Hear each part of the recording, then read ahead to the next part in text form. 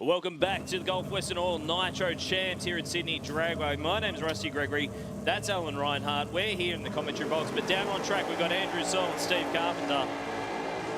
Oh, there's nothing better than blown alcohol cars. I do like alcohol cars. I do love it.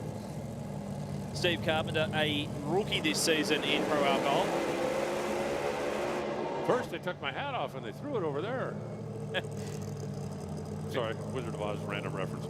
It was a little bit. That was the shortest meeting in the history of the world. I thought Wade and I had a meeting over there and went over and said, no, we're going to do it after alcohol. So yeah, you got to be able to watch. So Steve Carpenter had a fairly adventurous start to his professional racing career. Came out at Willowbank, did some licensing, did some testing. Everything was going swimmingly until ended up in the catch net at Willowbank a couple of months ago, and unfortunately did a little bit of damage. Just ripped the front wing off, ripped the wheels off, but things all good. It's back on track now, obviously, and he's not phased by it. He's a long-time sportsman racer, done a lot of racing over the years, so you know things are going to happen sometimes. It's just one of those deals. You do, and it's interesting to note, you know, as people move up in the sport, you get faster and faster and faster. Sometimes you just don't get used to the fact that your reaction time has to be faster and faster and faster. It looks like they're having problems getting Andy's car to go forward again. So Andrew Searle, he's actually running a converter in that car. So it's not your traditional clutch pedal, which you'll see in, I think, pretty much all of the other alcohol cars in this field. Andrew does run the converter, and man, he has really been making this thing work.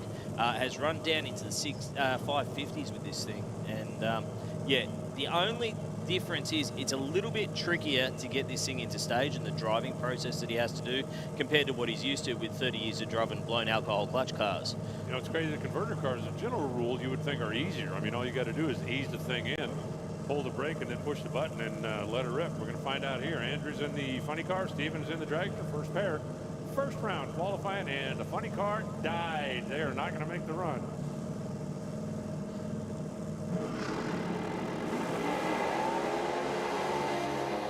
Just a hint of tyre shake there, but he drove through at 952 to the 60, and he buttons it off early for a 7 flat, 103 miles per hour. That almost looked like a planned shutoff.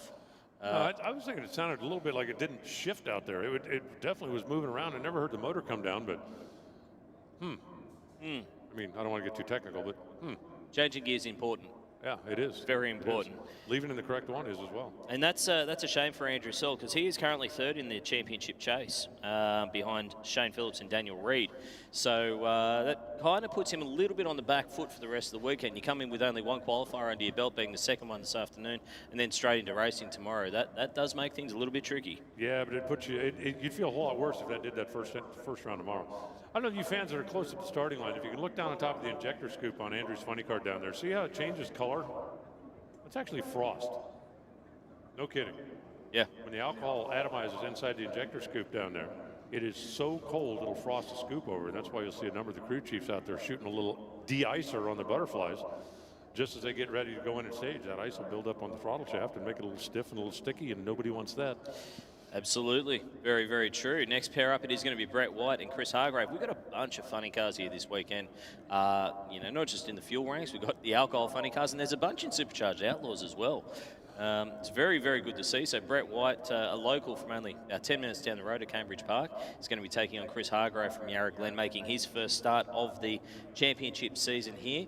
And the reason for it, I was having a chat to them this morning, they were building a new trailer, new transporter. They started building it after the winters. Okay. It's one of those, you know, quick 3-month jobs that ends up being the best 12 months of your life. Like my painter? Exactly. We'll have it back here in a couple of weeks. But the thing is that the great thing that's come out of it is a fantastic new relationship with CTR Truck Sales. So they're a brand new sponsor who've come on board this season, and they're really throwing their weight behind Chris Hargrave alongside Middy's Electrical, Royal Lubricants, and Anthem Workwear as well. So he's always had a really strong corporate support, and it just keeps growing.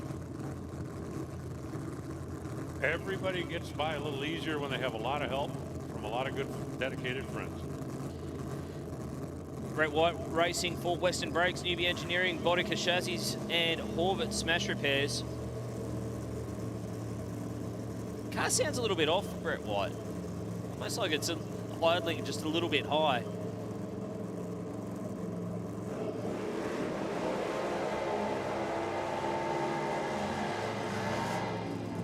Brand new tyres. Yeah. Brand new tyres on Chris Hargraves. Got to scrub them in.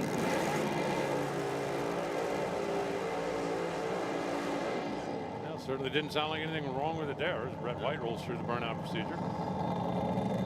So for Chris Hargrave, it's just a matter of they haven't really changed too much on the car. A few little bits and pieces, a couple of fuel system tweaks, but nothing too major. What they are looking at doing over the next 6 months or so is upgrading some of the hardware that they've got in terms of the cylinder heads and that kind of thing, just trying to make a little bit more horsepower. As I say, they're not the quickest car in the field, but they'll kill them with consistency. They'll go down the track just about every run.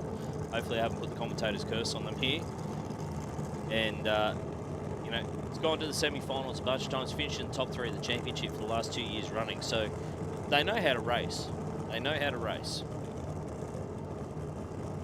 Well, right now, it's all about just getting your best foot out front for the first qualifying session. As Rusty talked about, it really does oftentimes set the tone for the weekend. You get that good first run under your belt, it takes a little pressure off it. Then maybe you go experiment in the second one. If you don't get the first one, it's not the end of the world, but everybody wants to start in a positive direction. Like a fun little life tip. When you get home at night, if you back your car into the garage, then every day you start going forward, not backwards. Very true. Very true. So 8 cars in the field this weekend, or 8 on the entry list, I should say. And it is a bit of a stacked field when you have a look at it. There's a lot of very, very quick cars. There's no easy rounds, that's for sure, in Pro Alcohol this weekend. Brett White, he'd love to see something with a 560 or a 550 pop up on the boards. I think the same deal would be for Chris Hargrave. Just he hasn't been in the car since June last year. Is that right? Yeah, so he's been out of the seat for a little while. Well, hopefully he gets acclimated by the time he gets to the Christmas tree. At this point, it's muscle memory, right? It's like riding a bike.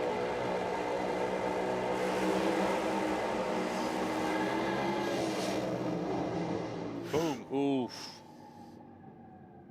572, only 205 miles an hour, and I don't know if you saw it from where you Yep. are, but from where we sit, we could very clearly see the flash under the body down there as Hargrove's car went boom before the finish line. Yeah. Watch this one again up on the replay. Just past the 1,000-foot mark, you'll see a flash out the left-hand side there.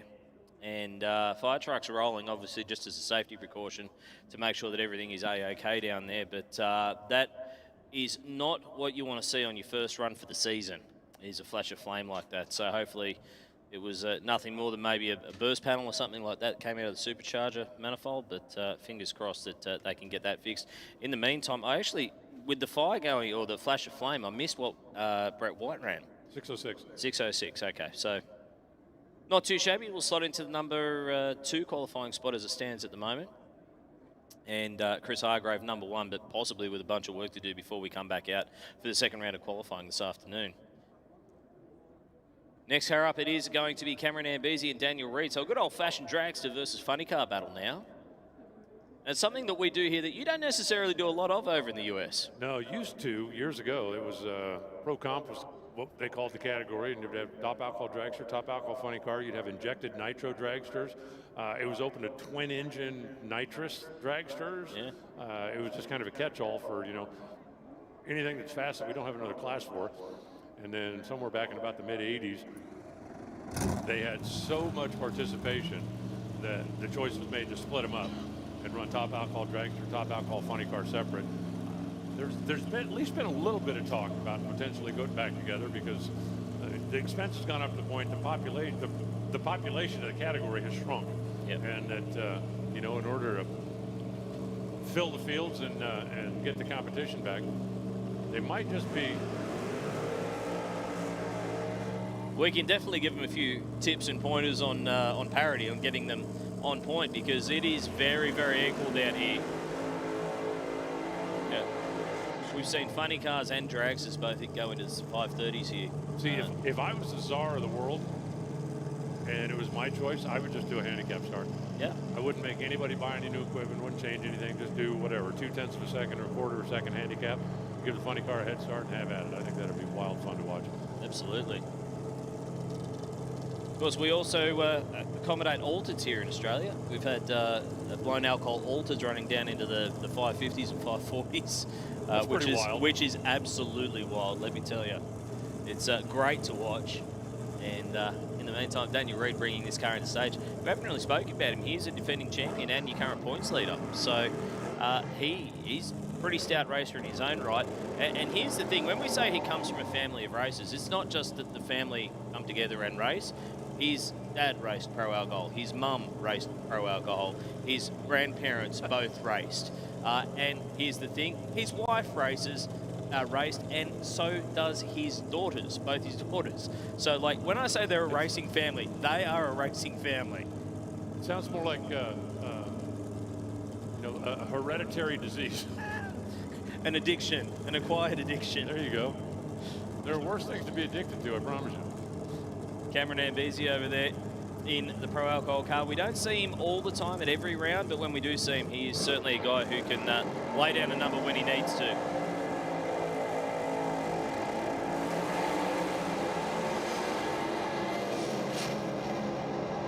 The dragster's not very happy down there. 5:45, 269 miles an hour for Daniel Reed. I'm impressed, sir. That's not bad for a banker. First run off the trailer, and it's a 5:45. You would take that every day of the week. 269 miles per hour, just a couple of ticks shy of the speed record. But not a lot wrong with that run for Daniel Reed. Just straight down the center, about as straight as you'll see an alcohol funny car go. Yeah, it really was. Cameron's car was a little bit unhappy down at the top end of the racetrack. You saw it trailing a little bit of smoke from about 800 feet or so through the lights, and that's what's got the over-the-wall gang out there taking a look, making sure that it was just smoke. But race cars are a lot like high-tech electronics. The most important thing to do is keep the smoke inside of them. 100%, because you can't catch it and put it back in. No. If your gaming computer, if you let the smoke escape from that, that's not going to fix itself. Smoke's expensive to replace too. It really is, yeah. So the one thing I did notice with Cameron Ambisi's run, it sounded like it might have hung in gear. I thought I heard it bouncing off the rev limiter down there. So maybe that might be the reason that there is a little bit of work to do potentially for our cleanup crew. But just waiting on word down there. So we do have some stuff on the racetrack, unfortunately. So we're going to have to clean. Well, yeah, people. I can see them. Well, we have people and we have mobs and we have other things, but we also have stuff that we're going to clean up down there. So we are going to be down for a little bit. So that is a shame, but we'll get that done as quickly as we possibly can. Don't forget, we will be rolling out, I believe, with some Supercharge Outlaws action in the not-too-distant future. I can see them down there in the staging lanes. But it's not going to be too long, and we're going to be jumping straight back into the professional categories because Pro Stock is due to come out not too long after that again. So going back-to-back this afternoon, just about. I love it. Which is what we like to see, for sure. Remember, if you haven't already got your tickets for tomorrow, jump online and grab them. Tomorrow is actually going to be a massive day of racing. I know a lot of people like to come out on a Saturday, but I tell you what, Sunday race day, that's the day when you get to give out all the lolly bags, you give out the chocolates, and that's when we get to hand out the trophies. So make sure you do get your tickets.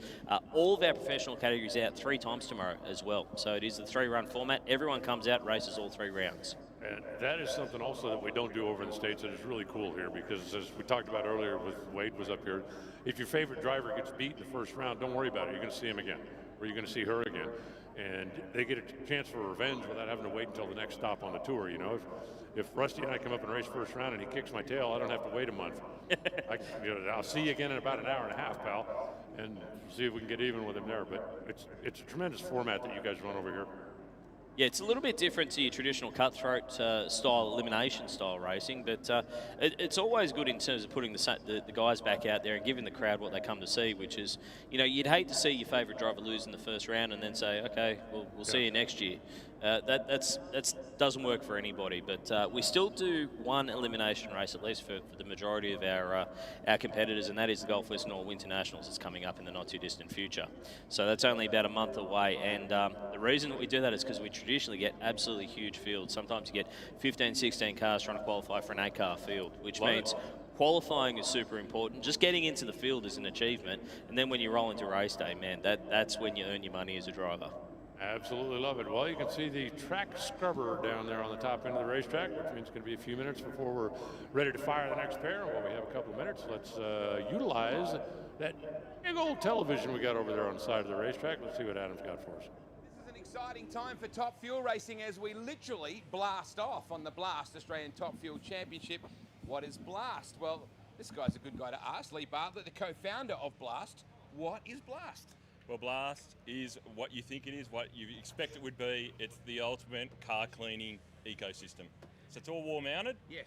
and it's mounted in your garage, no setup time, just pull up in your rig, your four-wheel drive, your car, your caravan, and start cleaning. Marine too, right? You can do Yeah, boats? boating, yeah, absolutely, boating too. If it's dirty, blast it. Absolutely. So vacuuming as well, you've got the Yep. chemicals as Yep. well for cleaning. Yep, so it's about, the 3 stages of keeping your car clean. So vac, wall-mounted, wet dry vac, with a 10-metre retractable hose. Then obviously the wash, we've got a 30-metre hose in this machine, 2,300 PSI. This thing is the perfect tool for not just washing your car, cleaning your driveway, cleaning the solar panels on your roof, cleaning your gutter, your caravan, your boat. This thing is a game changer. And then this is what car dealers use. These are the detailers. This is how they get that really good pristine finish on the car. It's dry your car with heat and air. So this is an Air Max car dryer blower. This is the ultimate car care setup. So basically with Top Fuel, we're all about high performance, right? Nothing's more high performance than a Top Fuel car. Yep. This makes perfect sense.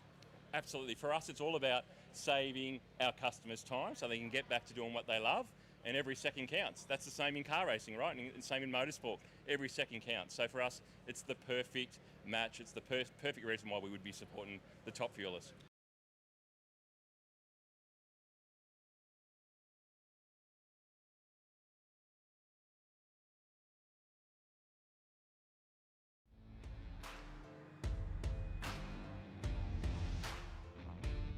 Gulf Western Oil is an Australian family-owned company doing big things. Manufactured here in St Mary's, Western Sydney, family-owned certainly doesn't mean small. This powerhouse operation produces more than 25 million litres of oil per annum, distributing across all states and territories in Australia and 19 countries worldwide. With an 18-hour-a-day production schedule and trucks that never stop, Gulf Western Oil is keeping our industries moving. Whether it's transport, agriculture, automotive, heavy duty, or just old mate in his beloved 4B, Gulf Western Oil's high-performance lubricants are the trusted go-to choice for professionals and enthusiasts alike.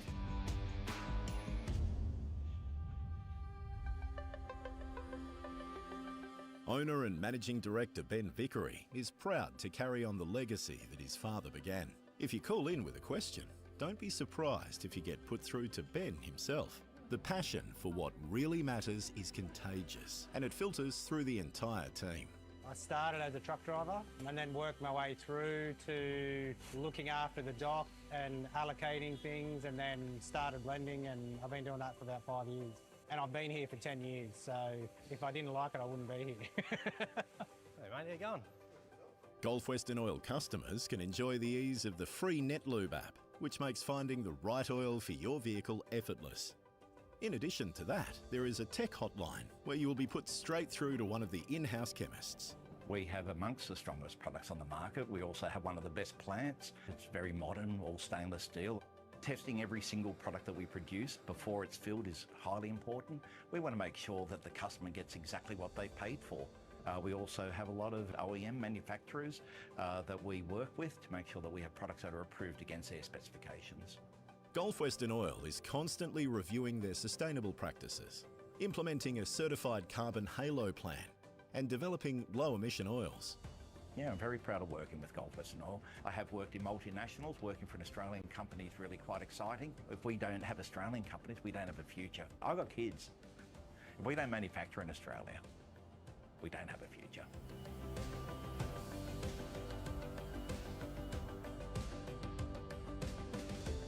Gulf Western Oil, here since '88 and not going anywhere.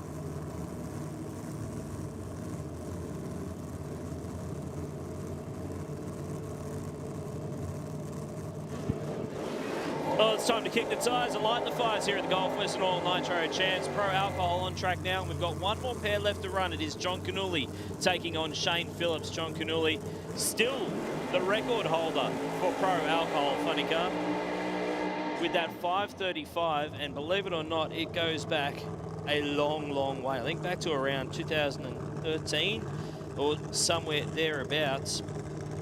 2016 there it is, 5:35 with an 8. He's taking on Shane Phillips, who has really come in with a flurry into pro alcohol competition. I mean, everybody expected him to be good, but he has been really good since he started. Joining me up here in the commentary box for this last pair, it is Steve Bush. How you going, mate? I'm well, thank you, Rusty. Having a good time. Having a better time than John Canulli, I think, because John Canulli looks like he has lost fire down there at the end of the burnout, and they are pushing that beautiful brand new Camaro back off the racetrack, which is not good. Yeah, unfortunately not the first time we've seen that today in our professional series, but mechanical devices. Looks like, as you said, Shane Phillips definitely come into the category recently and has made an impact straight away. I mean, certainly this is not his first time around an alcohol funny car, that's for sure. Probably knows more about these cars than just about anybody on the premises. Absolutely. I mean, when your dad is a 21 time, I think I might be selling him short. Yeah. I think he might have 22, but definitely 21 time Australian champion, not just in pro alcohol, but also top door slammer as well. The kid's learned a few things over the years. In the shed and on the racetrack, knows exactly what he's looking for, knows how to work on these cars. And he's also raced over in the United States, of course, in an injected nitro car and top alcohol in the US. So he knows how to get this thing down the racetrack. He knows where the finish line is, and he knows how to get there in a hurry. He is also, as of the last round of the championship, your new speed record holder in pro alcohol funny car at 272.86 miles per hour. So Shane Phillips on a solo pass here with John Canulli unable to front. Oh, lot of shake, and he'll take that back and he'll learn from that. And it is a bit of a pattern that we've seen with Shane over the last 12 months or so. Is the first qualifier, he really tries to get after it, tries to find where that line is, and then he kind of works it back from there. And it's been working for him. I mean, he finished second in the championship last year, currently second in the points as well. Traditionally, he's a very aggressive racer in the way he attacks the racetrack. Well, I mean, that's opposite to how a lot of other people do it. They start with a softer pass for a baseline, don't they, Rusty? Yep. And then move up till they find the line. If he crosses it on the first pass, I mean, we saw their tyre shake to probably 80 to 100 feet out from the start line, so there's a lot of shake there. He gave it a good shake at trying to drive through it, no pun intended. Yeah. But, just at some point, like Alan Reinhardt said yesterday, it's kind of like sitting in a paint mixer and trying to drive through it, and unfortunately, it's just not going to happen. So that does wrap things up for Pro Alcohol, and that is the first pro session in the books for the Gulf Western Oil Nitro Champs. But don't go too far, because it's not going to be that long, and we're going to be back out. And plus, we still have some really loud, fast, smoky cars coming out. So we are moving into Supercharged Outlaws with Toby Austin and Chris Denny. That will be our first matchup. And Supercharged cars plenty. That is a little bit unusual, though. Usually you don't hear the car fire up and then cut out down there. I'm not sure which one it was, whether it was Chris Denny in the front engine dragster or the funny car of Toby Austin. But we can see both of them down there. Supercharged Outlaws, a dial your own category. So what that does mean is that these racers nominate their handicap, self-nominate their handicap coming into this event. So if you have a look, cast your eye up onto the readout boards, you will see there is a time up there, 6:50 on the side of the funny car for Toby Austin, 7:29 for Chris Denny. Now the reason for that is, after qualifying, they got 3 qualifying runs. They come into the first round, they say, okay, we need to take a guess and take a shot at what we think we are going to run. So they nominate that handicap. The Christmas tree is staggered according to that handicap, so that theoretically, they should be side by side across the finish line. Now, you might think, well, why doesn't one just go a lot faster, think they're going to run a lot faster than what they can? Well, the reason for that is because if you go under the dial-in, you're out. Disqualified, that's it. Now, Chris Denny is either planning on the world's longest reverse gear, or he's got a problem down there because he's rolling it all the way through to the... all the way through to the turnout down there. So he's going to actually take the first shut off, the first turn off, I should say. So that's actually a really fortuitous circumstance for Toby Austin. He's going to take a solo pass here in the first round. Yeah, it certainly seems that way. That one of the cars didn't sound particularly happy when they started it up there, Rusty. We commented on that, and maybe it was Chris Denny that when he's done the burnout, at the end of the burnout, the car may have shut down, not sure, but looks like Toby Austin is going to get the solo into the next round, and Toby probably saw that early enough so that didn't have to do his normal burnout procedure.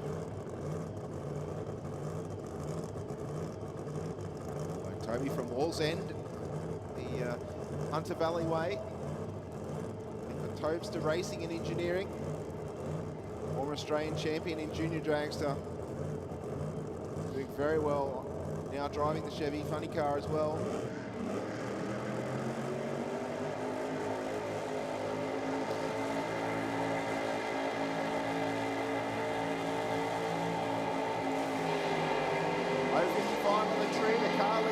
Straight, Rusty, down the centre of the airflow lane, across the finish line, 6:53 with a 4, 208 miles an hour on a 650 dial-in. It's a pretty tough package to beat in pro alcohol. Definitely in so. supercharged alloys, I should say. Certainly got that car sorted. Went 102 to the 60. 0.55 on the tree, a 53 with a 4 and a 50. That's a pretty tough package. Yes. Yeah, congratulations, Toby Austin. He moves on to the next round of racing, where he will take on either Greg Angus or Jeff Sargent, with that pair left to come in this first round of racing. Next up, though, it is going to be Paul Wood taking on Chris Manx. Now, it is it's an even field at the moment, but it does mean, based on the way that the ladder is rolling out, that there is going to be a solo pass in the second round of racing. So the racer who will get the solo will be the winner of Brittany Olive or Josh Boscovich. So whoever wins that one, it's a twofer. Yeah. They get the first and second round. Two for the price of one. And that's the last pair of the round, looking at how they're sitting in the staging lanes currently. And we have Paul Wood in the... Which I believe this car is actually for sale as well, someone mentioned. Yeah, the Chevy Camaro down there, the silver machine. Yep.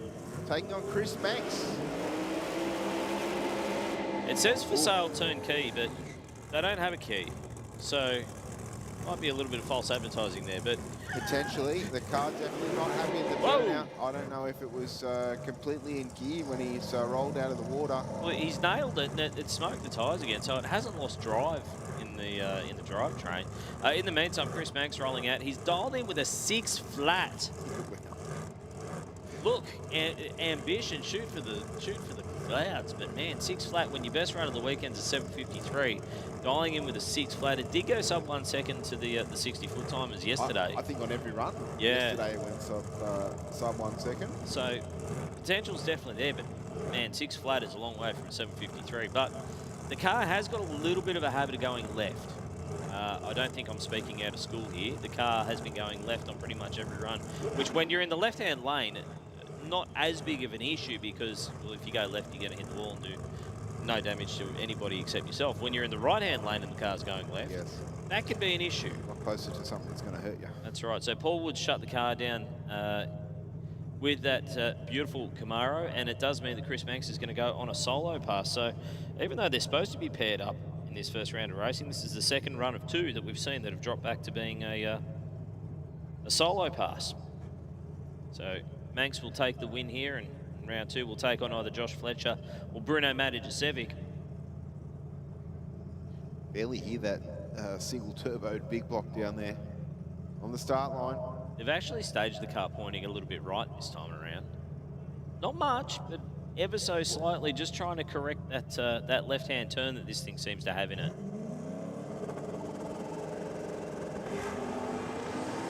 That's about, well, went right this time. Yes, that's the problem. When it goes that quick to the 60-foot, you've got very limited time to make your decision if you're going in the right direction or you're not. Well, the good news is it didn't go left this time. The bad news is it went right instead. But either way, it's showing a lot of promise, that thing. I mean, 999 to the 60, still went sub 1 second again. 280 to the 330-foot mark. He was offered way before half track, and it still coasted across it to 490 at 108 miles an hour at half track. So, Yeah, wow. yeah, that thing is, when they get it sorted, it's going to be an absolute weapon. And just to put that in perspective, 108 miles an hour is around about 170 kilometers an hour, and he wasn't even on the throttle Yeah. at that point. He was coasting. That thing is making absolute bulk horsepower. It's just a matter of getting it down to the racetrack without picking the front wheels about 1.5 feet in the air.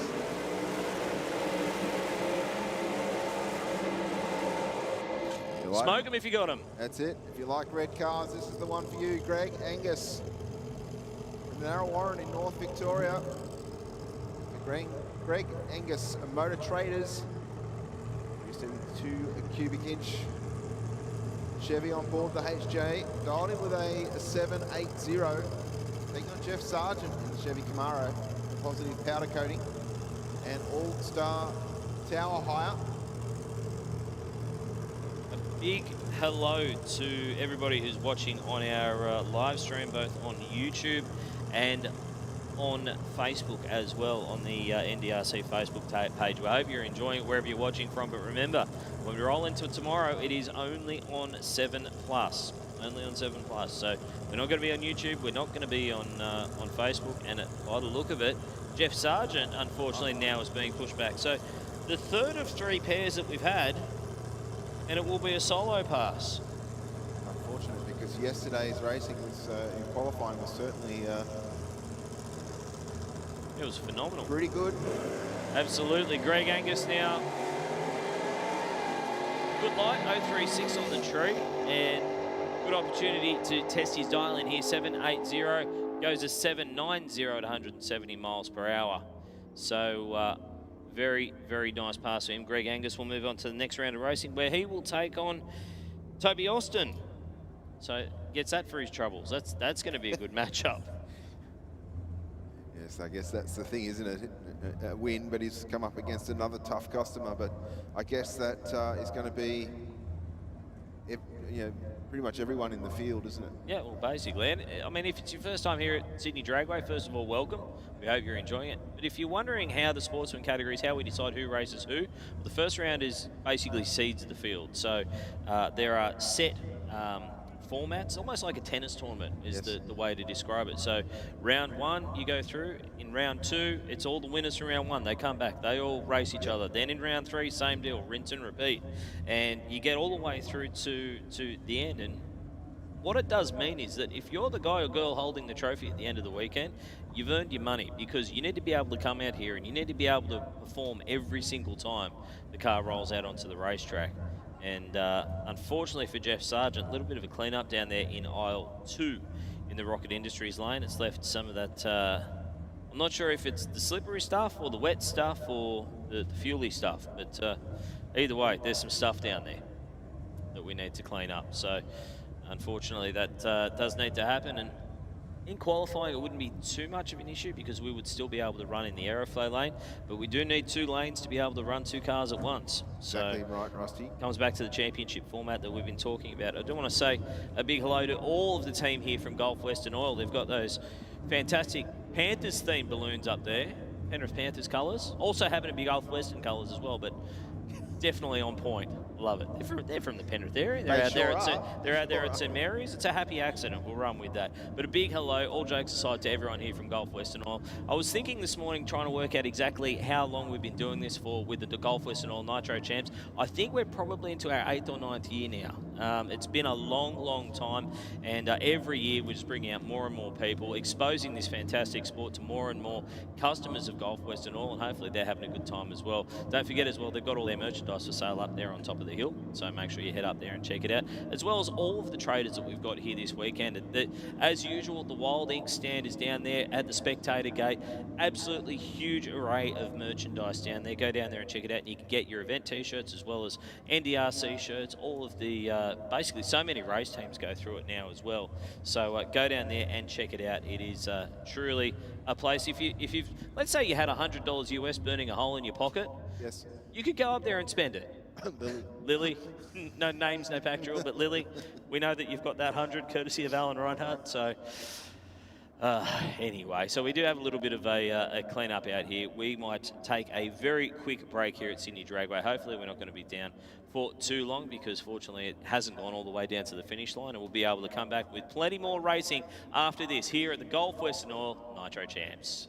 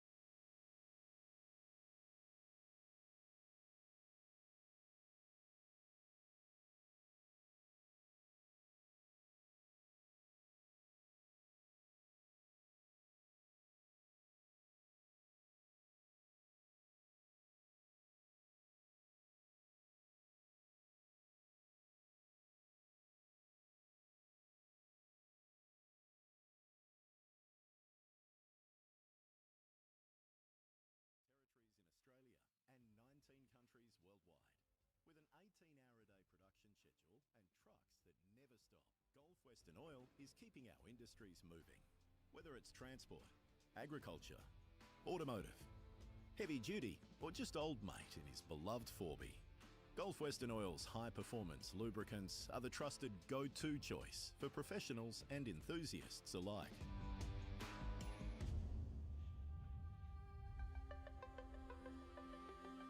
Owner and Managing Director Ben Vickery is proud to carry on the legacy that his father began.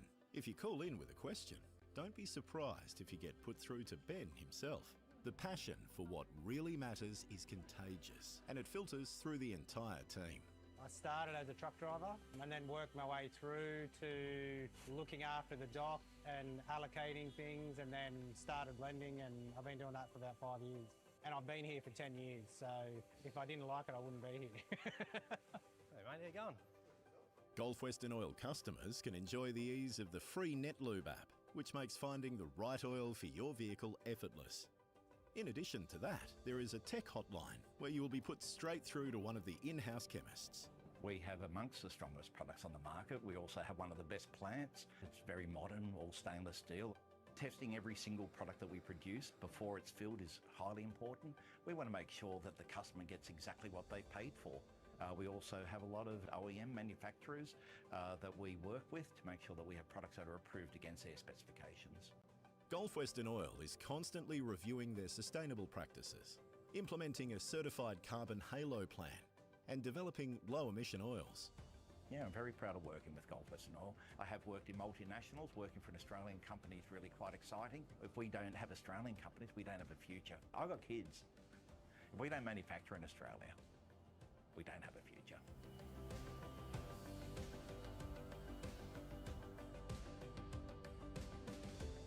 Gulf Western Oil, here since '88 and not going anywhere. This is an exciting time for Top Fuel racing as we literally blast off on the Blast Australian Top Fuel Championship. What is Blast? Well, this guy's a good guy to ask. Lee Bartlett, the co-founder of Blast. What is Blast? Well, Blast is what you think it is, what you expect it would be. It's the ultimate car cleaning ecosystem. So it's all wall mounted. Yes. And it's mounted in your garage, no setup time. Just pull up in your rig, you four-wheel drive your car, your caravan, and start cleaning. Marine too, right? You can do Yeah, boats? boating. Yeah, absolutely, boating too. If it's dirty, blast it. Absolutely. So vacuuming as well, you've got Yep. the chemicals as Yep. well for cleaning. Yep, so it's about, the 3 stages of keeping your car clean. So vac, wall mounted, wet dry vac, with a 10-metre retractable hose. Then obviously the wash, we've got a 30-metre hose in this machine, 2,300 PSI. This thing is the perfect tool for not just washing your car, cleaning your driveway, cleaning the solar panels on your roof, cleaning your gutter, your caravan, your boat. This thing is a game changer. And then this is what car dealers use. These are the detailers. This is how they get that really good pristine finish on the car. It's dry your car with heat and air. So this is an Air Max car dryer blower. This is the ultimate car care setup. So basically with Top Fuel, we're all about high performance, right? Nothing's more high performance than a Top Fuel car. Yep. This makes perfect sense. Absolutely. For us, it's all about saving our customers time so they can get back to doing what they love, and every second counts. That's the same in car racing, right? And same in motorsport. Every second counts. So for us, it's the perfect match. It's the perfect reason why we would be supporting the Top Fuelers. Righto. Okay. It's just filming. Okay. Yeah, cool. I am Maddie. I work here as the compliance officer at Clarence Sands.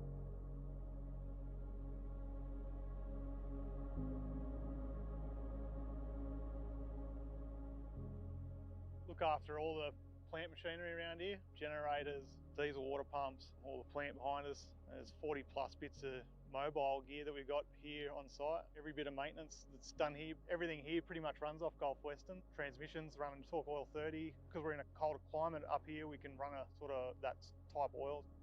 We can get here as early as 2 a.m. in the morning. We've got generators running, pretty much as soon as the first person's here, we've got generators running all day until someone goes home. We've had snow up here, we've had ice up here, like this whole pad was ice. With the plan, we've had to start it half an hour to nearly an hour early just to break it up and get everything moving again. Every single bearing on here is run on marine Gulf Western grease, which also has the lubrication properties, but also water propellant properties, which essentially here, there's 4 seasons in a day. With the snow, the heat, the rain, it essentially pushes the moisture out and keeps the bearings going, rather than overheating them we have downtime. My day starts off, I will actually do some sand testing. Depends on the day. I can be in a dump truck, I can be in a water cart, I can be in the office. So if something stops, one of these dozers behind me, if that stops. We're back. Bruno Magic now taking on Josh Fletcher. This is going to be another good matchup. Two guys who've been running Supercharged Outlaws for many moons.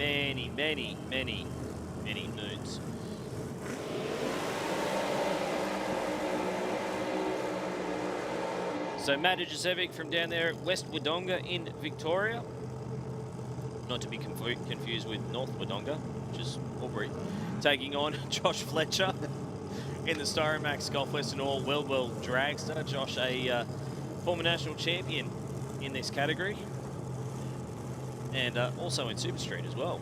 Also racing for the Bolt King Styrofan. I wonder if they've got any of their styrofoam cutouts. See on the side of the tow car down there, they've got dragster styrofoam cutouts that kids can colour in and paint and put them up on their wall. Very cool. I know they've had them for a number of years. I'd love to know if they've still got them. Because they were a big hit with the kids. They sure were then. They were a big hit with the commentators as well, I'll give you the tip. Yeah. Just depends on their mental age, doesn't it, Rusty? Absolutely. Yes. 6 is an age. The commentators I'm talking about. Yes. Bruno Magic dialing in with a 640, Josh Fletcher at 724. So Bruno's got to be patient. He's got to sit on the start line and watch that dragster go down the racetrack. And hopefully... Well, Fletcher with a slightly better light. Rusty 064 to a 101 for Bruno, but here comes the big Holden. The Holden gets there first, but goes too quick by a 100th of a second, handing the win back to Fletcher. Takes it with the 728 on a 724, 180 miles an hour. Just a little baby break out there for Bruno Magic, but it doesn't matter whether you do it by a 1,000th or a 100th or a 10th or a second. It's a breakout is a breakout, and that means you go under that self-nominated handicap. So that's what we were talking about earlier on, where the racers nominate those handicaps. They say Bruno thought he was going to go 640. He actually went 639. So bang, that hands the win across to his opponent. Now, the sticking point with that is if both guys go under their dial in, it's whoever goes under by the least. Yes. So we're getting technical now. There's always a but, isn't there?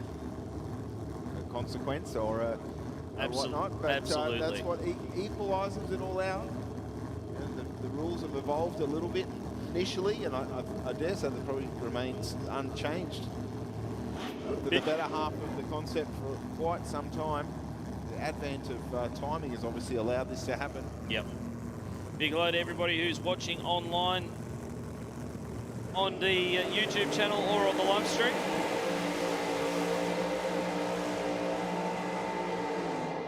If Hemi-powered alcohol-burning funny cars are your thing, we've got 2 of them up next. Yeah. It's very, very cool to see the number of funny cars that we've got here this weekend. And Lucas Woodburn comes in as number 10 qualifier with that 725, although yet to make a full run down the racetrack. And I'm sure he won't mind me saying that. Yet to make a full run down the racetrack. Has actually dialed in with a 680, which is nearly 0.4 of a second quicker than what he ran in qualifying. Dave McGraw, on the other hand, he's had a pretty good weekend. 655, 650, 647. He's dialed in 650. You know, on paper, you'd have to think McGraw's looking the goods, but we don't run them on paper. We put them on the racetrack. But it is awesome to have both of these races back here at Sydney Dragway, especially Lucas Woodburn. It's been a while since we've seen him race this beautiful funny car up here. It looks a lot different to the last time we saw it. And Sid Wilson Auto Electrical Malley Air and Electrical Ward Painting Service car.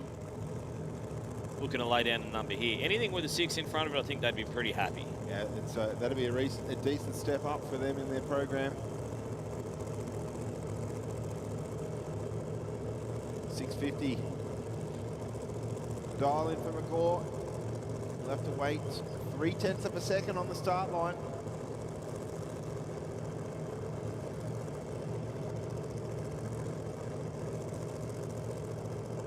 Three-tenths doesn't sound like a whole lot, but it is. When you're sitting there watching your opponent drive on down the racetrack, and the whole idea is to get to the finish line first, it's kind of counterintuitive to wait for the green light. Speaking of waiting for the green light, Dave McGraw did not wait for the green light. Whoa. Whoa. Big step out at 1,000 feet. I'm not sure if he crossed the centre line, but he's over towards the wall now. The chutes are out, but that could have got very messy very quickly down there for McGraw. He was doing 155 miles an hour across the finish line. That was pretty wild. I'd love to have another look at that one if we can. I don't know whether we got it or not, but Dave McGraw, it was almost like, I don't think he knew he red lit for a start. 056 on the tree, it was a red light. The car got way over near the centre line and then kind of ducked back across the racetrack. In the meantime, Lucas Woodburn, he moves on to the next round of racing, which he'll be pretty happy about.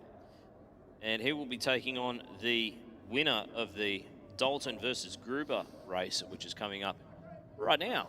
Funnily enough, Chris Dalton taking on Tim Gruber. 2 very different race cars sitting down in the fire-up box. Just a little bit. Just a little bit. A Pontiac Firebird funny car in the airflow lane. Right of screen on the big screen. And a TC Cortina in the rocket lane. And a TC Cortina that at one point was a road-going TC Cortina. Yeah, it was actually a road car. You know, rolled off some production line somewhere. Now, there might have been a valve cap on a tyre on the funny car that was originally on a production car. That'd be about it. Yeah, pretty much bespoke. Yeah. Everything on this thing is purpose-built, from the race, from the chassis to the engine to the body to the drivetrain to just about everything you can find on this thing. In the meantime, Tim Gruber, that is an original car that came off the production line as a Cortina, got sold in the 70s, and at some point someone went, you know what, we should turn this into a race car. Let's jam the biggest Ford that we can find and whack a supercharger on top of it, into it, and hopefully go out and run quick. And I mean, he's running quick. 768, 180 miles per hour, 410 cubic inch Ford with a pretty healthy supercharger sitting up on top of it. Chris Dalton, on the other hand, in the funny car, has run 696, 709 and an 846, so a little bit of a mixed bag in terms of performance coming into this one. Just a quick tip as well, sorry Bushy, if you're down there in the pits and you're having a look around and you're enjoying the ambience, that's fantastic, but we've got our pro cars about to come back out. I can see Pro Stock is pulling through the front of the staging lanes as we speak. So I would say that if you want to catch up with all of the pro racing that's coming up in the not too distant future, get your backside trackside now. Nice launch from Tim Gruber. 161 on the tree. side by side across the finish line. 200's the win going to the Cortina. Goes a 768 with a 180 miles an hour and a 763 dial in. Let's see if we can have a look at the replay on this one, because it picked the front wheels up and absolutely dumped them. And it didn't worry. It didn't take any ET off or anything. The car was just on a mission from the get-go. That is a fantastic run from Tim Groover. We've still got one more pair left to run in this session of Supercharged Outlaws. You can see Josh Fletcher coming back along the return road. Put your hands together for that team. Always good to see them down here in Sydney. I'm sure we'll see them at Willowbank for the Gulf Western Oil Winter Nationals in the not too distant future as well.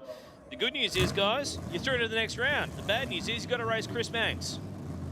So that's going to be a tough race. I think it will. Two pretty experienced racers there. Be a good matchup.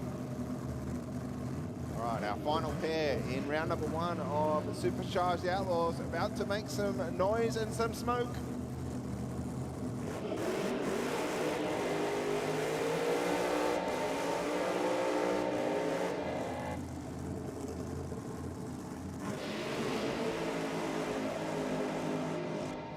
So next up it is Jeremy Boscovich up against Brittany Olive in your traditional twofer here. So the winner of this race will get a solo pass in the second round of racing, because there is an uneven number of cars.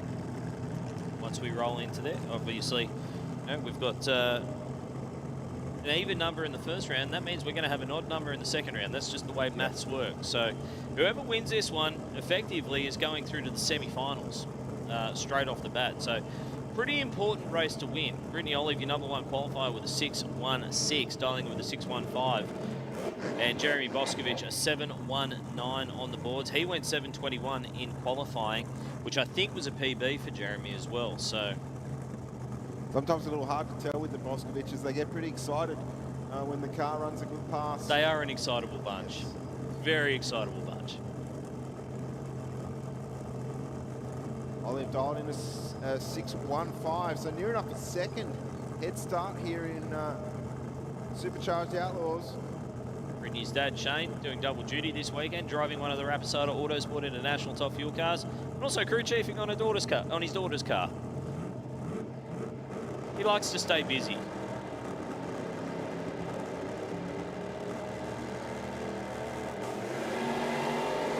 Oh, Britt's left a bunch on the table here. And it sounded like it didn't shift either. So 7.47, Jeremy Boscovich gets the win and the twofer. He will go straight through with a solo pass in the second round of racing through to the semis. And that is a big win. Don't know what happened for Britt there. She was late on the tree, a 3.56 reaction time on the tree, which, and I say late, for her, that's late. Yes. And sounded like it didn't want to change gear, and yeah, an 8.38. That's why we don't run them on paper. You know, Brittany comes in as the number 1 qualifier, and in bracket racing, it doesn't matter how quick or how slow you are, everyone's got the same chance of winning. So Jeremy Boscovich moves on through to round 2 of racing, and I think we are going to have a very, very quick track prep down there, and we are going to move into our next category, which is Pro Stock coming your way. Now, Pro Stock was looking very, very good in terms of the qualifying list. We had a bunch of cars in the 6-second zone already, and I dare say a couple more knocking on the door. I'm going to say thank you to Steve Bush, who's done a fantastic job talking us through the sports and racing throughout the day here over the course of the weekend, actually. And we will be welcoming back to the microphone Mr. Alan Reinhart, our guest all the way from the United States of America. You can see a lot of pink down there on the start line with the Pro Stock guys. Every team getting on board with the ribbons and the stickers and the crew shirts, everything. And it's absolutely sensational to see. We'll touch on that again in a minute. But if you do want to pick up your event merch, make sure you head down there to the Wild Ink stand down near the Spectator Gate. So as you come in the Spectator Gate, if you look to your right, that is where the Wild Ink merchandise stand is. T-shirts are $50, kids T-shirts are $35, hoodies down there as well, and it's a pretty bad to the bone artwork as well. So I think I might have to go down there before they run out of my size, which is a lot of X's and then a large. So the There is probably the most important slide of the weekend, though. That QR code there, scan that, and it will take you through to the portal to donate to the Mark McGrath Foundation. You can see a lot of pink in Pro Stock this weekend, and that is because they are having a consolidated push to raise not just awareness, but also funds for the McGrath Foundation, particularly breast cancer, as we approach the 12-month anniversary of the passing of one of our very favourite people here at Sydney Dragway and in the Pro Stock class, of Miss Hayley Turns, and particularly her team. Flying the flag high this weekend is Rob Deckett and Hayley's partner Plucker, who is Rob's crew chief. At the moment, a little way down the qualifying list, so they'll be hoping to bump their way up again here this weekend. But, you know, awesome to see a category come together the way that Pro Stock has this weekend. And in fact, I think I heard Wade calling them pink stock today. So we might have to push on with that for the rest of the weekend. Shouldn't be too long and we'll get the fire up signal, just doing a couple of drags of the racetrack with the tractor down there. We should be able to get back to it another 2 or 3 minutes. We should be good. We might just take a few words from our fantastic partners here at Sydney Dragway and the NDRC. We'll be back with more after this. Ready to race, ladies and gentlemen. The golf. Did you like that voice? Give it more herbs. Thank you. Ready to race, ladies and gentlemen. The Gulf Western Oil Nitro Championships are set to take Australia by absolute storm when drag racers from across this country head to the start line in Sydney this weekend. Why do I want to say be there, be there, be there? It's one of the most exhilarating racing events on the sporting calendar, and we're going to get a sneak peek right here at Brecky Central. Bigs on the back, Smalls on the front. Wade Ornger, lead commentator from the National Drag Racing Championships, joins us now alongside drivers Lisa, Brody and Ronnie. Great to see you guys. Do you know what? This is pretty special. We don't get to see cars like this, Wade. Just take us through what we can expect to see out on the track. Chevro, this is like Disneyland for drag racing fans this weekend. It's one of the biggest events that we have in the country. Top Door Slammer have 17 cars. We have Top Fuel, 6 of those. We have 5 Nitro Funny cars as well.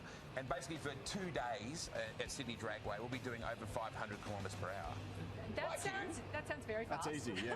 You're a Bunbury girl, you know how fast cars roll. I've been down to the track. Fast, actually. You do. I used to get sprayed with dirt down at the Speedway in Bunno. I know. How competitive is it? Oh, massively. And the really cool thing, this is like the new face of drag racing as well. You know, it's very multi-generational. Lisa's the only all-girl team in Group 1 competition and regularly beats up on her husband when she races him as well. So it's a really cool little, you know, Brody Zappia is like drag racing royalty as well. Well, yeah, that as well. Do you, when you're commentating, do you have to repeat the line like, be there, B square, out on the track, out on the track? Yeah, it's that old backside, trackside thing. It's, is that a thing? Yeah. Kind of. I think he's saying no. Backside, trackside. All right, there you go. Lisa, you are super fast, quarter mile, and for those that, you know, have seen the Fast and the Furious movies, like 10-second cut, whatever, you do it in about 5, right? Yeah, 5.64 seconds. Oh, what does that feel like when you take off? Can't describe it. You have to be in the car to be able to experience it. Just can't put it into words. It sounds amazing. Brody, you're only 20, are you? But this is in your family. Is that why you kind of got into it? Yeah, I grew up around drag racing, watching my uncle John, who's also racing this weekend. I've been around it since I was, pretty much born, and as soon as I could get in a junior dragster, I did it 8 years old, and then I've just slowly progressed up through the categories and got into a door slammer last year, racing alongside him, and now Morris has given me the opportunity to jump in the AC Delco Monaro. So it's just been something I've wanted to do since I was little. And that's the blue one here, right? That's this one here, yeah. Oh, wow. Ronnie, just take us through. You know, if you're keen to get involved.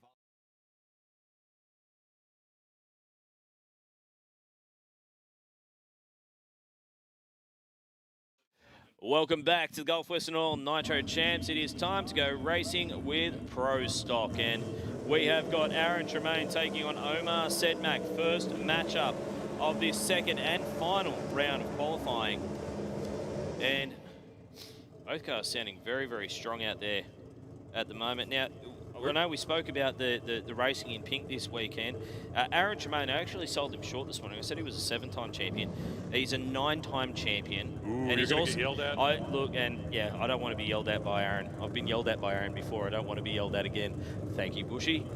And he's a 9-time champion, and he's also built championship-winning engines for other drivers. So the guy knows what he's doing. He's taking on Omar Sedmak, who he also happens to be building the engines for this weekend. currently the number 7 and 1 qualifiers. So Aaron Tremaine at the top of the tree with that 689, the only car to go into the 80s so far today. His brother currently sitting number 2 with a 691. Rick Chilton in number 3 with a 696 and 96 as well for Rob Deckett, Thomas Leake in the 7-0s, and yeah, the entire field covered by a 1/10.5 of a second really, going back to Clint George, who had some problems with the 716. So very, very tight field in Pro Stock, and still I think it's going to tighten up after this one. Conditions out there right now almost exactly what we were earlier, looking at a correction of 1036. Density altitude of 465 meters, and that means the horsepower level is going to be almost identical. And that means you should be able to make adjustments and see progress one way or the other. A little bit of cloud cover coming over is going to help too. Take a little bit of the UV out of the racetrack as well. So, yeah, maybe some incremental improvements from the pro guys, especially for the ones that didn't necessarily make a full pull in that first qualifying session. Sedmac in the Mopar taking on Tremaine, your current number 1 qualifier.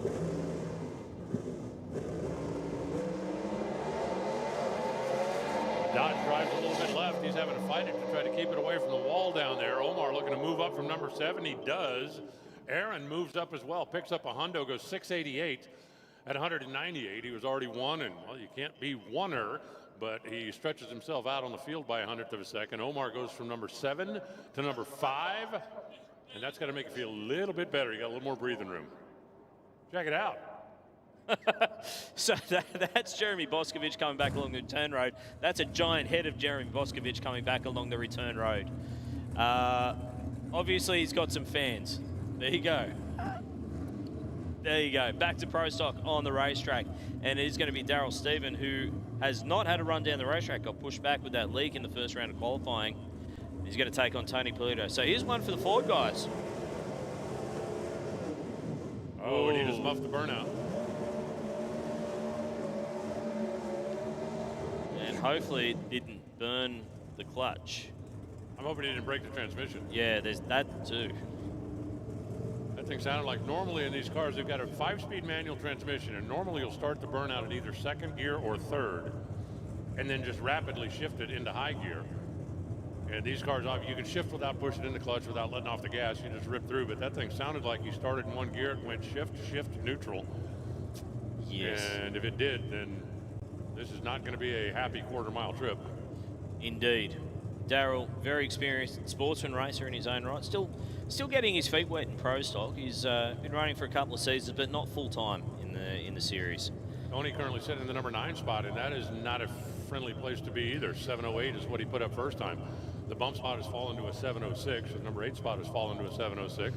Yeah. The good news is, though, with the all-run format, it's not a bump spot per se. It's just the bottom of the top 8. So we'll still get to see him come back and race tomorrow, but realistically, you do want to be in the top half of the field. It's still taking some getting used to for the American guy. So Tony Polito in the red car, Daryl Stephen, the white Mustang down there. Fantastic looking car, that one. And even staging these cars is a process too, because you've got to build brake pressure, hit the line lock, bring it in on the clutch, floor the throttle, and then let it all go at the right time. And hopefully don't leave too much on the table in terms of your reaction time while you're thinking about all that. It is not an easy car to drive, that is for sure.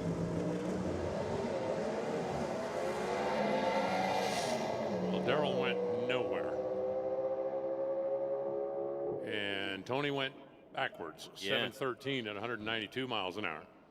They're going to be scratching their heads a little bit. And Daryl, I'm not sure he's even got enough momentum to get there. He let the clutch out, and that thing kind of hipped and sputtered and coughed. And it really just jumped the tyre. Like when you have a look at the tyre tracks down there, if you do happen to have a high vantage point, if you look right around the start line there, you can just see chatter marks. But I don't know that it's necessarily tyre shake. I think it was coming through the drive line. It was a very, very ugly run for Daryl Stephen there. Does get an ET, so theoretically he will be seated in the field come race day, but that's not really where you want to be with a 38-second run coming into the first round of racing. no, it's certainly not. I mean, they've brought the car to the starting line twice and haven't gone 5 feet under power. Remember the first time they shut it off after the burnout.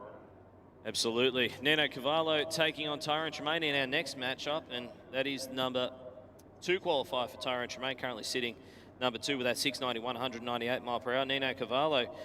To be honest, pretty nice return to form for a guy who hasn't had a lot of laps in this car and has jumped back into the seat after 4 years out with a 701, currently sitting in the number 6 spot at 191 miles per hour, but did drop the laundry a little bit before the finish line down there. So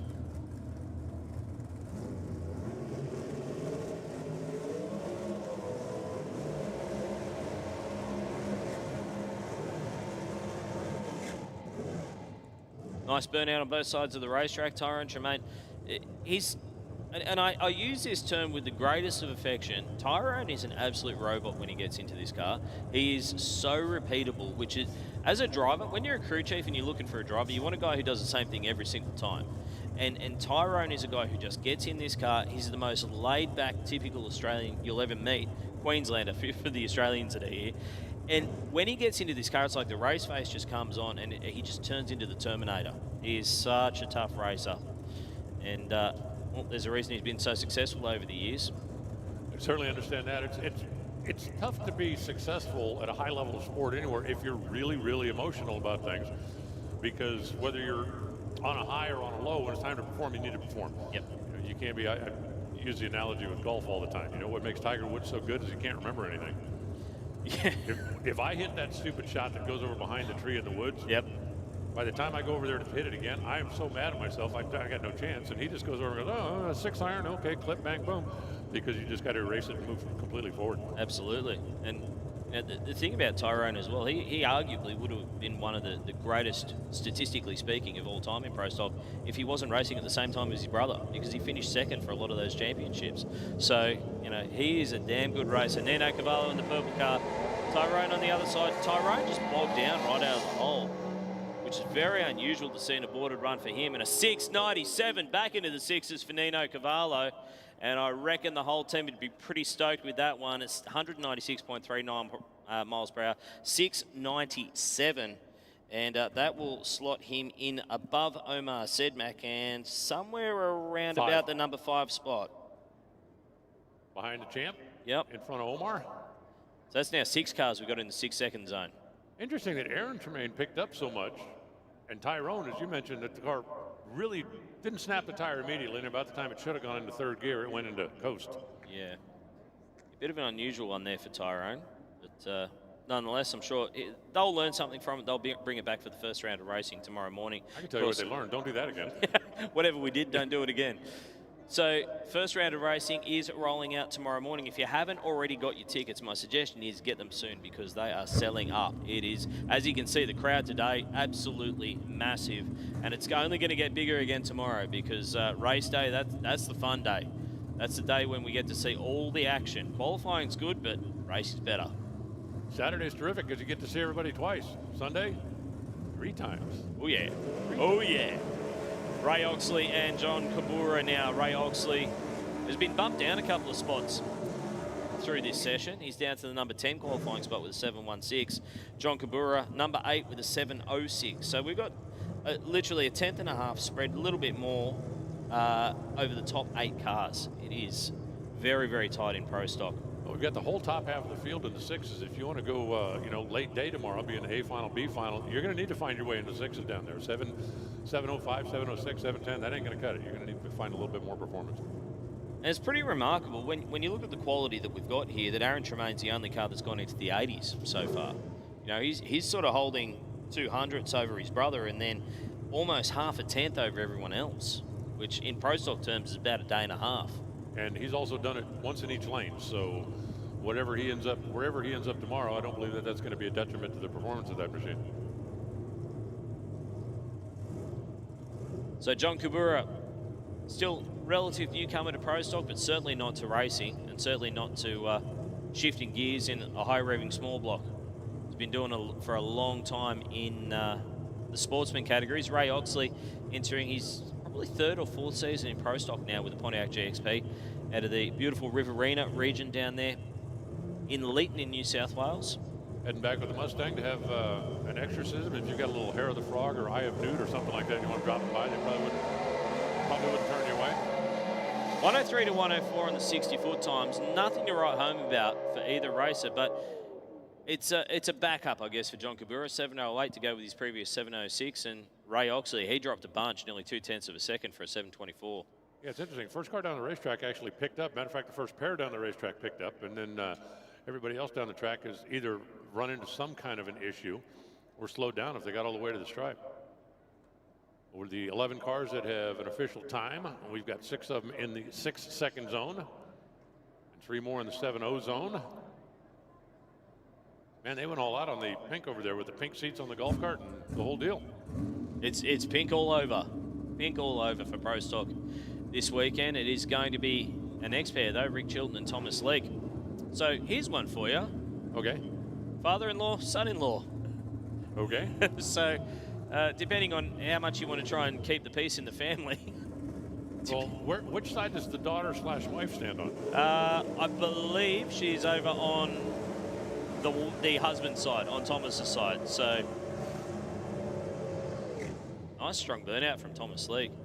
It's interesting, you can learn a lot from the burnout in a Pro Stock car. Some drivers will get in there and they'll just absolutely mash the pedal and hold the thing, and you'll hear it bouncing off the rev limiter and valves bouncing, and generally not a real sweet noise. But when you hear the guys who can actually modulate the throttle in the burnout and just try and keep it just below that rev limiter, those are the guys who are starting to get a real feel for the car. Thomas is one of those guys. Well, to be fair, there are a lot of drivers in the category that will actually use a 3-step. So if they've got their top end rev limiter set, whatever number is set at 12,000, so to speak, sometimes they'll just set the 3-step, which the rev limiter is going to keep the engine from over revving maximum, whatever maximum is. The 2-step is where you are on the starting line. If you're leaving the thing at 6,800 or 7,200 RPM, that's going to be the 2-step. But some of them have an extra step, the 3rd step, where they set the rev limiter at, say, 8,500 RPMs. And then for the burnout, you just put your foot on the floor and don't worry about it. Yep. The only problem with that is, as we discussed earlier a little bit when we had a break in the action, Pro Stock engines don't like to be steady stated very much. They like to be ripped through the RPM ranges, zoom, zoom, zoom, not a nice steady RPM for a long period of time. Yep, keep reaching for the stars, but don't just plateau, because that's not where they're happy. Had some new dyno software one time when I was in the Pro Stock shop, or we were looking at some new dyno software. We were talking to guys, well, you know, the most important thing is to get it all programmed. It's like, how do you do that? And well, you know, you put your engine on the deal. He said you have to run it steady state at about 9,000 RPMs for 30 seconds. Okay, next. Nope, not happening. Go talk to the NASCAR guys. We ain't doing it. So Rick Chilton, Dodge Avenger, Canberra Machining Company, Ross & Co. Electrical, Dodge. Taking on Thomas Leake, BL Plumbing, sponsored car. 1.003 for Rick Chilton. That's there or thereabouts, and we know he's got plenty of power at the top end of the racetrack.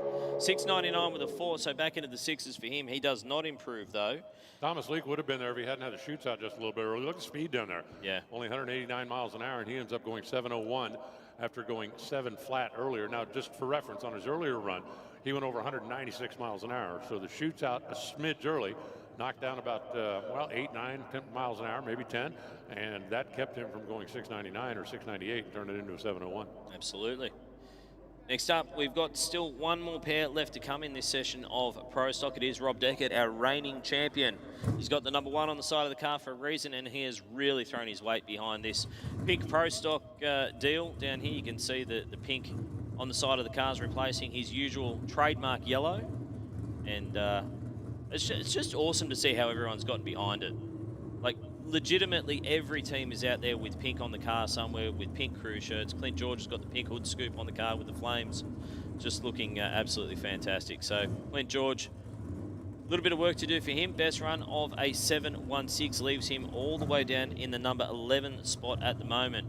The only car that's actually below him, I think, at this point is Darryl Stephen in the Mustang with that 38-second run. So he'd like to move up here.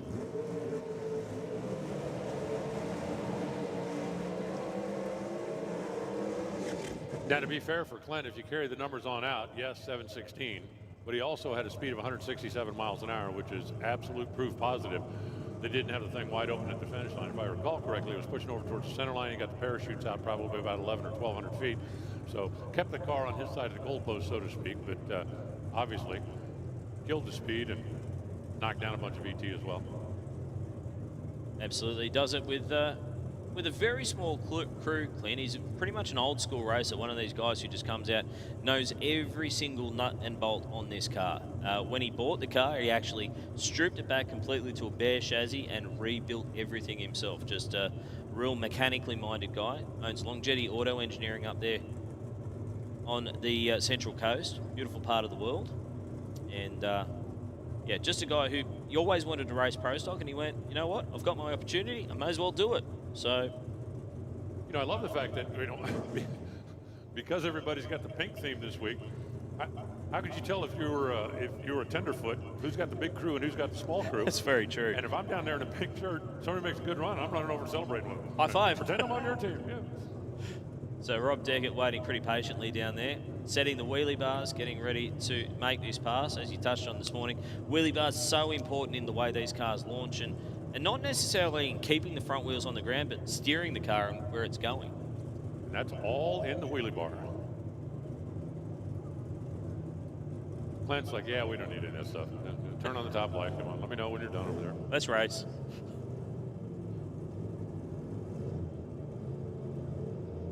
If the red car gets all the way to the stripe, it's definitely going to improve. 101 to the 60 for Deckett, maybe leaving a little bit on the table, still there. Clint George right with him all the way through, 694. That's a good run. And Rob Deckett, he will improve by a couple of hundredths there, and a 705 for Clint George gets him off the bottom half of the field, or off the bottom of the field, I should say, into the number 8 spot. So Rob Deckett moves up one spot, overtakes Rick Chilton. And, well, the way it shakes out, Aaron Tremaine's still your number 1 qualifier. He improves by a little bit, 688. He will lead us into race day. Tyrone Tremaine in second, Rob Deckett in third, Rick Chilton, Nino Cavallo, Omar Sedmak, Thomas Leake, and Clint George rounding out your top 8. So very, very tight at the top in pro stock. Next time we see those guys, we're racing. It's going to be fun. Number 1 qualifier made not just the best run of the day, but both the best runs of the day. So he's got to be feeling pretty good. There were a couple of guys out there that went 1 for 2, but when you bring the thing to the starting line twice, once in each lane, and you run low ET in each lane, and send the first round victim. I'm ready. Yes, it's nominate your sacrifices, really. That's what it comes back to. So we're going to moving into pro stock motorcycle now, and having a look at the chat on the YouTube stream at the moment. There's a guy on there who is very, very keen to know if Scott White was going to be coming out for Q2, because he was not out for Q1, and apparently the word on the grapevine is that he will not be out for Q2. So there you go. Even the YouTube stream, YouTube commentators are helping us out. So pro bike, first bike up will be Callum Gadisi, another guy who took a little bit of time off after racing for a long, long time in the late 90s, early 2000s, and has returned to the sport. He was slated to take on Scott White in this second round of qualifying. Currently is the number 2 qualifier, though. Was number 1 for a fair chunk of that first session. And 712 at 189. I'm not sure if it's a PB, but it's pretty damn close to it. 712 at 189 miles per hour is a very good run. I'm going to tell you, I thought it was a really good run until we saw the 705 come up. 712, and I'm like, okay, here we go. That's going to be right there. And then he ends up being back almost a tenth from the number 1 qualifying spot. But we did see a couple of the bikes struggle a little bit in that first qualifying session, so I think everybody's going to come up with probably a slightly more conservative approach, just to make sure you get one under your belt before you have to go into race day. And just try and get the bike off the start line, which is, you know, by all intents and purposes, that is the most difficult part of the run. Trying to get that weight transition, trying to get the weight back on the wheelie bar, but not too much where you have the bike bouncing its way down the racetrack. So it is a very, very tricky balance to try and get these motorcycles down the racetrack. I do want to say a big thank you to everybody who's come out to enjoy the racing today. Huge crowd in the house here at Sydney Dragway to enjoy the Gulf Western Oil Nitro Champs. We hope you're enjoying the action, and most importantly, we hope you got your tickets tomorrow. For tomorrow, because tomorrow race day, it's going to be absolutely huge. All of these guys and girls out 3 times tomorrow with the all-run format, and yeah, really looking forward to that one, and maybe seeing some of these championships starting to take shape, because it is effectively the first round of the championship for Pro Stock and Pro Stock Bike here this weekend, and then it's a very, very busy back half of the season heading in towards after the Winter Nationals. All righty, had to go down there and chase some of the water back into the water box. The Pro Stock teams have a tendency to drag it forward a few feet. The Pro Stock motorcycles hate that. So that's why you see the guy out there with the weed burner style torch. Getting everything dried off and the first bike pulling up. Callum Gadisi. Going to see if he can get down in the O zone or potentially. Well, it wasn't a perfect run earlier on today. He did leave a little bit on the table. It was over near the center line, so perhaps maybe left a hundredth or two on the table. So shouldn't be too difficult to try and improve there for him if he can keep it in the center of the lane. Looking at the sponsor list, I love this. He's got Motorcycle Chassis Works, Light Alloy Engineering, Trevor Birrell Racing, and he's also got the Kids Inheritance on there as a sponsor. So he's on a ski tour right now. Let them earn their own money.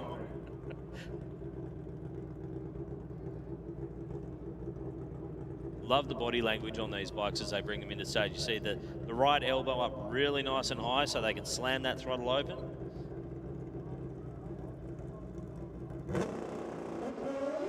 Nope. There's wall there. There's wall there. Yeah, don't hit that. We're going to need it later. Still goes 728 at 182. Considering he double shuffled the start line and got over near the concrete. That's closer to concrete than I want to be at 180 miles an hour. I got to tell you. As a general rule, I don't think of myself as a sissy most of the time, but I do not want to be that close to concrete at 180 miles an hour. That doesn't sound like a great time, does it? No. Once that thing spun the tire and kicked the tail, it was pushing him over towards the wall. He was able to get it straightened back out, but anybody that's followed this class for a very long period of time knew by the time it went 60 feet, he was not going to improve on that 712. He'll stand on that. Yep. Next up, it is Ryan Lemont, who did not get down. I don't think he got past the burnout box last time out. And Sam Skerry, on the other hand, he did get down the racetrack with a 791. He sits in the number 4 spot. Interesting fact, he actually built this bike himself. Fabricated the chassis, whole kit and caboodle.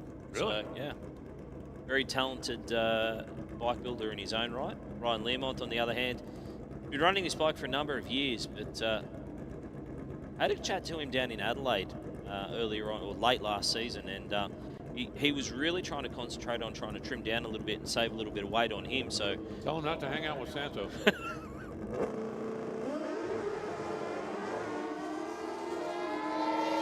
Well, Ryan's going to go for 2 here as he is sitting up on the bike before he got to the end of the paint.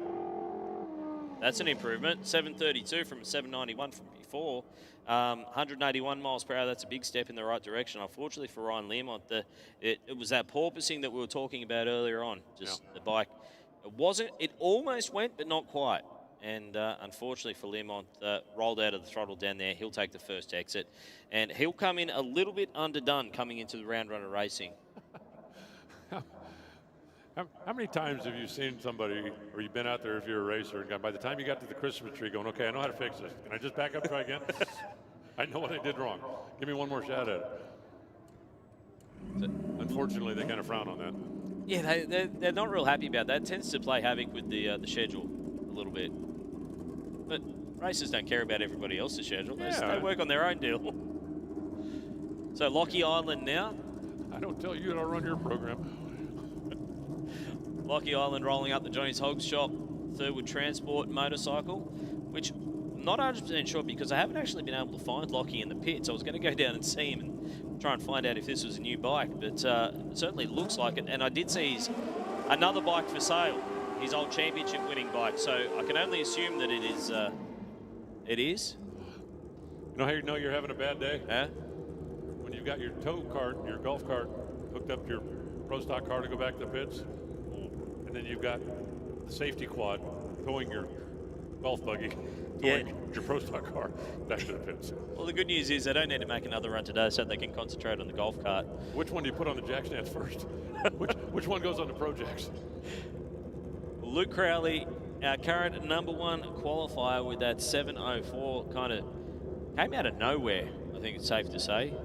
Everyone else was struggling and Luke just came out and laser beamed it straight down the center of the lane. I can tell you, if he goes out there right now and runs another 7.0 based on what we've seen, I think he instantly becomes the favorite tomorrow. Locked down just a touch, only 118 to the 60. I don't know whether he's going to give that 704 a touch up. 718, and a little bit of smoke out of the bike all the way through the braking area down there, and it's actually getting heavier the further he goes down into the traps. So That's smoke on a pro bike is not usually a good thing. No, smoke coming off of your race car or anything is not usually a good thing, unless it's a peace pipe. Very true. Very true. 192 miles per hour earlier on today, so he'll rely on his previous 704. Now, theoretically, Tony Frost and Paul Andrews could still take that #1 spot. They're rolling up next. Tony Frost yet to make a run down the racetrack. Paul Andrews, a slightly troubled 748. It was untidy, very close to the centre line from memory. Yes. Yes, and the speed obviously down as well, so let's see if we can shuffle things around at the top right now as the green machine out of Victoria rolls up.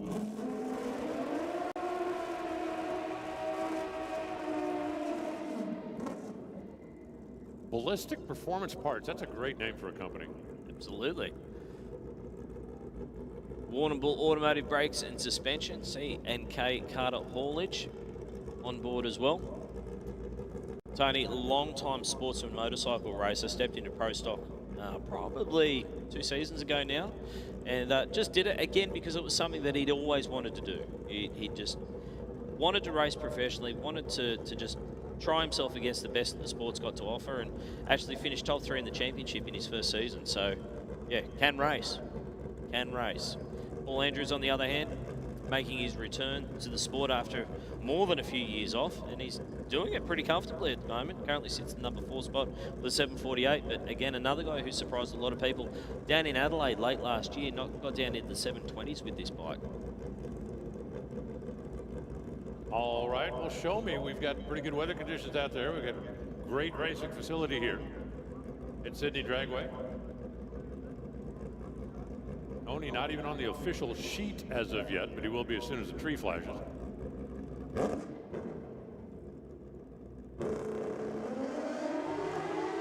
That's looking pretty good. Yeah. It's the best 60 I think we've seen today. Fell off a little bit down at the other end. 725, 182 for Tony. That'll put him on the sheet. Probably not where he wants to be. Paul Andrews picked up a couple of hundreds, and he actually gets bumped down a spot because even though he improved his lapse time, Tony improved and went around him. Luke Crowley still sitting on top, the only one in the O's. And then Callan sitting in a 712, Tony at a 725. And the one bike that we have not seen in either Q1 or Q2, and that is Scott White, has not come out for either of those 2 qualifiers. So I believe they're trying to fix some problems back there in the pits. And now, will he be put on the ladder by the Australian rules? I would say so. It is at the meeting director's discretion to insert him into the field at the bottom. But I'd send him a donut. Here's the irony. I believe, under what I can remember, under the rules, he will race the #1 qualifier, which happens to be his teammate, Luke Crowley, in round 1. There you go. So, just like that, it's pro modified. The aim of the game, 585. That's the only thing that matters, really. Doesn't matter how you get there. 585 is the number. It's going to be Steve Smith taking on Jeremy. That was really inconsiderate. I was talking then. Jeremy Martin in the VB Commodore. See? Now, this car, and I actually had forgotten this fact.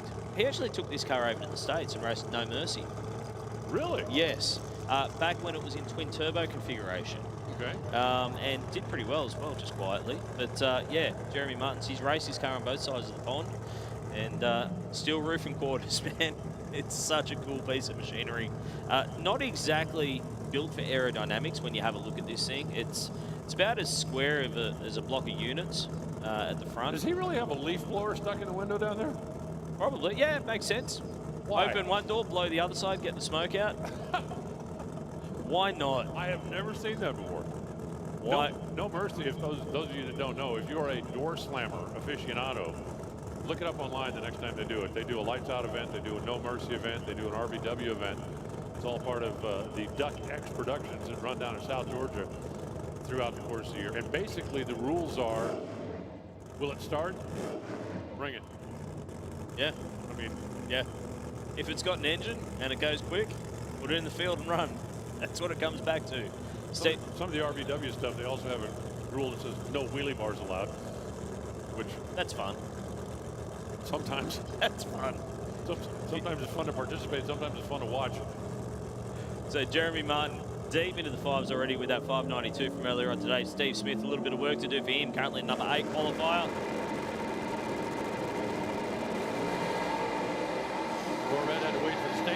And it shoots out again. What a drive from Jeremy Martin. What a drive. Watching that from behind was a work of art. That thing was just sliding its way down the racetrack. 6:02 for Steve Smith. Have a look at the replay. That car was just sashaying from side to side. Eventually, by the time he crossed the stripe, he was in the center of the lane, and I guess that's all that matters. But man, that thing was walking around a bunch. 595 to back up his 592 from earlier on today. He is sitting pretty in the number 2 qualifying spot. How fast do you think Steve's car will go with the parachute to stay in it? Oh, that's a good question. Probably well over 250 mile an hour. That's twice that they've come out well before they were supposed to down there in the green machine. So whatever they did last time, you might want to do some more of that. Yeah, interestingly, Zoran Gajic rolling up to the line now in the Gas Racing Ford Mustang. I did see his crew chief, Paul Mahayat, asking, hey, does anyone have a front runner we can borrow?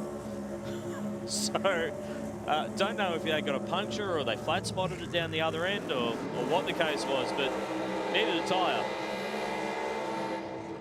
There you go.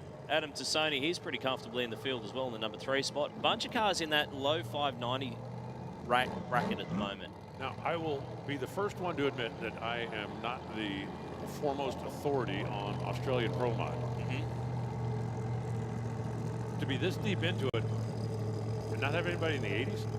Pretty unusual. Yeah. I would, however, if I was a betting man, I'd bet the entire farm that Zoran Gajic will go into the 80s this time. And the reason for that is this is his home track. He's run this car.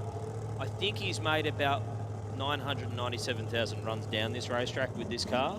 Okay. In every single weather condition you can possibly think of. And you're trying to figure out why you needed to replace the tire? Well, I reckon he'll just dial in the tune-up into it. They'll go back into the record books, go back into the data, have a look at it. And if he's not an 86 or better, I'd be pretty surprised after this one. I was just thinking that, you know, most guys replace the tires at 995,000 runs. So well, if he's been 997, no wonder he needs a tire. That's true. Adam Tassoni, first time we've seen him here at Sydney for a long, long time. Great to see him back in this fantastic looking Pontiac. I do love the fact that Adam's got his sponsor stuff on the roof, on the back window. It's like, I want to make sure the announcers can see this. We appreciate it. Yeah, the commentators need all the help they can get, especially that American guy. Steve Mundy brings Zoran in and pretty much set for a start down here. Zoran is an absolute wheelman when it comes to this car. He will get this thing to the finish line every single time.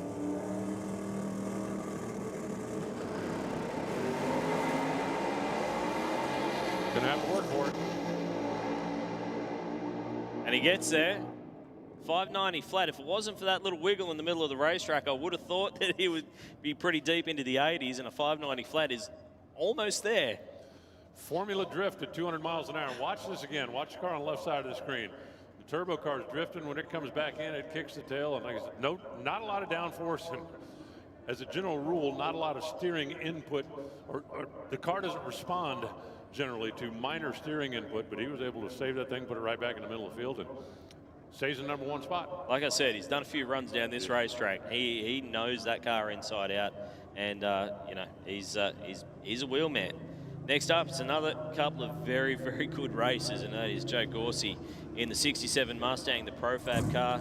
Carl Cox Motorsports, Precision Turbo, Speed Flow. He's gone into the 550s with this car, uncorked. You said Profab, is that like a Mandel-built race car? No, Profab is Joe's business. Okay. Pro Fabrications down in Wollongong, about an hour and a half south of Sydney. And Profab in the United States is a couple of guys named Mandel, their father and son, and they do spectacular work. Yeah, wow. I mean, they are not the easy, quick and go of race car builders, if you know what I mean. Very talented craftsman on both sides of the pond, because Joe had a pretty sizable accident in this car about two or 3 years ago. The car ended up on its roof on fire, and very, very spectacular. And a lot of people looked at it and went, they're not going to bring that car back. It's back. There it is, huh? It's back. And Joe and his son Jonathan did fantastic work on this thing to get it back. In the meantime, Craig Hewitt over on the other side of the racetrack from Blackstone's Ridge in New South Wales, the CB8 Steel Molds. CB8 Monaro. That's right, it is a Monaro. It's right-hand drive. Don't call it a Pontiac. He just wants something starting with a 5. If you see a 5.999 pop up on the race on the boards, party's going to be on in Craig's pit this weekend. So 6:06 earlier on today. Currently hanging out there in the number 6 spot, but as Rusty keeps pointing out every time I forget, really doesn't matter because everybody's going to run tomorrow and it'll be have at it day. She would like to be a little closer to that 580. So we got 2 turbos on one side out of the Precision Turbo manufacturing facility. Speed flow, fuel tech, engine dynamics. And the big old blower sticking out of the hood of Monaro.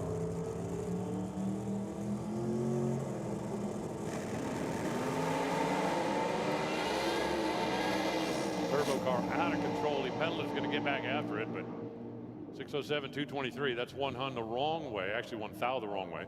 649, 235 miles an hour for Joe. That thing left, it chattered, it swung the tail once each way, got off the throttle, got it straightened out, and then was able to chase it on down to a decent speed, but the ET obviously not where he wants it. Yeah, I was surprised. It looked a bit quicker than that. I didn't think it was going to be slower than the previous run, but that's the way it goes sometimes. And look, if nothing else, is consistent, and that's the most important thing coming into the first round of racing. They know what they've got. So next up, it's going to be Zach Knezovic taking on Barry Plumpton.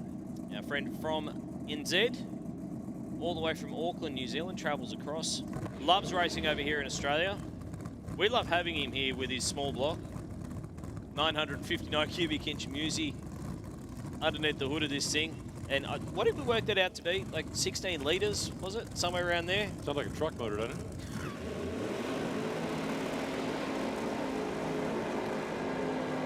It's got enough nitrous on board to supply every dentist in Sydney. Since the car in the left lane, is a turbo car, every bit of noise you're hearing is coming from Barry's 959 cubic inch.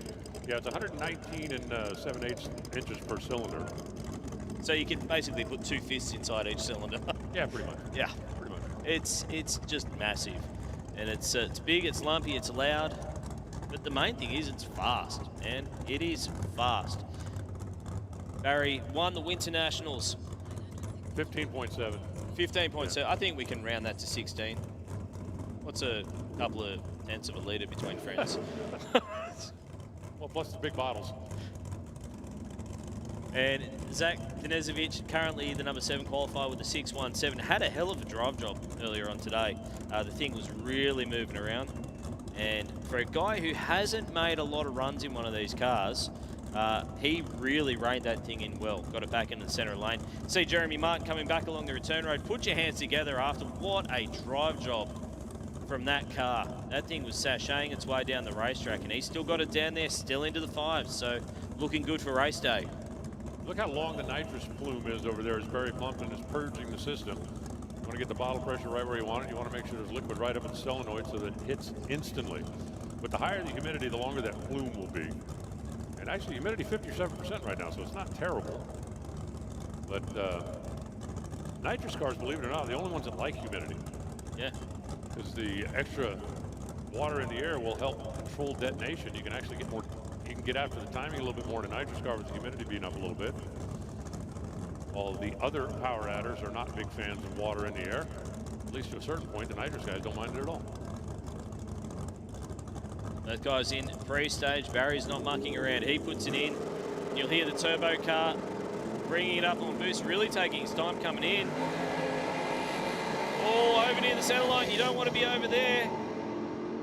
Does a pretty good job of pulling it back, and a 5.99 with a 9. That's 2 5-second passes back-to-back for Barry, and a 6.03 improves for Zach Knezovic. But man, that thing was insane. Look how close he was to the centre line.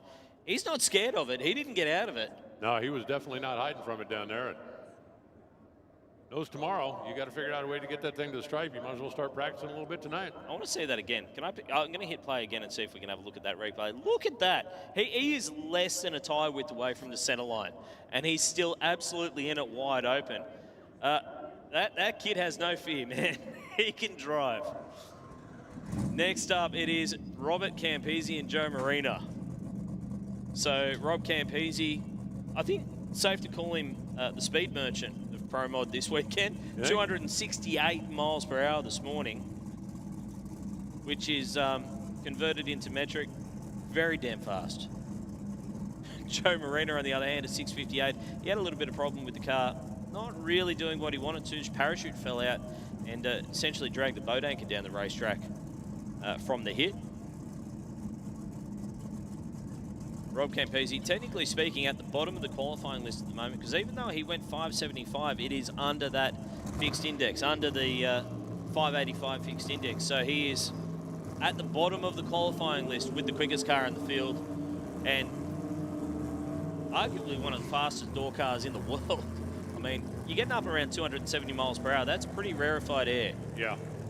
Yeah, that's faster than most people want to go with suspension adored.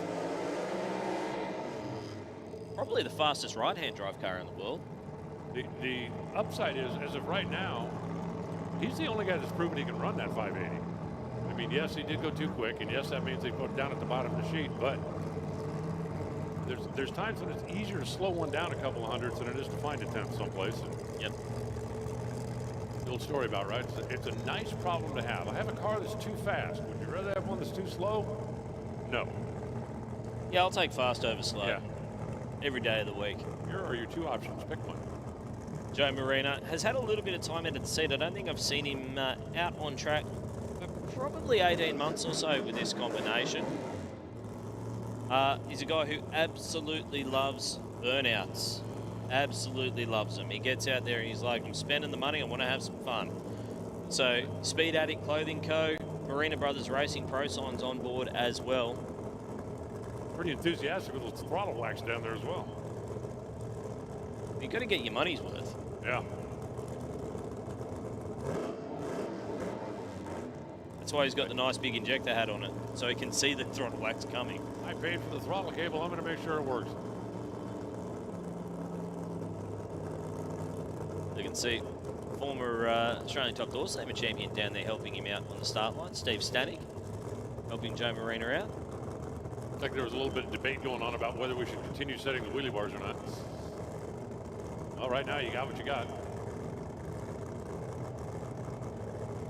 So the question is Campo going to drop the chutes at 1,000 foot and try and slow this thing down? Computer says probably, maybe, but he does like to go fast. I just hope Joe doesn't drop the chutes at 60 feet.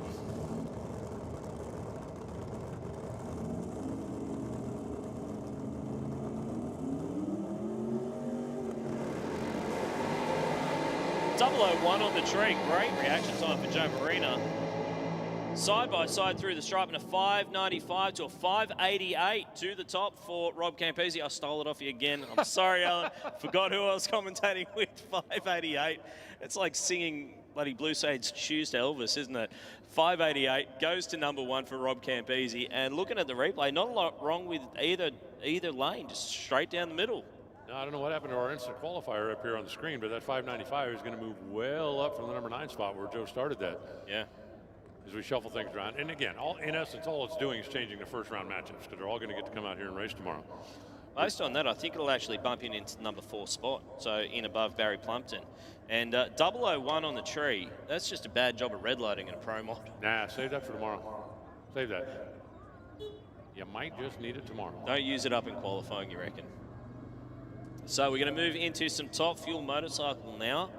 And the Harley's well represented here this weekend. We've got 4 of them, and one of the multi-cylinder bikes, one of the Suzuki-based motorcycles with Leonard as a party. But first pair up, it is going to be Danny Rickard and Corey Buttigieg. Now, we only had one bike go down the racetrack in Q1, which is less than ideal, I think, safe to say. Yeah, it was a bit of a struggle for the top fuel motorcycles in Q1. Hopefully, they've gotten those problems sorted out. We can put on a little bit more of a show for you great race fans here. So that didn't sound good. No, it was not promising. So according to the seating list I've got here for qualifying, Danny Rickard was supposed to be on a solo pass, but my guess is maybe someone else not coming out, so they've matched the bikes up. He's taking on Corey Buttigieg. So to borrow a primer bottle down there. Ah.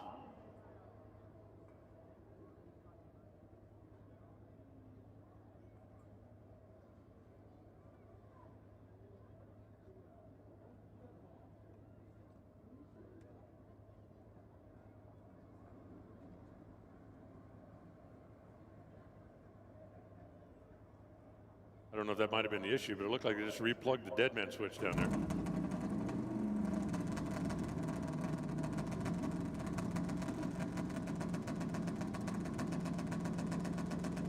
And it seems to be running happy and on its own. Yep.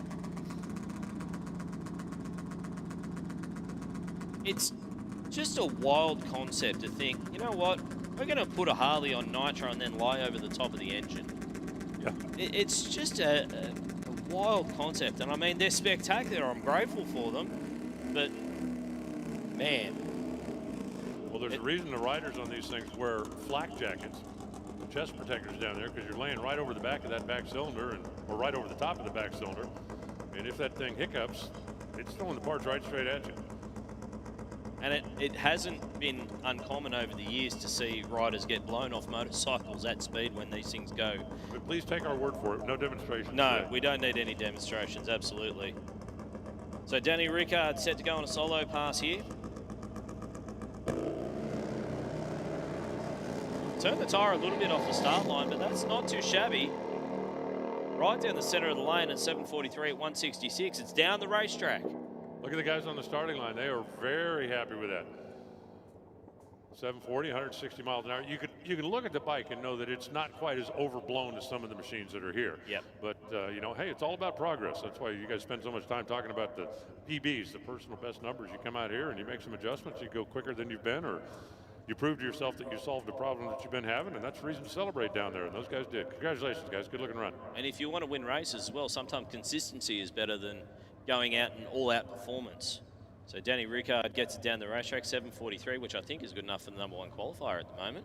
I don't have a qualifying list in front of me because, again, we only had one bike go down the racetrack earlier on, but I don't think it was in that kind of performance. So next up, though, it is going to be Adam Layton taking on Corey Buttigieg, two of the bigger cube fuel Harleys that we've got. You can see, just based on the size of the tyre on these things, it's a little bit more motivational than what Danny Rickard's bike is.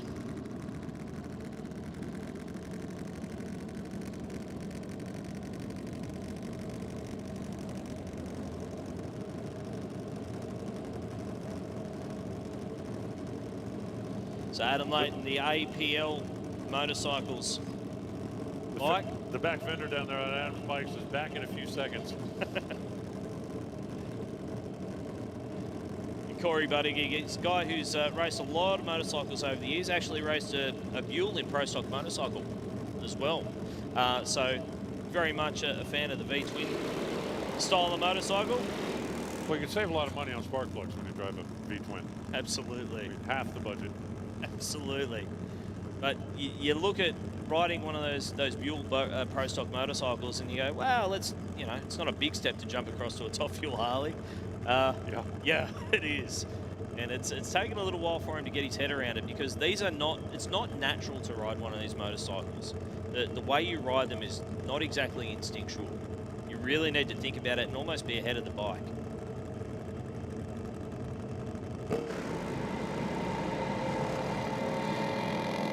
That's a nice pass. Hunting the wall a little bit down there at the stripe, but 7:31 at 154 miles per hour. Layton's bike looked pretty good as well, all the way out to 3:30, and he sat up probably around about the quarter track mark, but still 11:09. That's a step in the right direction for him. Yeah, you heard that thing kind of hiccup out there, and then after that it went silent. The right lane. Corey shut her off down there, probably about 900 feet. Was just coasting from that point down, but at least both of them got cleanly off the starting line, got some information they can work with to hopefully come out here and run better tomorrow. Probably would have been deep into the sixes for Corey Buttigieg if that thing went all the way through the stripe. So that's definitely a step in the right direction. I can see Leonard Azzopardi rolling out now with his Suzuki, which actually didn't even realise it had started. We got so used to fuel Harleys, we can hear those through the glass. Now that's a turbo bike, right? I believe so. It's either turbo or nitrous bike. It might even be a nitrous bike. I'm just judging by that one big tube that comes around the corner over here. Yeah, that could definitely be. I got to be honest, I don't think I've seen this bike for Leonard. I haven't seen it for a while. He's got more than a couple of bikes in the shed at home, so. I guess we'll find out when he stages it. If it sounds like he's making popcorn, it's a turbo bike. He also happens to have a full-blown nitro bike, a multi-cylinder supercharged bike. Of course he does. Why wouldn't? Well, who doesn't have one of those? And a 220 mile an hour no bar bike as well. So, you know, he's got a few toys in the shed. Guy who they are inspecting something very closely down there. Dripping? There's rags out, so we're wiping something. And yeah, that's it's always a concern when you're wiping right in front of the tyre, just before you launch. Read the crew guy's lips down there. He patted him on the back and said, "I hope you make it." Definitely a turbo bike. Yeah. Are you guys doing the same thing we are? Are you leaning up here trying to keep away from the center line? We're willing him towards back in the groove, 825, 174 miles per hour. Good speed, pretty solid speed. That indicates it's got a lot more left in it. But 825 just not quite there or thereabouts from what you would expect from that that motorcycle. So that does wrap up top. Does it wrap up Top Fuel bike? I believe it does. Yeah, he was definitely off and on the throttle down there. So there's going to be some more performance if they can just get that thing to go straight and be able to keep that right elbow down. Absolutely. So it looks like we are just waiting to rack a few more cars back there in the staging lanes because it's looking a little bit barren back there at the moment. Well, we should be getting them loaded up here pretty quickly as we continue rolling on through our Group 1 machines. Yeah, we shouldn't be too far away. I think we are moving back into top door slammer action in the not too distant future. Hey, race fans, don't forget tonight, after we finish the final qualifying for the Nitro machines, there's still going to be quite a bit of racing out there. The Sportsman machines are going to be out here for a round or two, depending on what class they're in, as we trim them all down towards Sunday. Absolutely. Top door slammer next up on the schedule, unless there's been a change that we haven't been told about, and realistically, we don't need to be told. So, yeah, top door slammer will be coming up in the not too distant future, guys. So, fantastic conditions for racing, big crowd in the house. That's exactly what we want here at the Gulf Western Oil Nitro Champs. And a big thanks again to the folks at Gulf Western Oil for getting behind the racetrack, getting behind the event, making it even bigger and better. And to all the VIPs that are here on behalf of Gulf Western Oil, welcome. Glad to have you out here. Don't forget as well, your ticket into the venue is a pit pass, so you can go down there, get up close and personal with the teams, the cars and the stars of the NDRC. And especially if you go, make your way a little bit further down the pits and head down to the sportsman categories, you'll see some of the coolest cars you'll find. I know you've been particularly taken with more than a few cars here this weekend.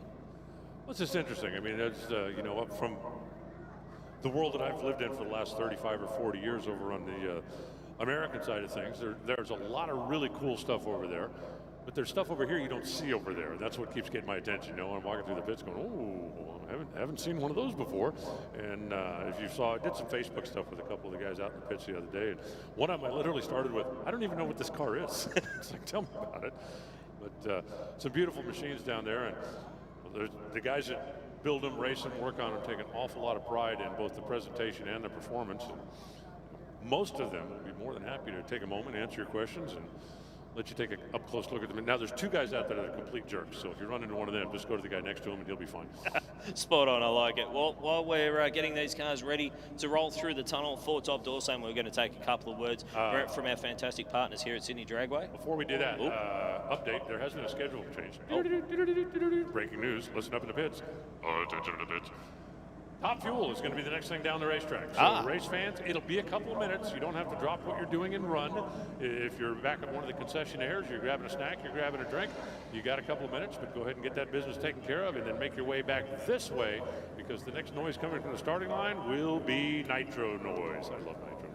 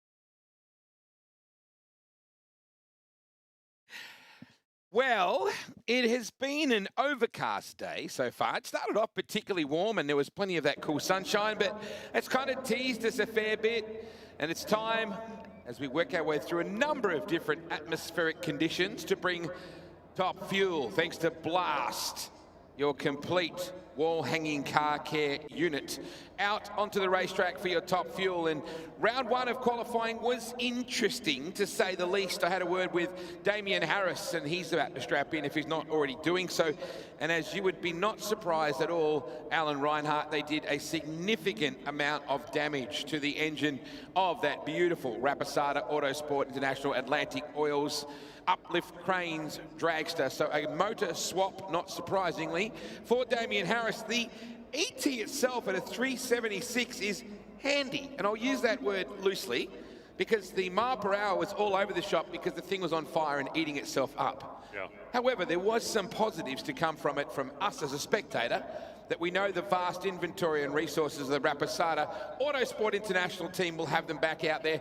Justin Simpson, as usual, our track whisperer, doing a fantastic job down to keep those two black licorice strips as sticky as he possibly can. I thought the track last night, actually yesterday, considering it was green from a Group 1 point of view, for newbie to run 371, Alan, was a tribute to Justin and his track team. Yeah, it definitely was. That was very strong out there. And even the other cars that shut off early, some of them on planned early shutoffs, had very solid numbers for the first part of the racetrack. And as you know, and a hardcore fan certainly know, oftentimes when you're doing a test and tune session like that, you're only planning to go to the 8th mile anyway. You know, there's no reason to go 340 miles an hour. If it made it to the 8th and it did what it was supposed to do, generally speaking, there's nothing you're going to learn from there, but you can spend a lot from there. So when you're testing, oftentimes they don't go that far down. Wayne obviously did, but even the other cars that didn't, you know, still put up solid numbers to the early part. So I think I was expecting to see another number somewhere in that vicinity and maybe even dip into the 60s down here earlier, and I'm hoping we're going to get to see that now tonight. I think I see Ariana Lamatina down in the crowd there somewhere, or at least part of the little Lama group, just sitting down. I know that Catherine is here, the Lamatina family. The girls are generally down here near the starting area, and I spoke to Phil Lamatina. They're pretty happy, as well you would expect. They're going to mess with some clutches and weight and power, that three, you know, part of the equation that everybody talks about. But I thought that Lamas was pretty happy with a 382. That's 3.82 seconds. If you're here and you are new to drag racing, it's all about the numbers. Everything is number-based. Fact. Whether it's reaction time, whether it's 60-foot time, which gives you an idea how fast you got moving from a standing start, whether it's top speed, which really doesn't necessarily play into the equation of who wins and loses the races. But boy, it sure is fun to brag about when you see those great big numbers come up on the scoreboard. I talked to Wayne Newby's guys. He said, we missed it by one nut. With the driver? Simple as that. No, actually, different. The centrifugal clutches are what drive all the nitro cars, and the amount of weight that you add to the clutch that dictates how much squeeze you have when the RPM comes up. The amount of weight on the clutch, the more weight you have on the clutch, the more it squeezes the clutch. The less weight, the less, obviously. And he said missed it by one nut, which is a pretty small adjustment down there. But sometimes that's the difference between driving into smoke or the car continuing to slide the clutch on down the racetrack. In essence, it squeezed the clutch probably less than a tenth of a second too quick, but that was enough to make it go into smoke. You know, Alan, we often get really cool individuals from different forms of motorsport, and a multiple Australian speed car champion in Caden Brown is down wandering around with his dad, Mark Brown, his lovely mum, Belinda, and also Scruffy, who's got him down here checking out all the action. Cato is a fantastic, I'm going to use the word midget racer for you Americans, because you certainly understand the culture of midget racing here in Australia. Just down the road, you saw the Speedway. That's a beautiful place. It's a heck of a joint, no doubt about that. So it's cool to have the Browns here. But I spoke to Pommy Steve Reed, and it was about air supply. Not the Australian band of the 80s. Not Lost in Love, and I don't know much. It's exactly right. But they were all out of air, and at basically 3.1 seconds. That'll do it. Explain how the air can impact on how your motor performs. Because the air bottle, they reckon it was leaking or it was empty. If you were in a room with no air, how would you perform? There are systems on the car that operate by air. Some of the clutch timers operate by air. Some of the activation systems, the fuel activation systems operate by air. And every one of these cars has a safety system on it. And the safety system is also activated by air. If there's an overpan pressure, if it goes past the finish line wide open, if there's something that needs to trigger the car to shut itself off, that's activated by air. And if you don't have air, the car won't start. Literally, you've got a little CO2 bottle that's on the car. You open the thing when you start it. That sets what is, in essence, the master override. And then all the systems will work. And if that master override runs out of air, it shuts the car off. Yeah, lean the motor now, out, yeah. Because it knows everything else isn't going to work, and this is going to end in a disaster. So if you run out of air, matter of fact, it's not just the nitro cars that have. It happened to Erica Enders in Georgia yesterday on one of the qualifying runs. Started the car, did the burnout, backed up, and the car quit. And it was because it didn't have any air. And when it ran out of air, that master shutoff just goes, done, stopping right here, no matter where you are on the track. You can see Santo Raposada Jr. just walking the track there at the moment in the left-hand lane. On the right-hand lane is Santino Raposada and Ross Lamattina walking around with him over there as well. Ross always wears the headphones on his head like he's in a Metallica video clip. Kind of in the name, right? The headphones? A little bit, yeah. Well, yeah, but normally not over your ears. He wears them around his, if you can see how he's got them there at the moment. Like a patient in a Metallica video. Well, okay, yeah, but I mean, he's having a conversation. He doesn't need the headphones. There are a couple of guys Well, who walk around with the headphones lined up on their head like that, and every time I walk up, they go, hold on a second, they put them on their ears and pretend they're talking to somebody, just long enough for me to leave. And like when you're walking past a telemarketer in the shopping centre and you do the same thing like you're on the phone. So they're going to mess with about 2 degrees of timing in the Pommy Steve Reed car, but they're fundamentally happy, and Brett Emma is actually giving them a hand as well, who's normally the crew chief on the Adam Murray funny car as well. Here's a fun fact. You talk about timing, and this will make sense to if the only car you've ever had is a computer-controlled car, an ECU fuel-injected thing, then this won't make any sense. But if you've ever had the timing light in one hand and a distributor in the other hand, this will make a lot of sense. They have to manipulate the power level on the nitro cars as they go down the racetrack. You don't want to hit the gas, have 12,000 horsepower sit right there. You go off the starting line, you need the motor to snap up and get in front of the clutch. Somewhere around 0.8 to 1.1 seconds, you actually cripple the engine by taking the timing away from it. That'll get you through the shake zone, as it's known, where the cars go through, the clutch starts coming in. Anybody's been around the sport a long time, you remember back, it was probably 20 years ago, when it was so common for the cars to get past the Christmas tree and just do a quick pedal. Yeah. The cars would start shaking, you do a quick pedal. Well, they determined that you could actually do that with ignition timing. So the cars will get out there, they'll drop the ignition timing sometimes as much as 25, 26 degrees for a split second, and then ramp it back in. And because nitro burns very slowly, the initial timing in these cars is much higher than you might think. Like as much as 55 degrees sometimes of initial timing. But if you've ever had a timing light in one hand and a distributor in the other, you know if your timing is 4 or 5 degrees off, doesn't start right, doesn't sound right, these things will manipulate timing by as much as 30 degrees during the run down the racetrack. And if you're a real gearhead, send me an email and I'll send you a graph, shows you exactly how it works. I noticed the Brittany Olive just running down the left-hand lane is going to be backing her dad Shane up. Brittany's having a heck of a run for Gulf Western Oil. I want to say thank you to Gulf Western Oil for backing Brittany and her racing aspirations. She actually had no junior dragster career or anything like that. She basically came home one day and Dad had a birthday present out in the driveway, and that was her drag car. So basically the car she's running now is actually ex-Gregorini, I think, if that's what she told me from the other day. But Brittany's going to put her hand up right now. She's standing against the concrete wall. That is Brittany Olive. On the other side, on the right-hand lane, is Mama Lamattina, Sarah Lamattina, who was casually walking down the road there, and then suddenly her son put his hands up like we're about to go, and Sarah had to run literally to the other end. She is the matriarch of the Lamattina Top Fuel Racing team. Well, and she obviously had time to get down there, so now she knows that her son was just messing with her. Oh, let's watch Mom run. Oh, okay, you're She'll there. whack him later. He's actually outstanding in junior dragster as well. So he actually won the Riverbend Nationals, did Luca actually back in the day, a couple of weeks. How long were we together? A month ago? Yeah, about a month ago. Yeah, so Luca won the Riverbend Nationals and Dad won Top Fuel. So it was an amazing situation.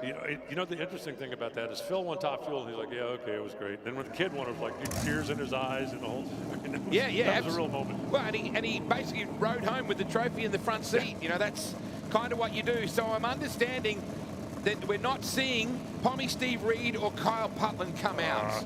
That's my understanding of what's happening there. So we fire up Shane Olive and Phil Lamattina. Lama running that 382, puts him in number 3 at the moment.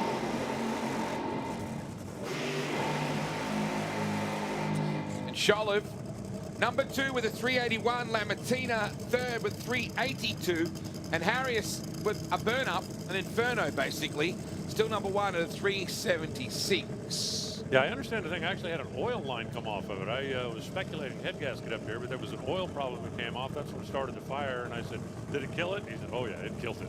So it'll be a new engine in that car when they bring it up this time. And Damien felt the intensity of that as well, which doesn't always happen through the seat. We scrubbed these big rear tires. This is Q2, who is going to end up #1 qualifier for Blast, Australian Top Fuel Championship.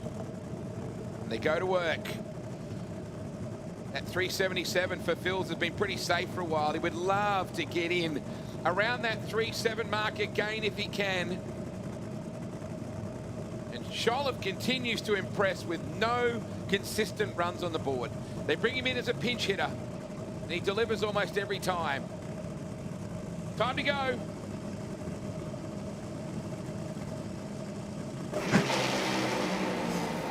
Olive, Shane Olive, that thing is absolutely rocking at 379. And look at the fans, look at the team. That is huge for Shane Olive.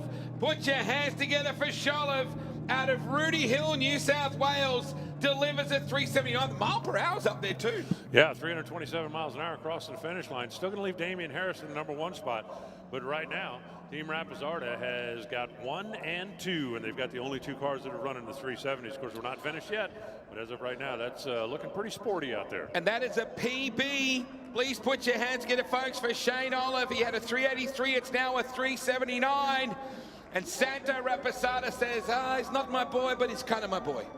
Yeah, no, let me tell you something. If you've been down there anywhere in, around, or near the Rapizarda pit, the entire group down there is a family. That's the way they get treated. I mean, they get fed, they get taken care of, they get looked after, and yeah, that entire group is Santo's family.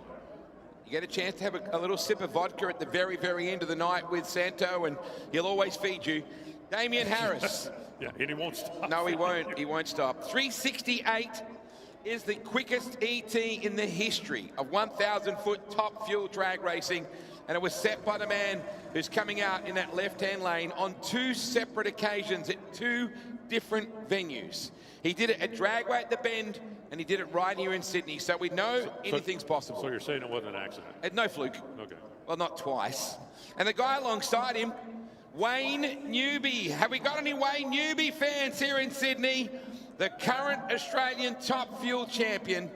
He's got the Stan Sainty Cup. He's everybody's favourite top fuel Teletubby, and they just love him around here. Big supporter. Well, he came up with that as well. It's a child's character. Very short, very appealing, lots of fun, very friendly, speaks a different language.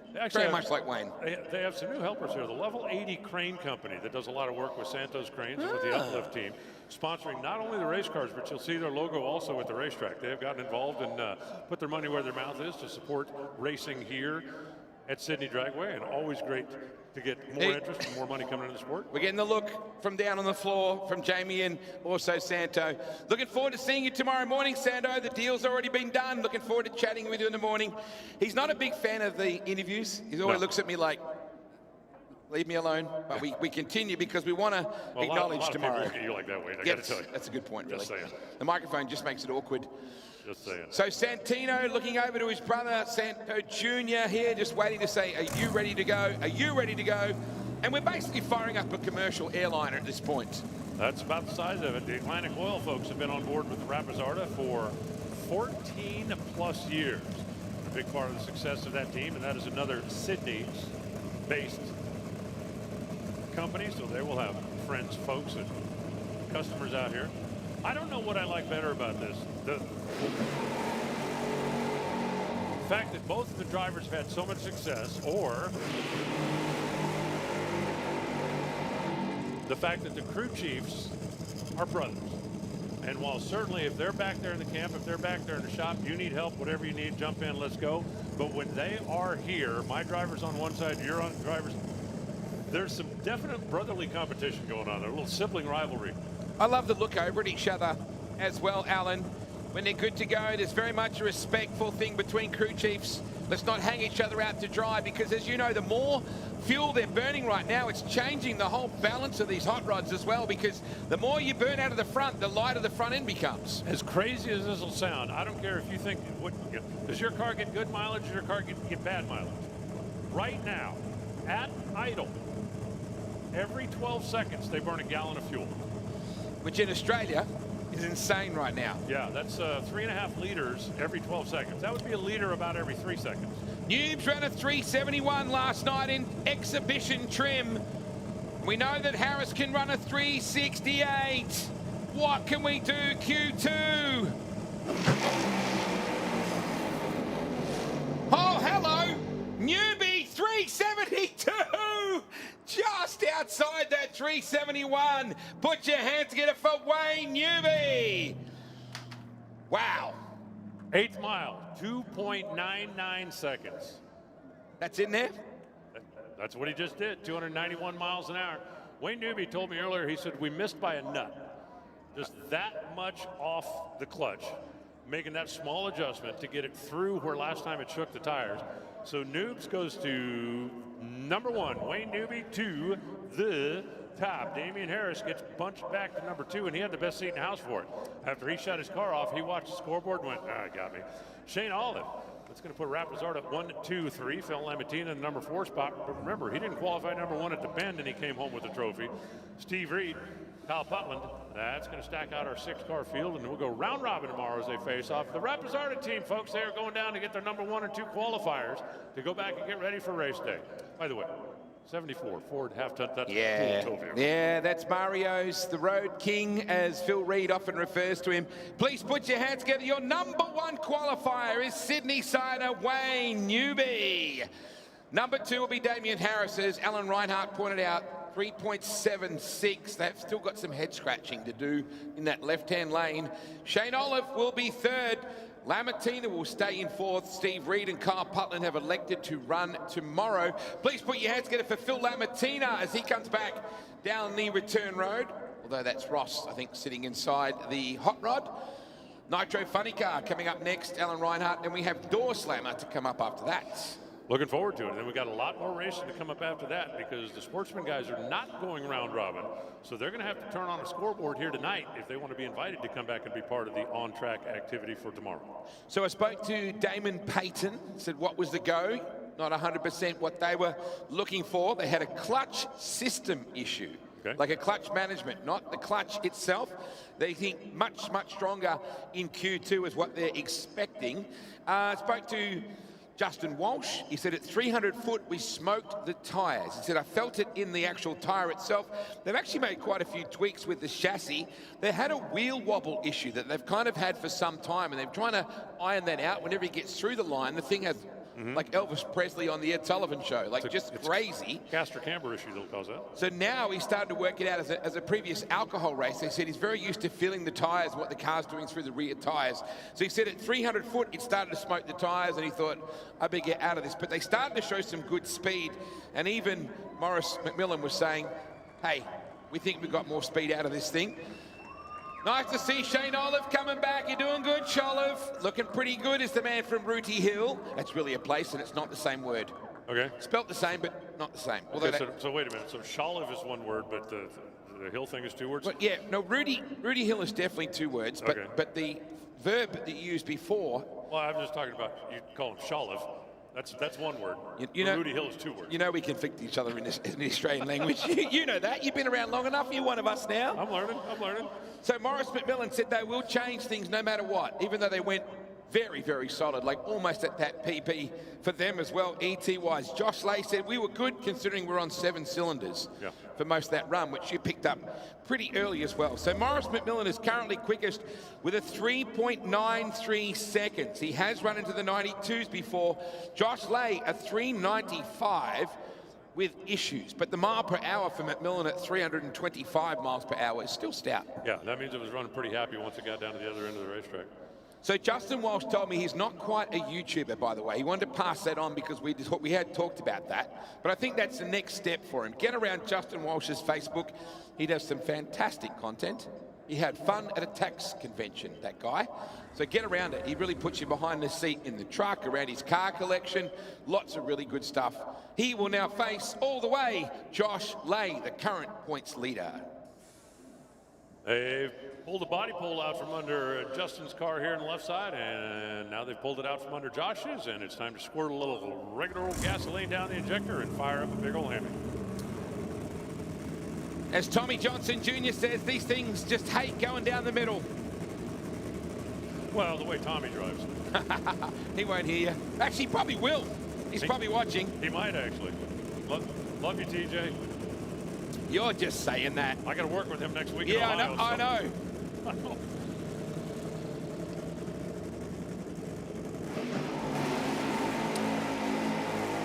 Now, Alan, they push the cars through to the burnout process. They push them back up the light just to minimise your clutch usage at that point. Yeah, well, you don't want heat in the clutch. The clutch is very, very heat sensitive. When it's locked up, it's not building heat. But when you're slipping the clutch, it is building heat. So when you've got to get the thing rolling down here initially after the fire up, or a lot of times the one guy that goes out to do the backup will give them a little shove, and then once they get them rolling back forward, they'll give them a push back here as well. There literally is a go no go number. Let me say it again, the professional announcer here. There is a go no go number that if the clutch is above that number, the car won't go down the racetrack. It's going to smoke the tires. Simple as that. So anything you can do to keep the heat out. And as Wade was talking about earlier, the clutch system malfunction, these cars don't have a transmission. They run high gear only, and they slip the clutch off the starting line. For anybody that has a car with a manual transmission, on your way home tonight, when you're sitting at a stoplight, put it in high gear, and then smash the gas to the floor and try to drive away from the stoplight. That's exactly what these cars are doing, and that's why clutch temperature is critical, because you've got to get the right amount of slide. You don't get enough, you're going to smoke the tire. You get too much, you might just shake the tires. Here we go, first pair, second round. Funny car qualifying. Justin on the left side, Josh in the right. I like the way the funny car guys line up so perpendicular back here. Absolutely. Can Walsh get into the threes? They've got a t-shirt ready for him if he can. It was lazy off the line. Oh, Lay looked good. It's a, oh, once again, Walsh is so close to a 3. 4.04. Mark Brown, that's like for how many years you tried to get that Aussie title, then your kid comes out and gets one in 18 months. That's how close he got to it. 4.04 for Walsh against a 4.03. That's a hell of a drag racing competition. That was a hell of a drag race. I hope we can get another look at that one, because it looked to me like the flames were down a smidge before the finish line. And typically at that point of the run, you don't lose a lot of elapsed time, but you lose a lot of speed simply because there's so much drag. But you can lose a cylinder 100 feet before the finish line, lose 5-6 miles an hour. You're not going to lose a lot of ET, but you lose a lot of speed. And I think that the flames were down early enough that that might have been the telling tale. He did get to 300 mile per hour on the left-hand lane, so just barely. Walsh can just tick a few little boxes, but he's just outside, again, that elusive 3-second pass. Saving it for tomorrow. Wow. What do you think that is in that little plate I just got? It's hot. Sounds like you have. Whoa, it looks nice. Oh. Ooh. Just brought food up to Wade and said it's for you, like, only you, and don't share it. It smells like honey chicken. Okay, thank you, Tara. That's honey chicken. They told Wade this is for you, you, and only you, which either means they love him and hate the rest of us, or there's poison in there. Correct. And he doesn't. Here's Wayne Newby, everybody. Good chance for us to say, put your hands together for Noobs, a proud Sydney sider, whose wife, Ali, loves him a lot, but not as much as she loves NRL football, to the point where she has travelled over to Vegas every year to see her favourite team play over there as well. Peyton up against McMillan. Smells like honey chicken, maybe. It really does smell good. You know I'm going to share it with you. I mean, I'm the guy that bought you ice cream. Oh, hang on. Maybe that's fritters, maybe? No, it's honey chicken. Okay. Lemon. No, I don't know. It's good. I think it's honey chicken. Damien Harris coming down the return road. It's time to fire up. The ice cream at the Bend story will forever be legendary. The weekend is not done. I know. Gosh, I love these things. Number 1 qualifier, that's Maurice McMillan sitting over there on the right side. The boosted machine for the folks at Rocket and Aeroflow. Watch for the spot. You see the way as he jumps in the air, he's already got his hands towards his ears. It's a great character. It's a great story too, Graham and Wendy Cowan. Looks like some kind of a ballet move. I don't know what they call that. He kind of, I'm not going to use the word street urchin, Al, but Spud had his own issues going on and was probably headed down a path that was probably a little bit not a good way to go. Wandered into the workshop at Rocket Industries, was a bit aimless, had his own drag car, but was going nowhere. And the team gave him an opportunity and said, hey, work with us, be part of a family. And it's, even Spud will tell you, it's changed his life. But Morris McMillan will tell you, Spud's energy and his attitude has changed their vibe as well. It's a feel-good story about how motor racing can give you a purpose in your life. You know, it's great when all of the individual ingredients come together and then mesh like that. Yeah. There are a lot of stories over the years. You know, the guy that started off by sweeping the shop and ended up driving the race car, or the guy that started off by waxing the wheels and cleaning the oil pan and ended up being the crew chief. And, you know, you get involved in the family. And then as long as you're looking after your family, it seems that they look after you. Ooh, look at the way they're turning the Peyton car, Al. To me, that looks like they're pointing it to the center line a bit here. Well, they moved it way over to do the burnout. Yeah. And moved it way back over to get it lined up. And I think they just didn't quite have it where they wanted it. He's run a 4:04.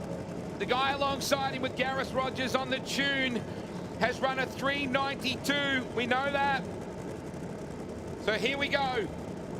McMillan looking to beat his PB. Peyton looking to go into the threes. 3 Hail Marys past the ammunition.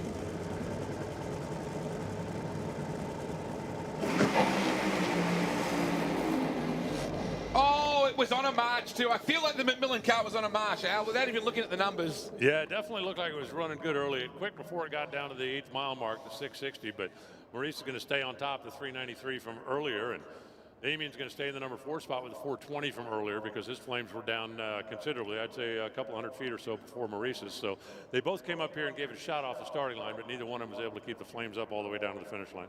I think it was an 880 or thereabouts for Morris to kick things off, and they shut down reasonably early. And to the outside looking, you go, oh, is there a problem? But sometimes too, when you get that tyre shake or suddenly it just blows the tyres off them, there's no point staying on it in that situation, either with the throttle. So that will give Morris McMillan, oh, you need to do that, not me. Well, he didn't go there, but he was there.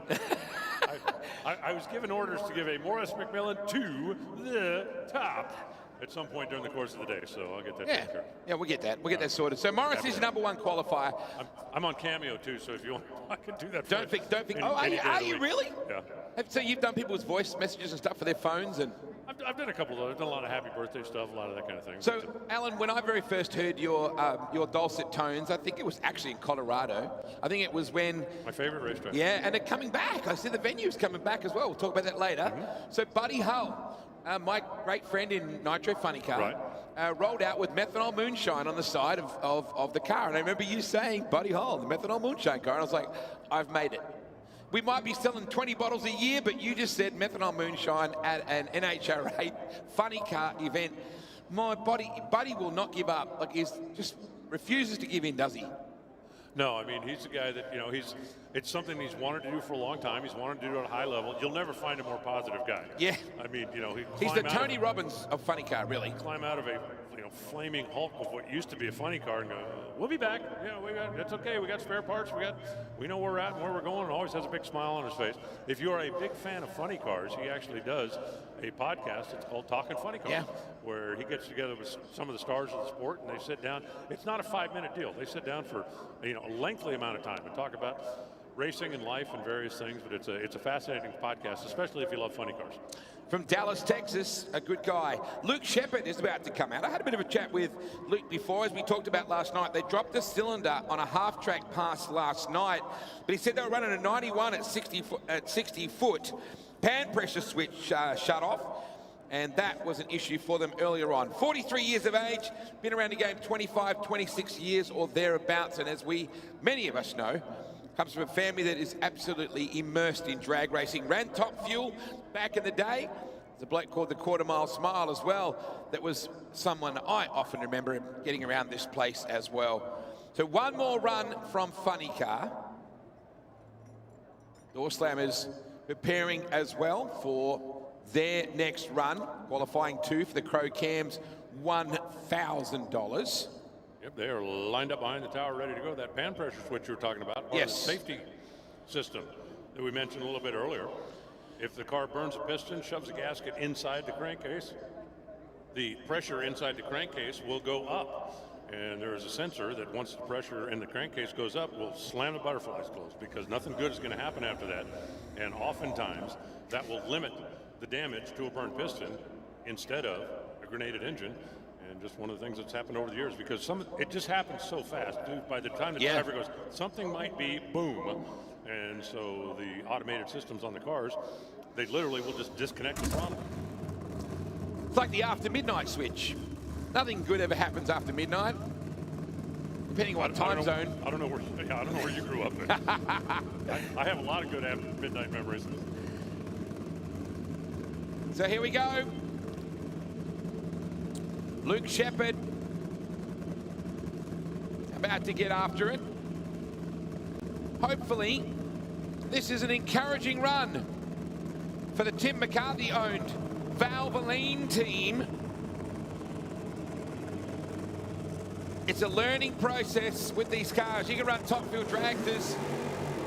Ooh, did that sound the way you hoped it might sound? It is honey chicken, right? Definitely a little short on the burnout out there. But that could have been by design as well. Yeah, a top fuel car and a funny car are just very, very different animals. If you follow racing closely, you'll know that there have been very few crew chiefs over the years that have had tremendous success with both. There are certainly some of them out there that can, help get you down the racetrack in both. But if you think about guys that win championships, I mean, Alan Johnson, certainly on the American side, considered probably the best top fuel crew chief ever. He's run a few funny cars over the years, but he's never had anywhere near the level of success. Austin Coyle, who won more championships in funny cars than anybody in the history of the world, has been asked time and time again, can you help me with my top fuel car? And his answer is no. He said, I don't know anything about it, because just the design of the chassis makes the way you load the car, the way you apply the power, so much different. And even the way you run the engine is a little bit different. And they're just very different, very, very different animals. He said very few people can claim they've had success at a championship level with both. So, it's like, I got 20 years experience. Okay, what do I do with that? Throw it out the window. Yeah. So, Luke, what's he got for us? His PB was last night. I'm sorry, yeah, they made an early shut-off run yesterday. Yeah. It was very, very encouraging. Hopefully they can get back to that and build on it. Doesn't sound 100% to me, even like that. Chirped it. Yeah. Saw all the black dust coming out of the back of it. That thing was really blasting the clutch out of it early in the run, and then went out there and shook the tires. You can see the marks from up here when you're sitting in the driver's seat getting your head banked back and forth across the roll cage. That's usually a good indication that the car's not happy and it's time to shut off. Here's another little fun tidbit in the nitro cars.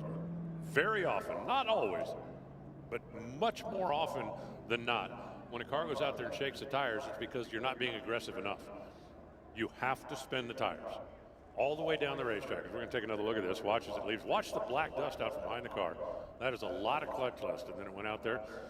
Looked to me like it was a little bit on the weak side in what they call weak shake. The cars spin the tire literally all the way down the racetrack. If the car gets 100% traction, then because the tires are so big, the wheels will start to wrap up inside the tire, and it's like a spring. Once it gets to a point of no return, it snaps back. Then it grabs and wraps and snaps, and it happens in a big hurry, but that's what tire shake is. But again, professional announcer, if you've ever seen a tire graph, there is a wheel sensor on the front, there is a wheel sensor on the rear, and the back tires are spinning all the way down the racetrack. You'll see the back tire graph above the front tire graph. When the driver takes his foot off the gas, they come right back together. You ever seen that? I remember you talking about that you have the formula for that and that whole graph. Oh, you've got it on the laptop here. There you go. That I'm showing, wait, the quickest run in history at the time it was made was a 363. Every time the bottom line flattens out, it's picking the front end up, so the front wheel's not accelerating. And then out here's where the clutch locks up. And 3.63 seconds when Leah took her foot off the gas. That's when you get the perfect storm. Right back together. I think I saw Justin Walsh just wandering through there, just having a bit of a bo peep. Now, we are going to talk top door slammer, folks. It's time for Q2 to roll out. And I did speak to Tony De Felice, Antonio De Felice, they had, as you remember, they spat the top pulley off. Yes. So, yes. I thought it was the idler, but it was the top. So not exactly the way that he wanted to do things. They zinged it, popped the front pulley off, and that's why they're facing now without a run to their name as they come into Q2 for Crow Cams. Qualifying, and they'll face Brody Zapier in the AC Delco Slammer. Now, Brody ran a 5.77, currently puts him in number 4. He did red light. Not that that matters in qualifying, but you don't want to do that again. No, you just got to get it out of your system. Simple as that. No problem there. That's a good time to do it. They've got the guys at Denani Hot Shots on board as well. They instant delivery company. You know, it's like one of those things. Yeah. I got to have it there in an hour. I can't wait to do it. That's what Denani does, and they have come on board with the Zapier team. Kind of like a pizza company for freight. Yeah, basically. Basically. Damon Payton coming back. That car is going to look spectacular in the winters. It looks cool anyway, but it's got a very cool new look coming for the Winter Nationals, which will happen in June. So our lineups are going to be intriguing to say the least. The Catalano Charger, 71 Charger, will be out with Rob Harrington in the Monaro, but that is your shot right there. It'll see De Felice, who can't race with us for the entire championship. He spends 4 months overseas and basically on a family holiday, an annual concept, but it's cool to have him at least run 1 or 2 rounds with us this year, hopefully, and then again the same for next year. Extremely passionate about his Ferraris, and actually had his first real road course licensing concept in a Ferrari around Imola Raceway, because that's what you do. I saw it on an iSim once. That might be what you do. That's not what I do. I don't quite play on that scale. I'm the same. So Brody Zapier, who ran in his rookie season, effective with us last year, though he did miss early round of the competition, did a phenomenal job to end up in the top 5 in the championship. This young man out of Currajong, out of Perth, the team out of Currajong. But Brody joining up with Morrison, Mary, Fabietti to run this season. This is the car that Ronnie Palumbo raced for the early part of his career, and he's now morphed on to driving for the A-Civil team with NASA Mata and all the teams there. You can also see Jeremy Callahan in that shot right there. He is the second row back behind the blue car, the Bad Influence car of Harrington. And currently, Jeremy is number 1 qualifier, Alan, which he's looking pretty tidy with right now. Yeah, it'll be interesting to see if he can hold on to that and grab the bonus that comes along with it. Race fans, I know there's people who are wondering, well, we just ran nitro cars. Why do we have to stop before we get into the top door slammers? Well, remember the last car that went down and all that black dust that came out from the back of it? All of the cars, you leave some of that clutch dust on the racetrack, and the door slammers hate it. And not having a whole lot of downforce, they want to make sure that the track is nice and clean and safe for them. So we always take a couple of minutes and rub the clutch dust off the track before we get to it. I did get a text message a second ago. Somebody asked me about that wheel speed thing. If you'd like to see that, send me an email. dragannouncer@gmail.com. Tell me you'd like to see the wheel speed, and I will send it to you. I did speak as well to the main man of the Russell Taylor entry, Stu Rowlands, about where they're sitting currently, because they're in the top 5, but that's not where Russell normally wants to be at all for Crow Cams qualifying. He normally wants that $1,000 on the line for that. They said they're just not expecting a great deal in this run, to be honest. Really? There'll be a swap overnight. Okay. That's where they'll get after it tomorrow in the first round of competition. They said that they will have a crack for sure, but they're not expecting anything too dramatic in this second run. Having said that, when Russell Taylor's behind the wheel, He'll put up a PB. Now, Ronnie Palumbo, remember the car came back and didn't fire? It was a broken reverse in the Liberty. So that was the problem right there. So the 37 Coupe never got off the line. So you know the boys will be absolutely amped about changing all of that. Salem Matter did his 6.17 on 7 cylinders. John Zapier at a 5.68, number 2 qualifier at the moment, said he's happy, not unhappy, still wants to work on reliability and try to get that number 1 qualifier spot. Peter Lovering in the shoebox, completely confused by what happened. They had an electronic failure, no dash, no data. They had a converter issue as well. So they're out there in the second one with a lightsaber in the dark. Yeah.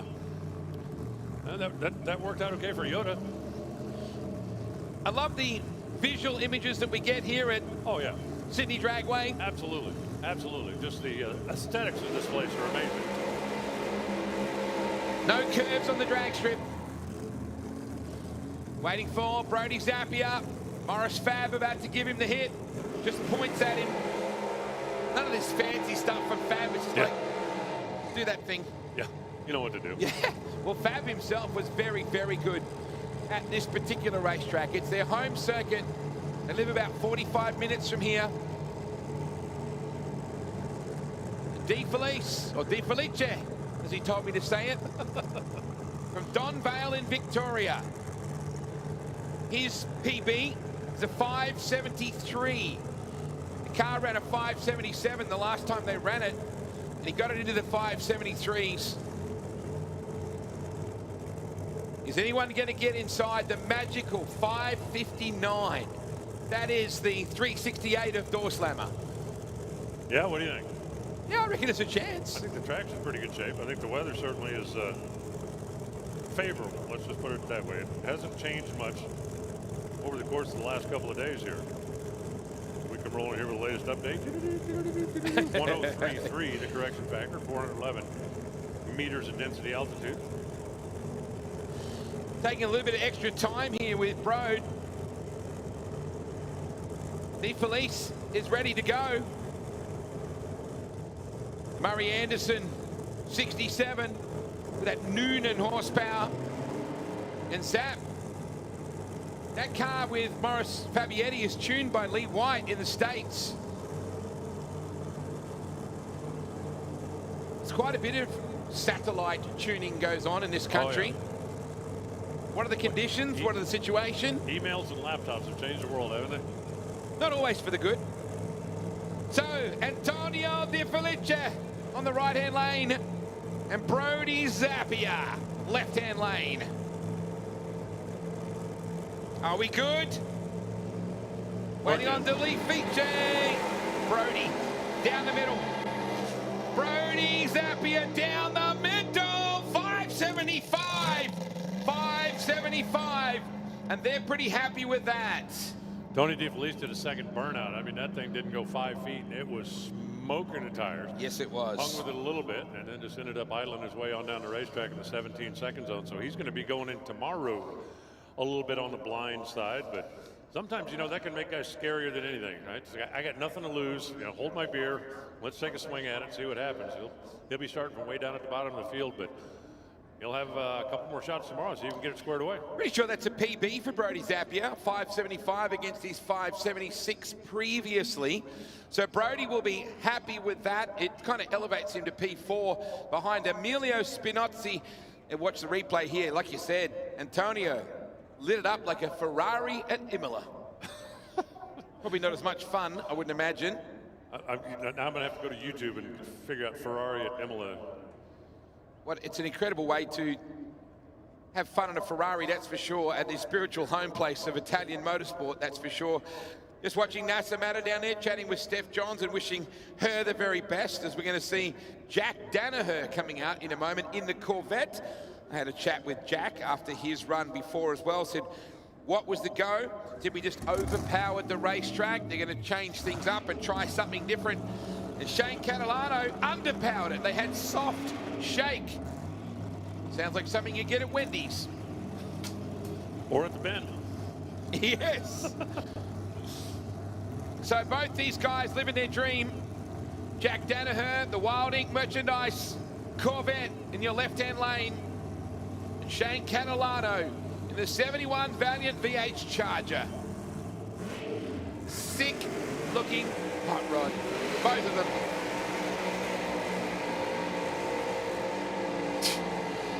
Are you going to say it or am I? I think that I think these guys just like doing burnouts. I do. I like him doing burnouts too. I always remember the great Victor Bray. Some of his skids were just the stuff of legend. Zappa's carried on that torch. Daniel Gregorini loves a good skid as well. Got to send a shout out as well to some of our previous national title holders. Kelvin Lyle, who came in, did a heck of a job in our sport as well and won an Australian title. Did a mega job, had a massive crash at Hidden Valley Dragway, and that kind of ended his driving career. But Kelvin was very much like Russell Taylor, didn't like talking much. Just like, it is what it is. Yep, that's what I'm here for. Stout race car. Danaher out of Queensland. Ran at Dragway at the Bend. And Catalano out of Western Australia. This family team coming on the road for as long as the budget will hold. Well, I hope it holds for a long time. Same. It's fun seeing that car out here. Both these guys need to improve. 11th and 13th respectively. We're looking for PBs at this point. Danaher has been around that 5-second bracket before. That's not new to him at this place in particular. Catalano wants to step it up as well. On a 5.99. Oh man, Shane out of the groove. The Corvette looks tasty. 6.10. 6.10, I think it was in the end for Jack Danaher. A whisker outside the fives. That puts him into position 10, and Catalano was out of that groove. Yeah, that thing shook the tires pretty violently when he let the thing go. Moved over towards the right. He tried to bring it back to the left, but it was still fighting for the wall. Didn't take long to determine that it wasn't going to improve on the 630, so it's like, look, let's make sure we don't scrape the shiny off the side of it as we watch it again on the replay. Hard shake, hard right, and about there he went, yeah, we're not improving. We won't worry about it. We'll bring it back later. Nothing fun about that at all. Frank Taylor coming up in a moment. Frank Taylor is such a great Aussie name. I just love it. Frank, he loves wearing his thongs, and I mean flip-flops. Okay. Just in case you're wondering what... No, Right? Double pluggers, thongs, the footwear. Went to the beach. Stayed on a fridge too long. It was a PB, but he got off the pedal at 6.1. So he got off it late, and as a result, ended up in the beach. However, he now has a new PB, and that is a 5.83. Sometimes it doesn't update, but I'm with you. I figured after round one, it was, you know, how bad could it be? Yeah. Bob Harrington's run earlier was a 5.86. This should be a fun little side-by-side run. I hope they've got some kind of a side bid on it. Anytime you've got two cars that are that close.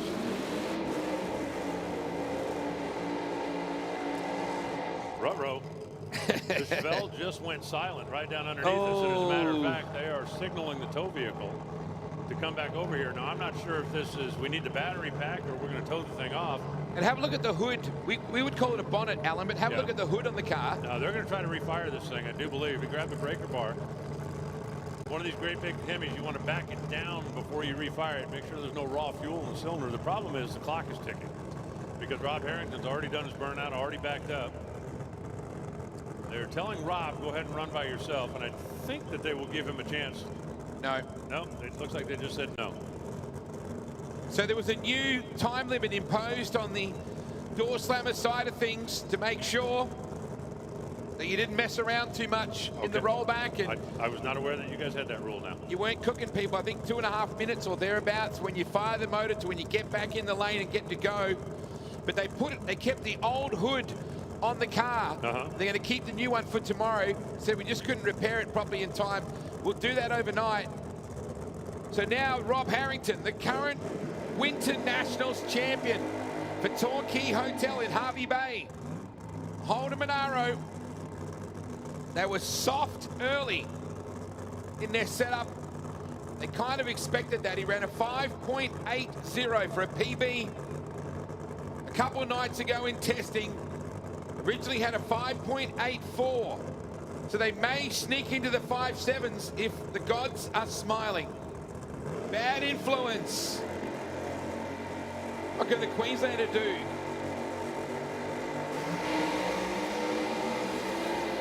Got a shot. Looks good. 5.84.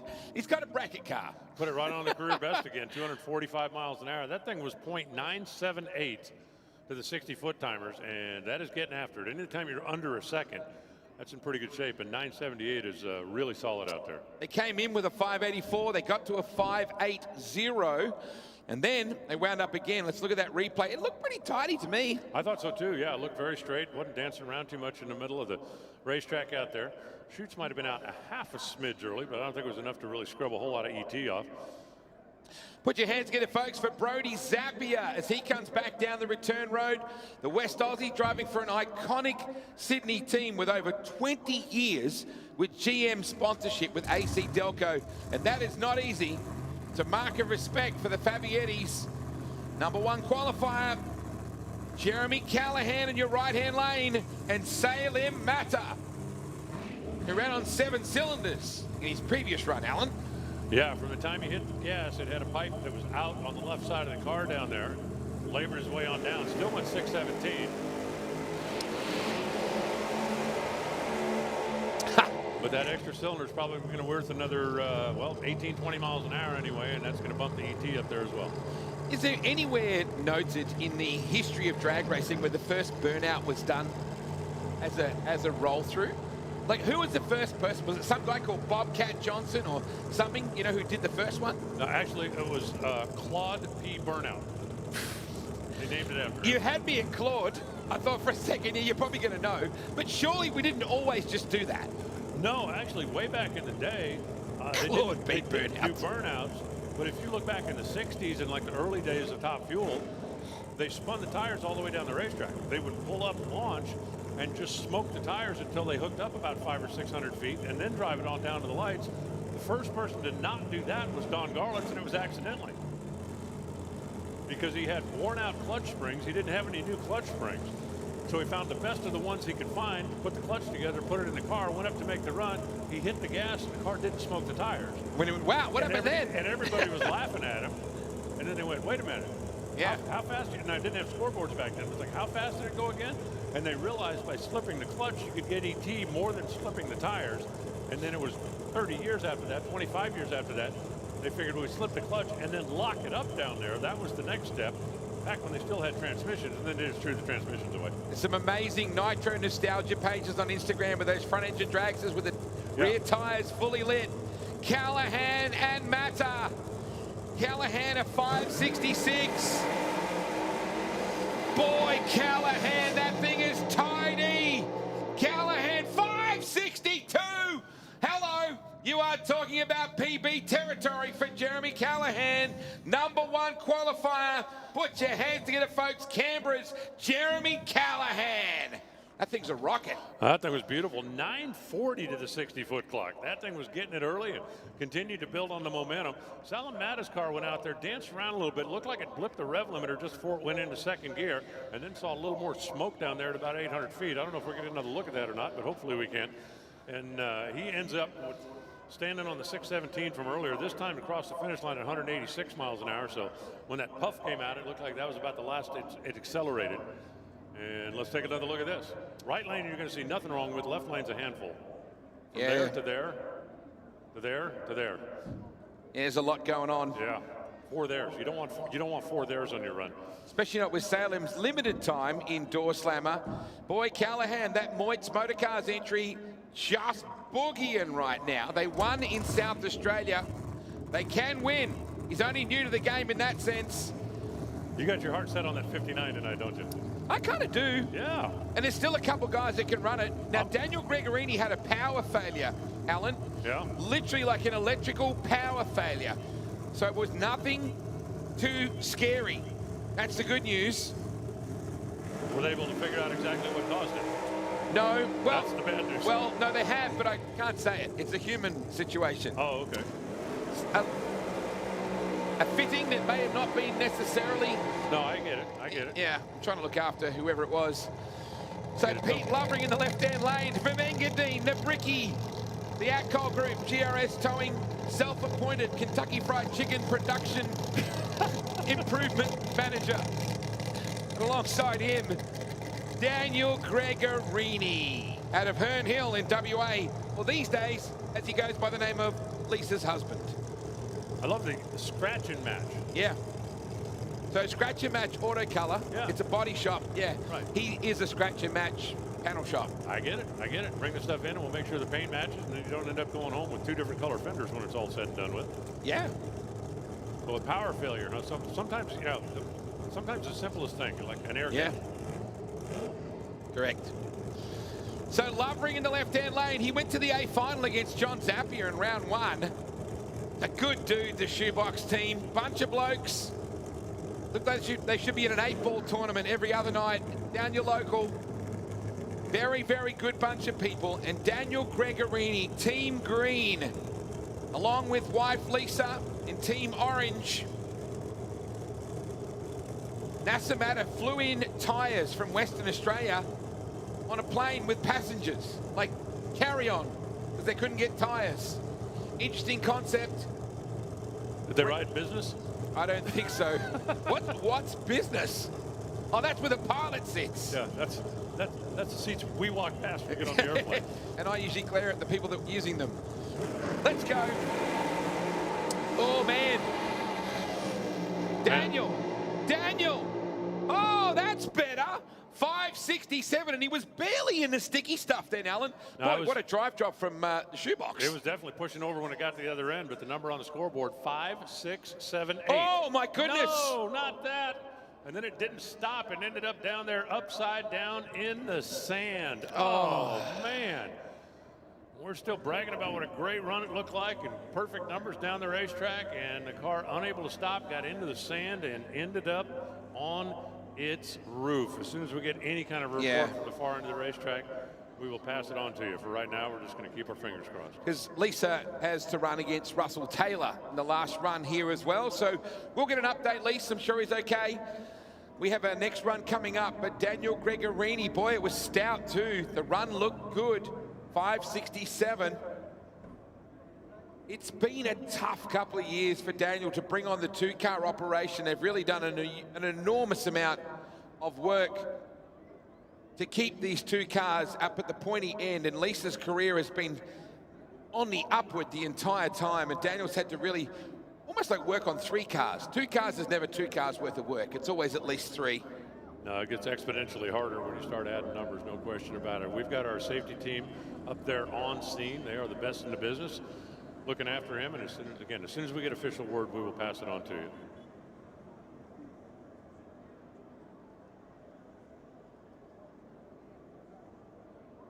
So we're just getting a closer look here at the moment, just to make sure we can confirm everything from here. Well, he was hardly in the groove at all. He was not Madonna, to use Jeff Cuttajar's term. But the car wasn't dancing around. It was over on the edge of the groove, but it certainly was going straight down the racetrack. Didn't look at all like it was out of control. And I don't think that had anything to do with what we're seeing down there. What we're seeing down there is just that the thing did not get stopped. So Lovering in the left-hand lane was all signs of busy. Yeah. Completely different situation for both of them.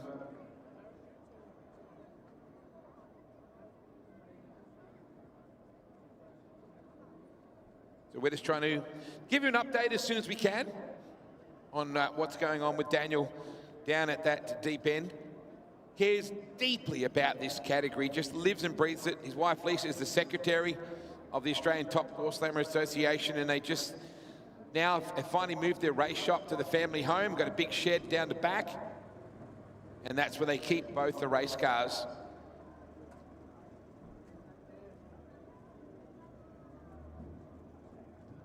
I think I just saw Pete Lovering down there as well, just making sure that Pete is helping as well. So Daniel Gregorini is out of the race car. Sydney, would you please put your hands together? We were talking in riddles a little bit, Alan, because we didn't want to say anything till we knew. You can see him up there on the screen right now as he has climbed out and he was talking to the safety personnel down there. Situation like that, you never ever want to speculate about anything. And in a situation like that, the safety team will also take extra time, extra effort, especially when the driver's hanging upside down. The last thing you want to do is go in there, pop the belts, and drop him on his head. So you take whatever time is necessary to make sure that you can get him out of the car. And as you can see, he's out, he's walking around under his own power. Obviously, he's going to get checked out by the medical staff, but some scary moments down there. And I will tell you one thing that I've talked about many times over the years.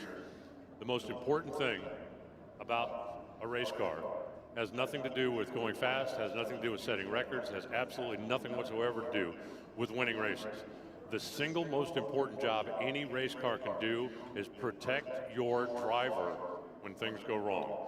And that's why way more often than not, when you see a situation like that, fast into the sand, upside down, when it came to rest, that the driver's able to get out. We just saw and walk away. We just saw a shot. That was actually Lisa running up to him. You can see that she's down here with him at the moment. So spare a thought for, you know, when your spouse is also racing and a couple of the cars in that battle further down the lane.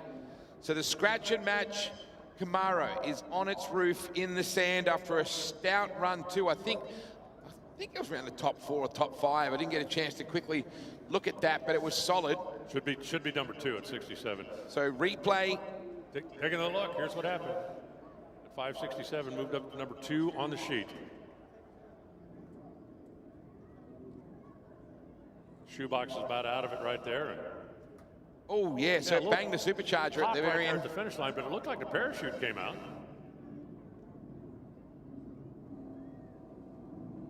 Guess we don't have another angle after that, but when it popped, that blower backfire should automatically deploy the parachute, and it looked from that angle that the parachute did deploy, but again, obviously the car did not stop in time. But just as obviously, and even more important, it protected the driver. Yeah, and the stretcher is going back into the ambulance empty, and Daniel is standing there at the back of it. He'll get some observation. You'd absolutely bet on that. You can see at the bottom of the screen there in the black and orange suit, that's Lisa Gregorini looking at the car, because they know that that means, regardless, that they're going to want to assess what that's doing in terms of any sort of a repair job, if it's even possible, for tomorrow. That's a tough sport, isn't it? We get used to them going in straight lines, Alan, but it's also better that it did that than it went all the way through the end and skimmed across the sand. Yeah, that is definitely a fact. Well, this is session number 2 of the Crow Cams, Australian Top Door Slammer Championship in terms of their qualifier. There's $1,000 up thanks to Crow Cams. And obviously that brings us to a holding pattern here at the moment. Still, with a couple of pairings still to come. We'll take a quick break here and come back in just a few moments. Door Slammer. Wow, dramatic, but fortunately, Daniel Gregorini is A-OK. This is an exciting time for Top Fuel Racing as we literally blast off on the Blast Australian Top Fuel Championship. What is Blast? Well, this guy's a good guy to ask. Lee Bartlett, the co-founder of Blast. What is Blast? Well, Blast is what you think it is, what you expect it would be. It's the ultimate car cleaning ecosystem. So it's all wall mounted. Yes. And it's mounted in your garage, no setup time. Just pull up in your rig, you four-wheel drive your car, your caravan, and start cleaning. Marine too, right? You can do boats? Boating. Yeah, absolutely. Boating too. If it's dirty, blast it. Absolutely. So vacuuming as well. You've got the chemicals as well for cleaning. Yep. So it's about, you know, the 3 stages of keeping your car clean. So vac, wall mounted, wet dry vac, with a 10-metre retractable hose. Then obviously the wash, we've got a 30-metre hose in this machine, a 2,300 PSI. This thing is the perfect tool for not just washing your car, cleaning your driveway, cleaning the solar panels on your roof, cleaning your gutter, your caravan, your boat. This thing is a game changer. And then this is what car dealers use. These are the detailers. This is how they get that really good pristine finish on the car. It's dry your car with heat and air. So this is an Air Max car dryer blower. This is the ultimate car care setup. So basically with Top Fuel, we're all about high performance, right? Nothing's more high performance than a Top Fuel car. Yep. This makes perfect sense. Absolutely. For us, it's all about saving our customers time so they can get back to doing what they love, and every second counts. That's the same in car racing, right? And same in motorsport. Every second counts. So for us, it's the perfect match. It's the perfect reason why we would be supporting the Top Fuelers.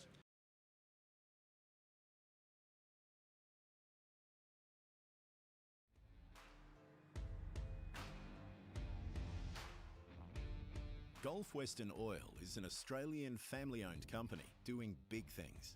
Manufactured here in St Mary's, Western Sydney, family-owned certainly doesn't mean small. This powerhouse operation produces more than 25 million litres of oil per annum, distributing across all states and territories in Australia and 19 countries worldwide. With an 18-hour-a-day production schedule and trucks that never stop, Gulf Western Oil is keeping our industries moving. Whether it's transport, agriculture, automotive, heavy duty, or just old mate in his beloved 4B, Gulf Western Oil's high-performance lubricants are the trusted go-to choice for professionals and enthusiasts alike.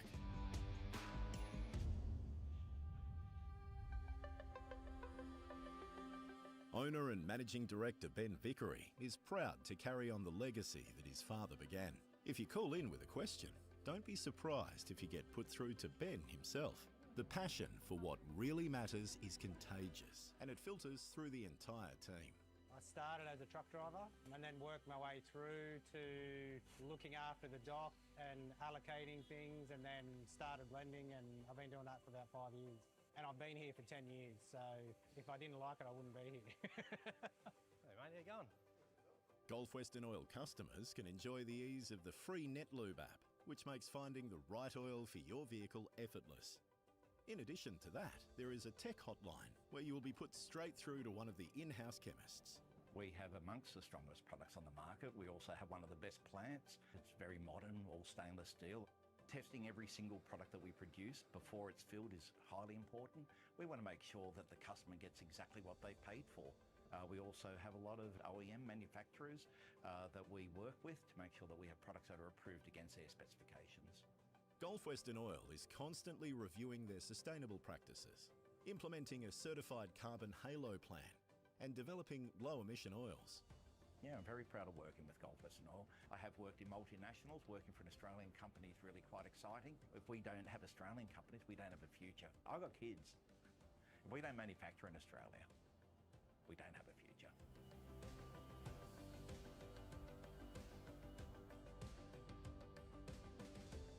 Gulf Western Oil, here since '88 and not going anywhere.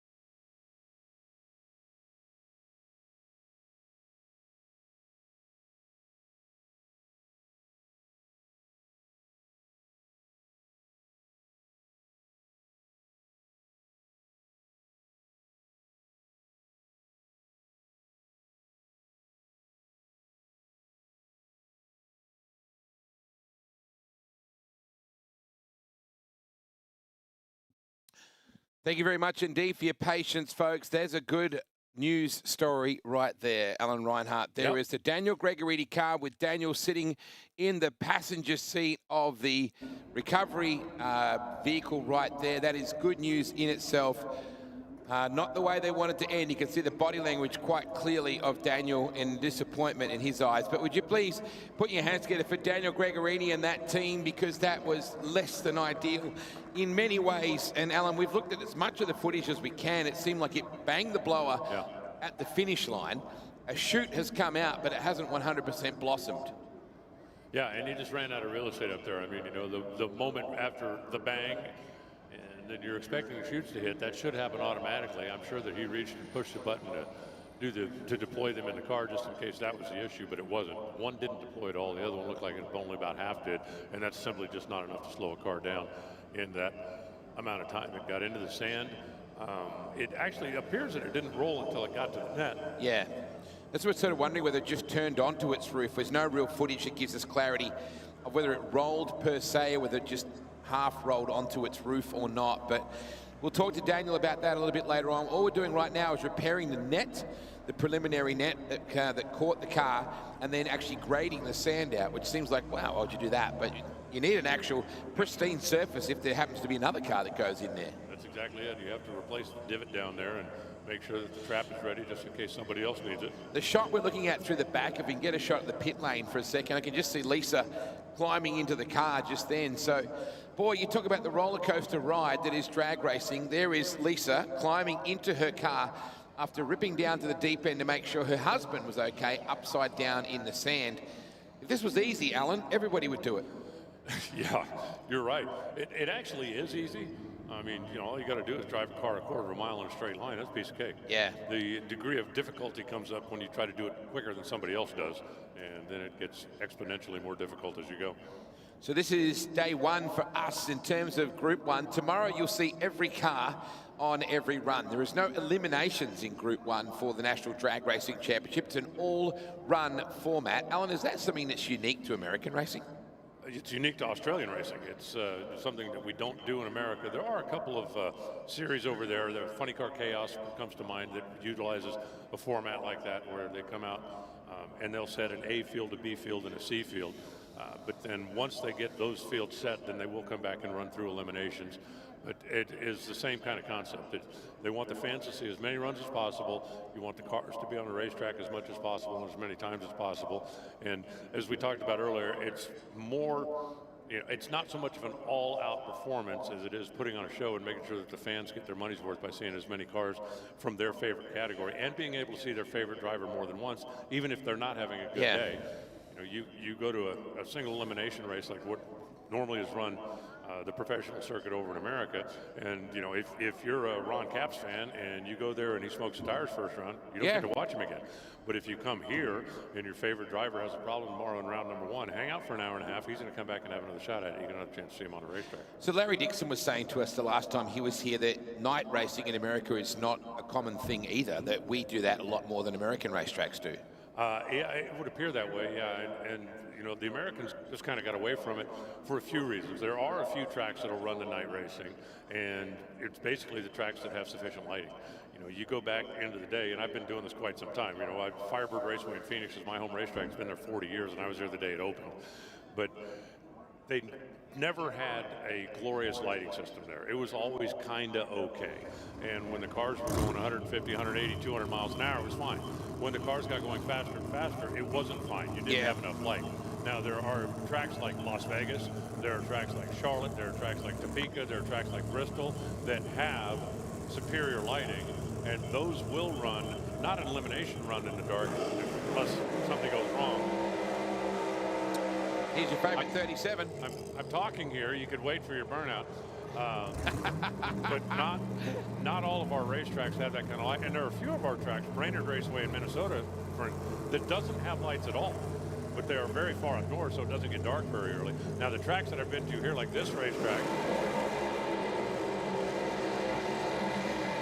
I'm still talking. You guys have Musco lights at this racetrack here at Sydney Dragway. Yes. Musco is the premier motorsport facility lighting company on the planet. and they will be in the universe as soon as Elon gets us out to Jupiter and we build a racetrack there.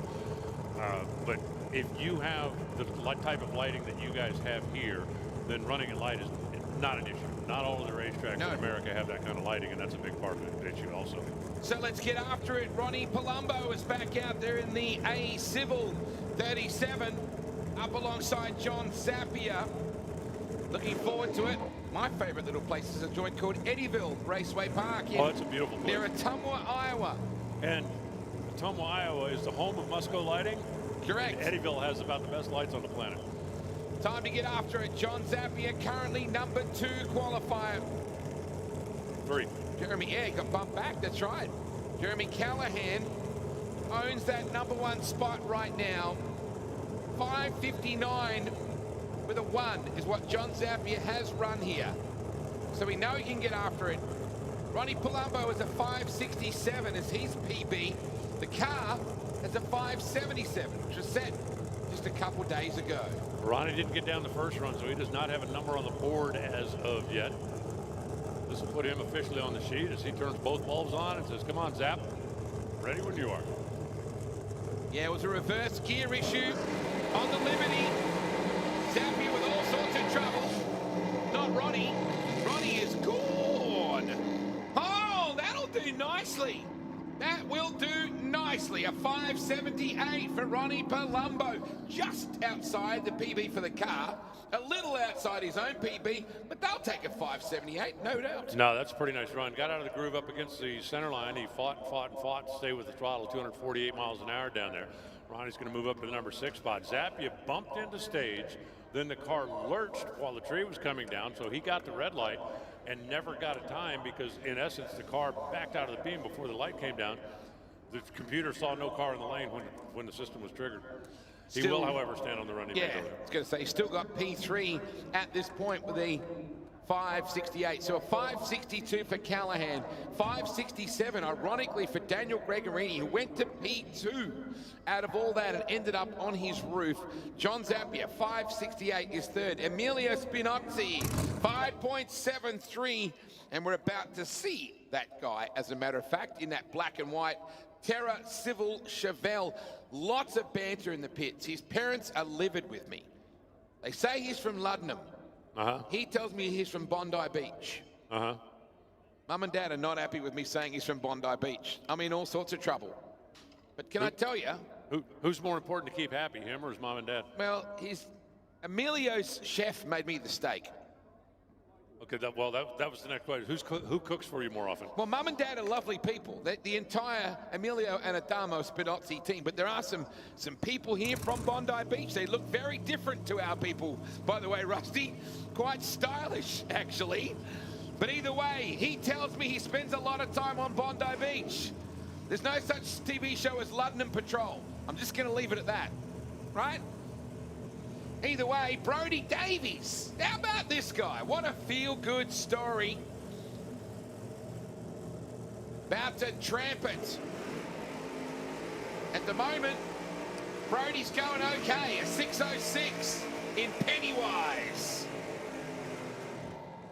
And Spinozzi has been as good as a 5.70, Alan.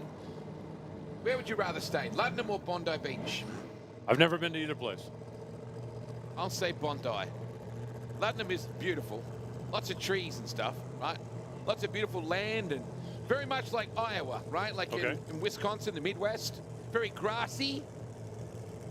Probably not many bikinis on the beach compared to Bondi. Okay. Well, if that's the determining factor, then Bondi sounds like my kind of place too. Thank you. It's 2-0. Yeah. It's kind of like, you know, I love Topeka. On vacation, I'd rather go to Daytona. There you go. Brody Davies, we're both going to be shot dead when we walk out the back of this PA box. 6:06 for Brody on debut. And Emilio Spinozzi from Luddenham Beach. There you go, I've gone halfway in between.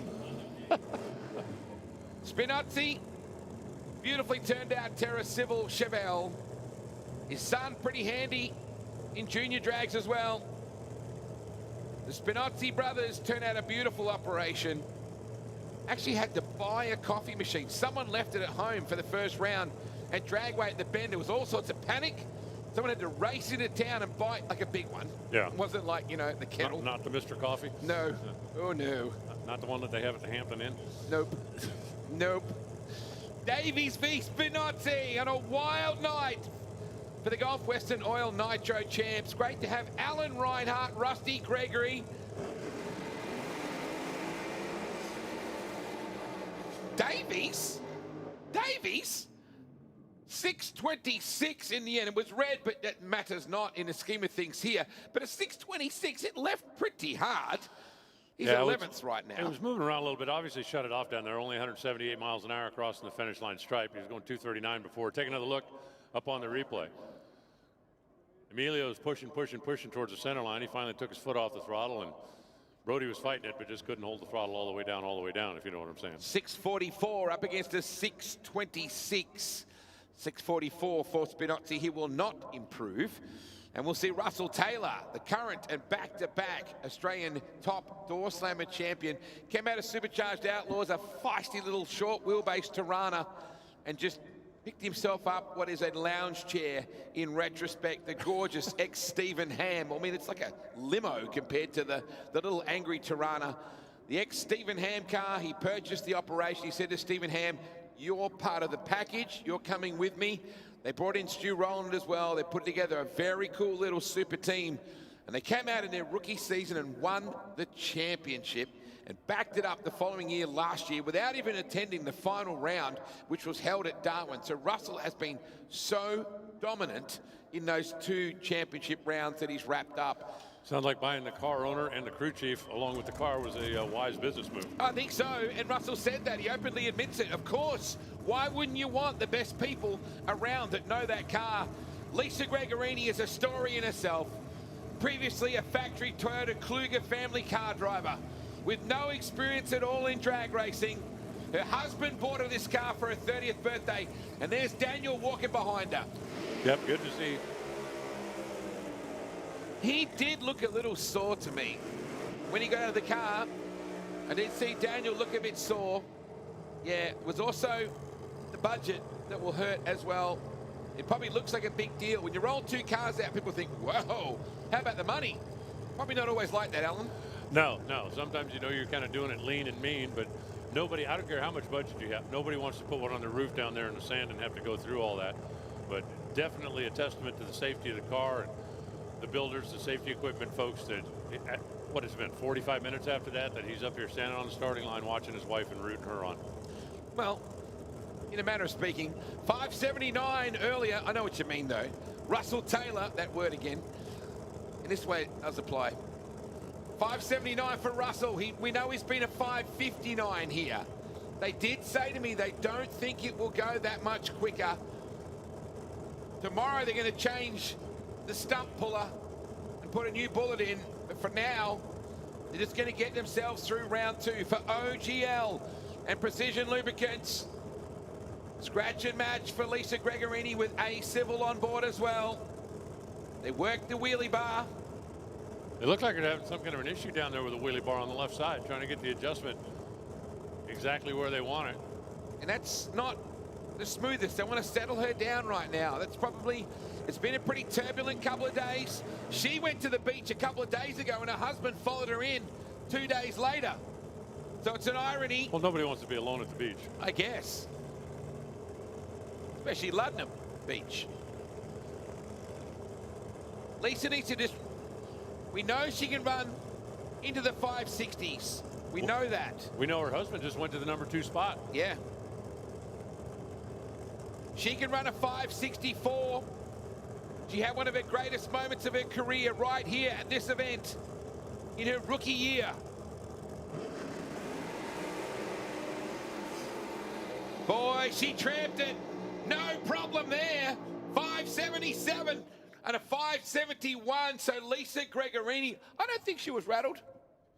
Doesn't look like it. 577 is going to move up to the number 7 spot. Russell Taylor's 571 puts him 4th. Jerry Callahan hanging out there number 1. Dan Gregorini. We'll see if that car makes an appearance tomorrow.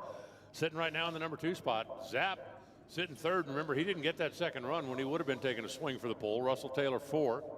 Milo Spinozzi number 5. Brody Zappia sitting number 6, Lisa Gregorini 7, Ronnie Palumbo rounding out the quick 8, but all will run. How about a 578 is only good for the number 8 spot? A Shark Tank you guys have going here. Yeah, absolutely. And Frank Taylor, who also had issues at the beach with a 583. Something about the beach here so far today. But either way, it's a very competitive second round. Your number 1 qualifier for Crow Cams, picking up $1,000 Australian, which is about 26 grand American, will be Jeremy Callahan. That's a good confidence run for Lisa. Yeah, I think you're exactly right. Exactly right. And you look at the girls on the starting line, the team celebrating as the car makes a good, solid, clean run and moves up in the sheet. We'll get the pairings lined up for tomorrow, and just like that, it's alcohol burning time.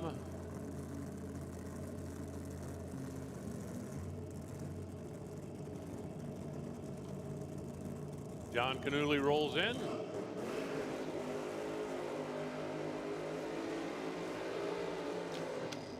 He loves a burnout, John Canuli. He does love the burnout. I traded Wade for Rusty, you might have noticed. Hi, nice to see you again. Always fun. Always fun. And John Canuli came out in the first qualifying session, put the thing down to about where he is now in the burnout, and the thing died. Had to push the car back to the start line, and that's not the way you want to start the weekend. It's no fun for anybody, not for the guy driving the car or for the guys who have to push the car. Exactly.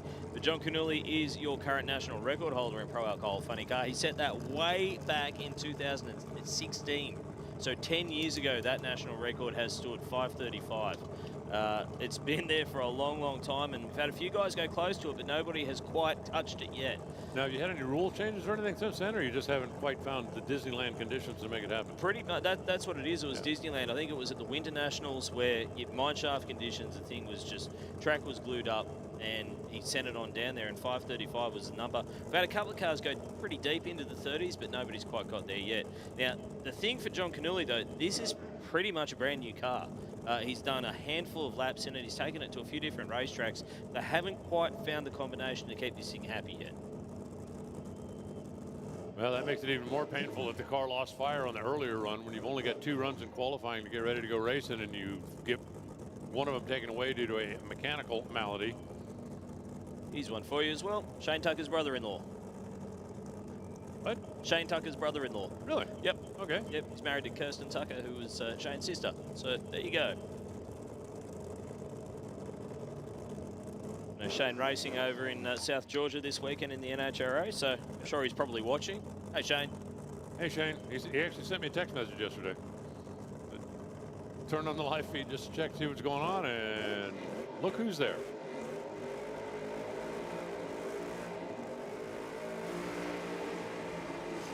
Deep on the stage, got a cylinder out, dancing around, getting close to concrete. Other than that, it looked good.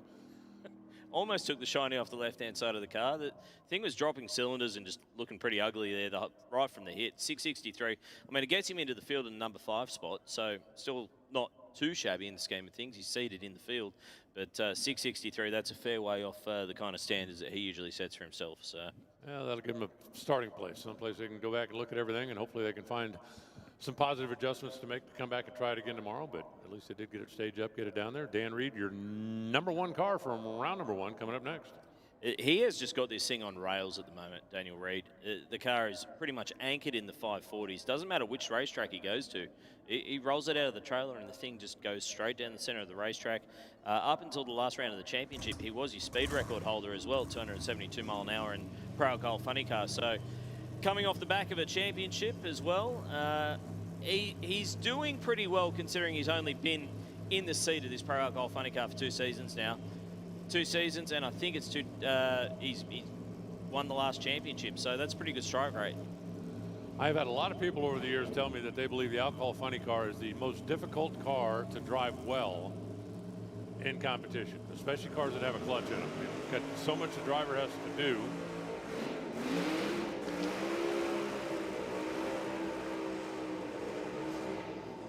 And has to do well, from working the starting line RPM to getting the thing staged properly, getting your foot off the clutch on time, and every time you shift the gears, it upsets the car.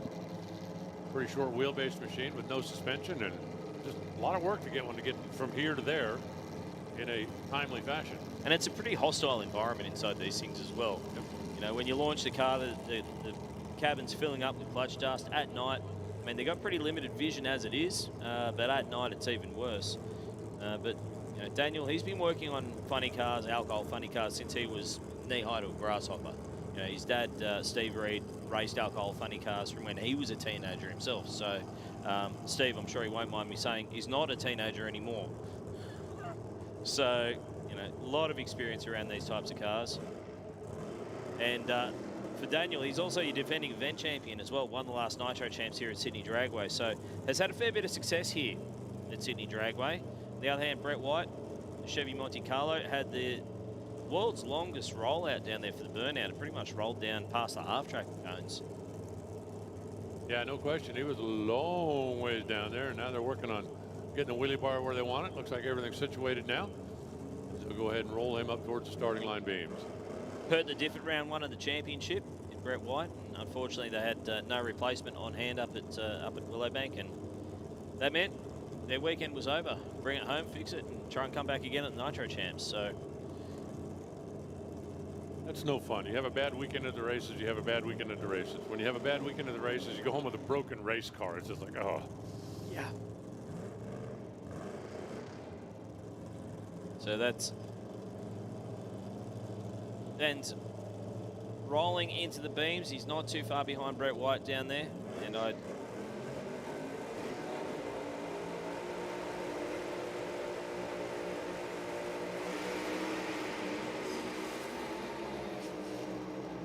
Pretty clean again for Daniel Reed, a 5:49 to back up his 5:45 from before, 5:72 for Brett White. That's a pretty big improvement from the 6:06, and that'll move him up to the number 2 spot.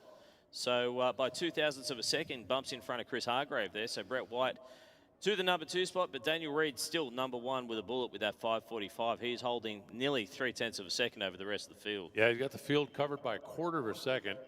He's made the 2 best runs of the day so far, but it's not over yet. We've still got some alcohol cars back here behind the tower. They're going to take a shot at moving up a little bit. We've got 7 cars have taken an official time. 3 of them have been in the 5s, but ain't nobody in that 540 zone except that show off. Now, great to see Chris Hargrave back out for this session as well, because after that last round, we saw a flash of flame out of the left-hand side of the pipe from the Middy's electrical Ford Mustang.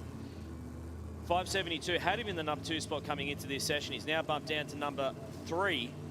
But I wouldn't be surprised to see him maybe pick up a 10th or 2 here. Andrew Searle, on the other hand, did not take the starter's orders in the first round of racing. So with this, that should make it 8 cars in this qualified field.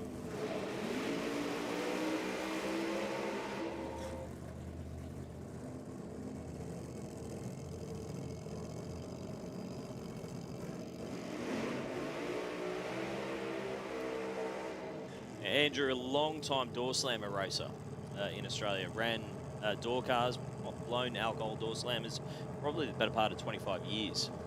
Working with a company called Acme Composites International. For those of you who don't know, that's where the Roadrunner gets his composites. Absolutely. Andrew was just a die-hard drag racer. He's one of these guys who's been around for a long, long time. He's won his fair share of races, but not afraid to try new things. Yeah. Hence the converter in this car. He's gone away from your traditional clutch setup. And while we see it a lot in your Pro Mods and your door slammer style cars, we haven't seen converters a lot in your alcohol funny cars. In fact, Andrew's, I think, one of only 2 that I've seen in Australia. So they're catching on a little bit over on my side of the planet. A guy by the name of Phil Ez, who has been just ripping it up on the IHRA side of the fence over there, has got a converter car. There's a guy named John Bradford in an alcohol dragster that has run the fastest speeds ever in an alcohol dragster with a converter car. And now I'm talking about a conventional blown alcohol dragster. There have been some higher speeds with ejected nitro cars, but I guess I should have said that's where the Coyote gets his. I don't think the Roadrunner ever went shopping, did he? The Coyote was always the guy getting the Amazon packages from Acme. No, in the Roadrunner, he was probably the guy running the shop. E-commerce, you never know who you're dealing with. Chris Hargrave in the Aeroflow lane, the Mustang down there, Royal Lubricants. CTR Truck Sales on board with them for the first time this weekend.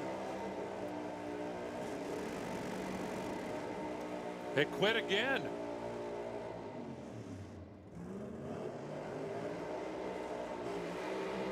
We're going to have a little bit to dissect here. 563 picks up that 10th. Yeah, he did. You got to feel a little bit for Chris Hargrave. He's obviously got the motor screaming down there. He's waiting for Andrew's car to stage. Watch this again. I don't know if we can back it up a little further than that. It'd be nice if we can. Watch if you'll see the turn of events. When both cars have the top light on, then it's time to rev them up and it's time to get ready to go. Andrew's car quit. Yep. Chris doesn't know that. He has no idea. He's got the engine screaming. He's bumping in, and I guarantee he's sitting in the car going, "Come on, man! What are you doing over there?" Yep. And there's nothing that'll happen until the tree counts down. Now watch this again. Watch the sequence as they go through. Right here, they're both staged. Now they start bringing the motors up. Chris is going to roll in, look for the second bulb to come on. Andrew's car just quit. And Chris has no idea. There, okay, right there. Andrew's car quit there. Chris actually came down off the throttle because he was afraid he's going to drive through. You can see even the crew guys are going, "Where's the tree?" Yeah. But it's an automated system that just has to count down. Fortunately, Chris had enough, he kept his cool enough to realize once the green light came on, okay, get your breath, rev it up, we can still save the run. And because the car rolled in deep, that will throw the elapsed time off too. That probably was a solid 60 flat, maybe even a 59. There's a good 3 or 4 hundredths of a second in that deep stage. The other thing to remember as well is that Chris Hargrave knows that Andrew Searle's got two-step on that car. So he knows that Andrew Searle's not going to bring the RPM up before he puts it into full stage. It looked like he did. If you look at it, I think Andrew might have thought he was in full stage because he put the thing on the chip. Yeah. And so brought the RPMs up, held it there, and once you've got it up on the chip, you can't bump it forward anymore. So it's a tough deal for everybody involved. Not really anyone's fault, just one of those racing deals that happens sometimes. Well, that Mustang down there, Andrew's car twice has come up here, done the burnout, backed up, and died before he got it staged. Yeah. So if they put him on the sheet tomorrow, which I'm assuming they will, those guys are going to be spending the evening trying to figure out what we got to do to keep a blower belt on this thing when we try to rev it up. Which is a pretty... Now I'm trying to talk here and they're going burn it. So here's at least you're picking up one of my good habits instead of one of my good lines now. That's very, very true. So the really challenging thing here is Daniel Reid's your number one qualifier, 5:45. If Andrew Searle gets seated into the field, he'll be at the bottom of the field, which will mean those two guys will race in the first round of racing. Andrew Searle has run deep into the 550s with that car. So all of a sudden for Daniel Reid, that becomes a really, really big matchup in the first round of racing. All hypothesis at the moment. We're still trying to figure out exactly what's going on. But one guy who can certainly knock off that number one spot is Shane Phillips. Now, based on his current performance after the first qualifying session, you think, okay, well, he's got a fair bit of work to do. 11:24 at 74 miles per hour. But he has been down into the low 540s, maybe even the high 530s with this car. The J. Payne Race Engineering. Now, is that an Australian company or is that... That is an Australian company. Okay. That is John Payne Race Engineering from up in Queensland. There's a very successful alcohol racer over in the States by the name of J. Payne, who's got, I don't know, something like 50 or 60 wins between funny car and dragster. Been doing it for 100 years. I thought, potentially bought a car from him, got some advice from him, got a tune-up. But we'll give the credit where the credit is due. John Payne Race Engineering. That's right. And the family also happens to have the world's quickest blown alcohol altered in the family as well. Oh, really? That his dad drives. Got down, I think, 549, 548, somewhere around there. Might have even been a 50 flat, but either way, it was wild trying to keep the front end on the ground with that car. Yeah, those things are pretty wild with, zero aerodynamics. So, Steve Carpenter, we haven't really spoken about him. Still yet to make a start when it comes to pro alcohol competition. Did not get the car down in the first session, so. Yeah, and got rained out at his first attempt as well up in Queensland. So this could be a big weekend for him. That's quick. 5:47, really close to the wall down there for Shane Phillips. I don't think he got it, but definitely kicked up a bit of dust. 5:47, that's enough to slot him into the number 2 spot and over 270 miles an hour for the first time this weekend in pro alcohol. And Carpenter, you heard him when he staged it up, brought that thing up on the 2-step. When he cut it loose, it jumped up on the tire, smacked the wheelie bar, unloaded, and then he just kind of idled to a stop down there at looks like 742 feet 6 1/4 inches. It's very precise. You have a calibrated eye. Well, these are rangefinders. Ah, gotcha. Yeah. Let's see how good you are. That's why they're so expensive. So he's going to require a little bit of assistance down there to clear off the racetrack, Steve Carpenter. And not quite the weekend he would have been hoping for. A 7001 currently has him in the number 6 qualifying spot. But realistically, qualifying's great, but it doesn't mean much when you roll into race day. Race day, qualifying just sets who you race in the first round of racing. After that, it's all up to you. So that does round out pro alcohol competition here this afternoon. We've got still plenty more racing left to come tonight with some of the Aeroflow Sportsman Championship coming your way. Their early rounds of eliminations and a couple of categories already pretty deep into eliminations as well. Looks like Supercomp's going to be coming up next. We're going to take a very quick break and we'll be back with that with Bushy and John Someranch after the break.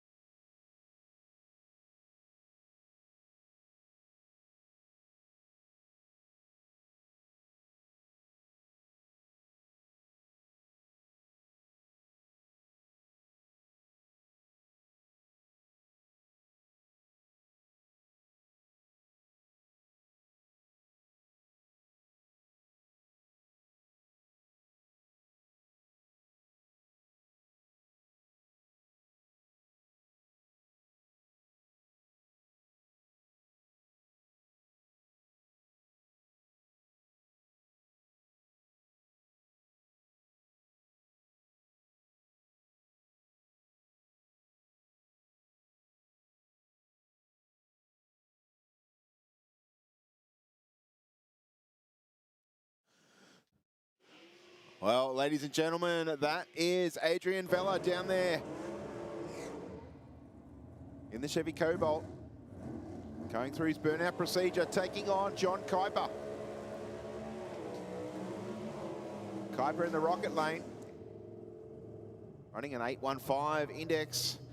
Welcome to the mic, John Someranch. How are you? Hey, mate. First round of Super Comp here. Match up between our number 4 and number 12 qualifier.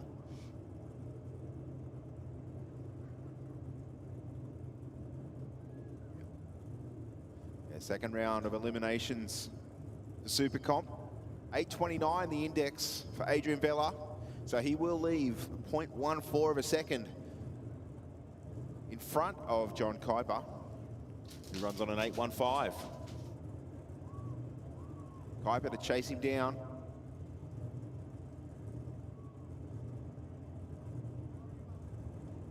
The air very still outside, John. We're just looking at the tyre smoke in the lights here. It's creating a little bit of a haze in front of the commentary box window here. I'm sure those outside can see that too. Adrian Vella in C-Gas Automatic and John Kuiper in D-Gas.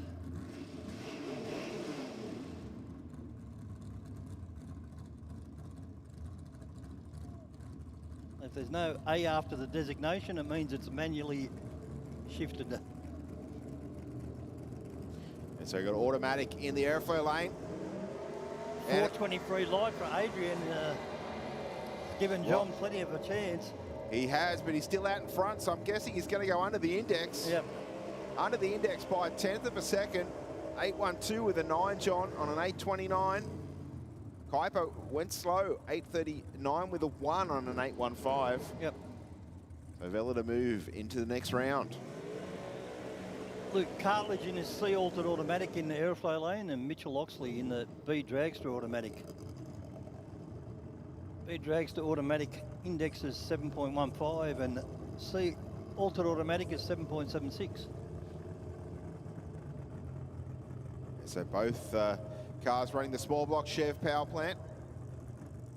Luke qualified number 14 and Mitchell number 11. Interesting there, both cars, plenty of RPM in the burnout, but not a lot of tyre smoke. The wheels were definitely spinning.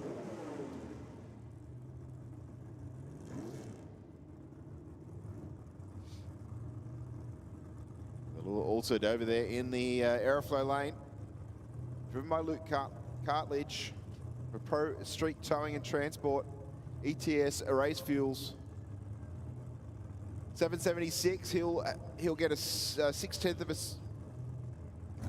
He'll have a 0.6 of a second head start.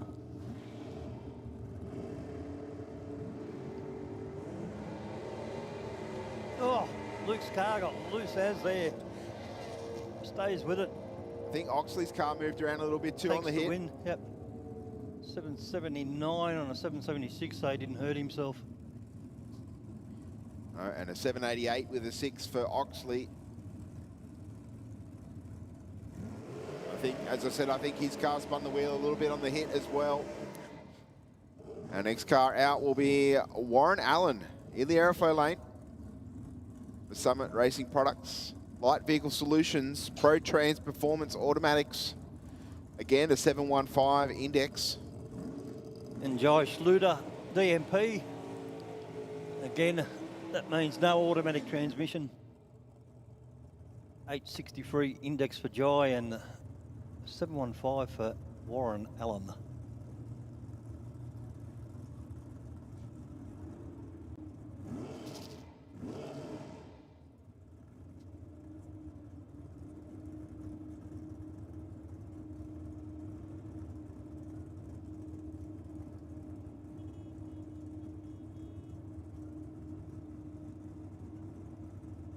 Guys going through their wheelie bar adjustment.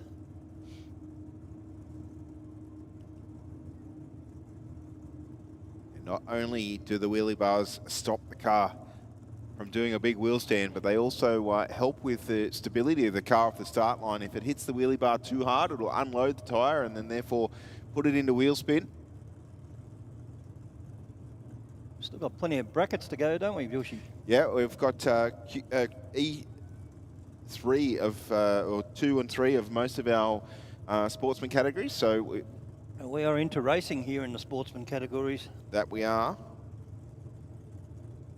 Plenty of tough racing to be played out in front of us here at Sydney Dragway. These two competitors are now up to the staging beams, just waiting on the Chevy Cobalt to bump into full stage. In there now, big wheel stand. Throws it away with a red light. Big wheel stand on the start line though for Schluter, but Warren Allen went 051. He's going to take the win. 857 with a 2, shut off for sure at only 104 miles an hour. It was 127 at half track. Just a quick replay of the Schluter wheel stand there.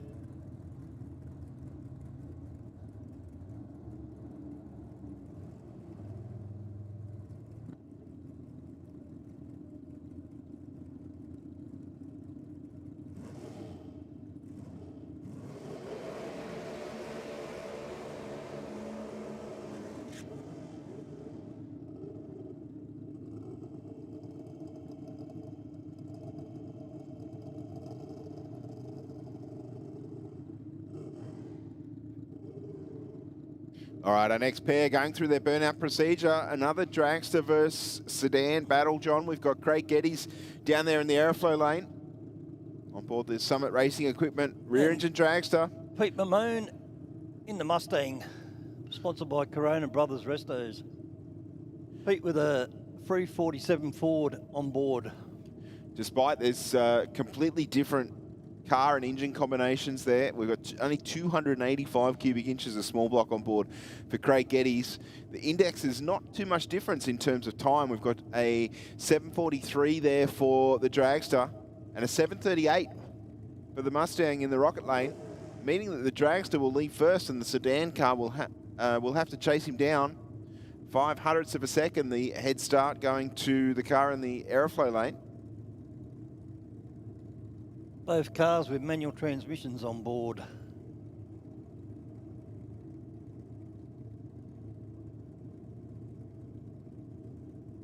Craig, sponsored by Light Vehicle Solutions and VP Racing Fuels. Also Summit Racing Equipment.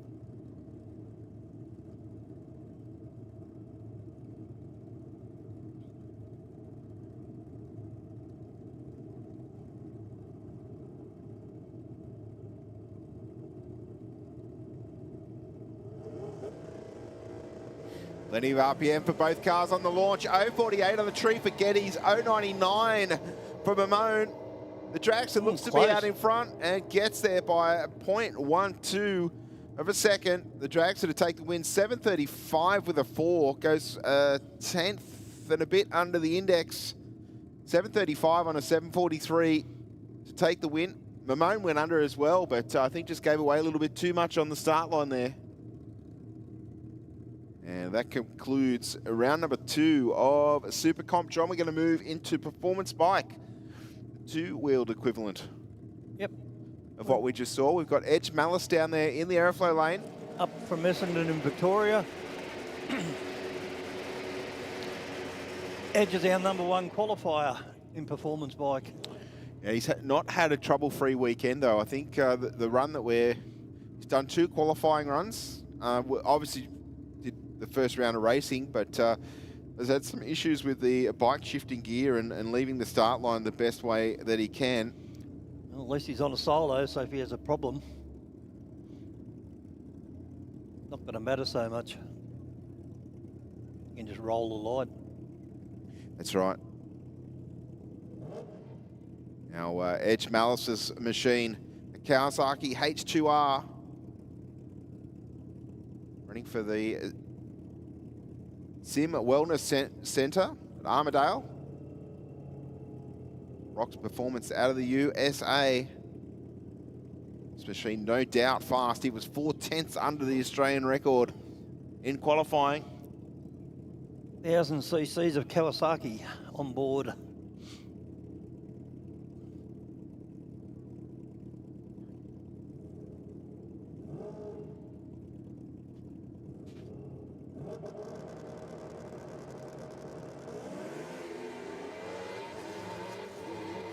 Or Malice hunting the centre line. Close to the centre line, buttons If he didn't cross it, he was very close to it. Yeah.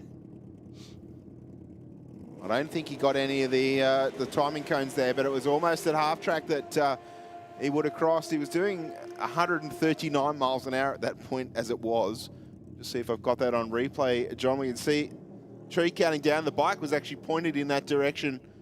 Ooh, and close. very close. Got out of the throttle and rolled on through the finish line. Our next pair will be Cheryl Beddoes and Vanessa Rodman. Cheryl aboard the HDV rod and Vanessa aboard the Suzuki Hayabusa.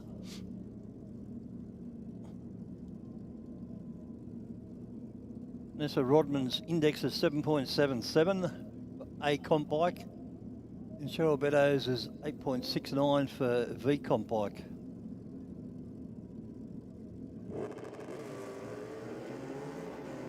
Cheryl leaves with a 084 green. Vanessa a little bit behind with a 0.170. And Vanessa takes the win. He gets there by about 1/10 of a second, John. 789 with an 8, 168 miles an hour. And a 9.0 for Beddoes. So she went a little bit off the index there.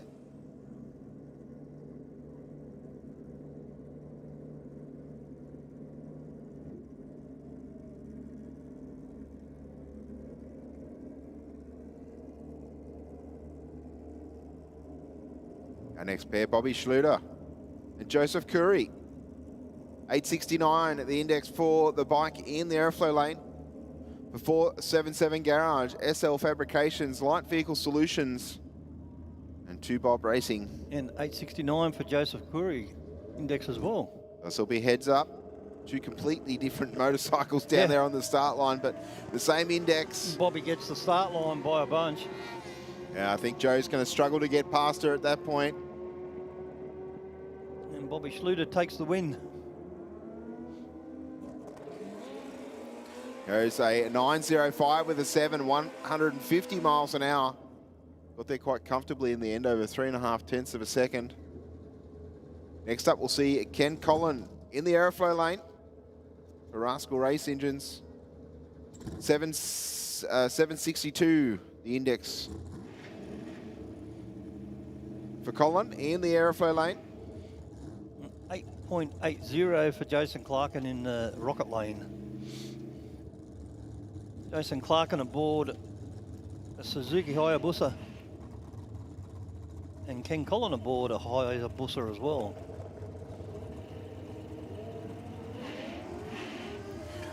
Clarkin with a really good reaction time. Collin might be in a little bit of trouble here, but I know he has done it. Rounds him up. He does, a little bit of a performance up his sleeve. Didn't have to go under the index there, John. That's surprising.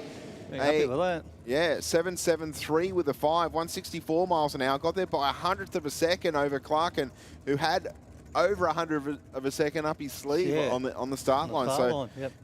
Collin pretty lucky there. All right, that brings us now into second round of modified, Steve. Yes.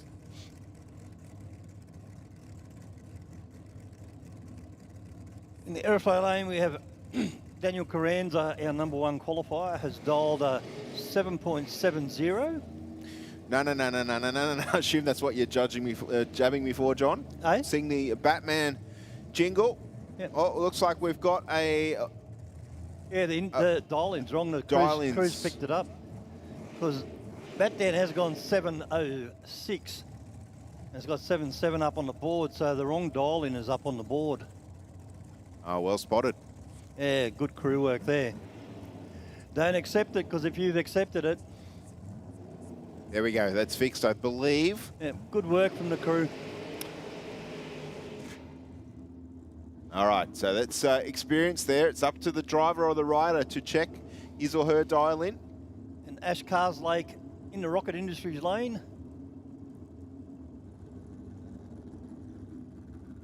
And his sponsor is Go Park Yourself Truck Parking, as well as Walker's Turf Supplies. Daniel, sponsored by Penrod Oil. Now we've seen Walker's Turf Supplies on a couple of cars here this weekend. To see they're throwing some money into the sportsman categories and also our professional categories. Carranza to do the chasing by almost 1 second, which meaning that Carslake will nearly be at the 60-foot mark. This will be a good race.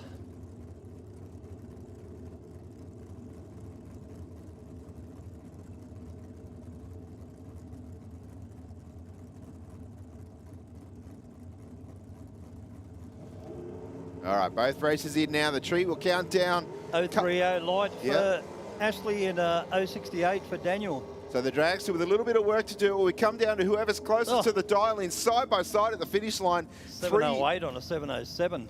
0.03 of a second, John, the margin across the finish line. That was close. Wow. 3,000 is extremely close, Stephen. Exactly what modified racing is all about. They wouldn't have known who would have won that until the little green light appeared. Yeah, you're looking for the win light on the wall, aren't you? Yep. 0.03 of a second at 180 mile an hour. Yeah. Our next pair waiting in the water box. We've got Harrison Fletcher in the 27 Roadster, taking on Mark Bull in the black rear engine dragster down there. Harrison Fletcher has a 8.87 as a dial-in and Mark Bull at 7.78. So Mark Bull will have a 1 second wait. Mark Bull sponsored by Shire Automotive and Mechanical. And Harrison sponsored by Jamison Courthouse Hotel.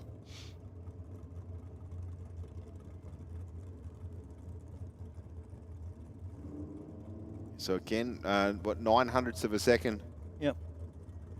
Harrison was our number 16 qualifier and Mark was our number 12 qualifier. Beg your pardon, 9/10 of a second. Yeah, I knew what you meant. Yep. See the dial-ins up on the big screen at the end, or the time readout boards at the end of the racetrack.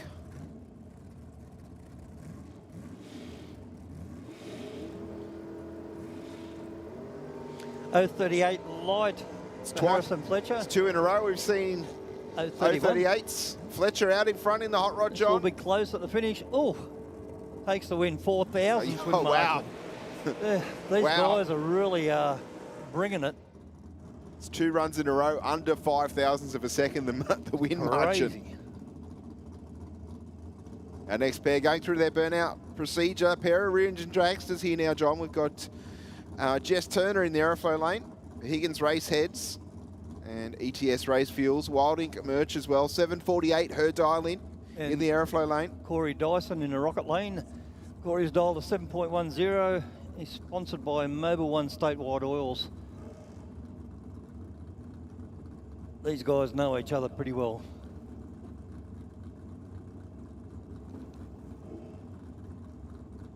I'm expecting another close race, Stu. Yeah, certainly. A 2,000 this time? Yeah. Yeah, well, we can only keep going in that direction. Yeah. I know in the UK they do their reaction times to the 5th decimal spot, believe it or not. Wow. I think our system goes to 4. I'm not sure. No, only to thousands for the reaction Is it? times. Okay. 022 and 024. There's 2,000 on the 2,000 start line. Start line. Oh, Jess's car moves around a fair bit. What will it be at the finish line? 3,000 again. Oh, my goodness. Wow. 36 10,000ths of a second. The You winner, you picked it, Steve. Corey Dyson. I was close. To Corey Dyson, congratulations to take the win. 7-1-6 with a 6 there. Modified races are bringing it. Right in the airflow lane, we have Michelle Morrison, all the way over from Alexander Heights in Western Australia. She has dialed a 7.17. And in the rocket lane, we have Peter Brown from Appin. He has dialed a 7.56. Can we top 3,000, you reckon, Stu? Sure, why not? We can. Yeah. The chances of it happening? Lottery ticket. Just trying to get my phone to operate.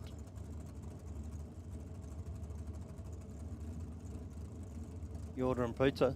No. I'm trying to work out roughly what the distance would be. Oh, with a 3,000 margin.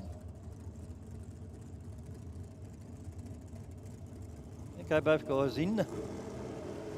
015 light for Peter Brown. 062 for Michelle. Michelle's got a little bit to do here. Oh, it looks like Brownie moved around a bit. No. 200 to win margin. Peak goes 60 on a 56.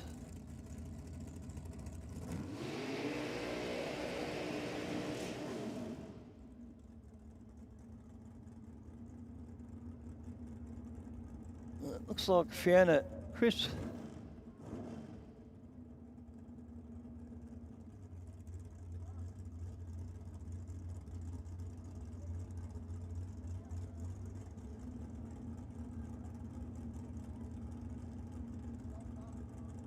has got the solo.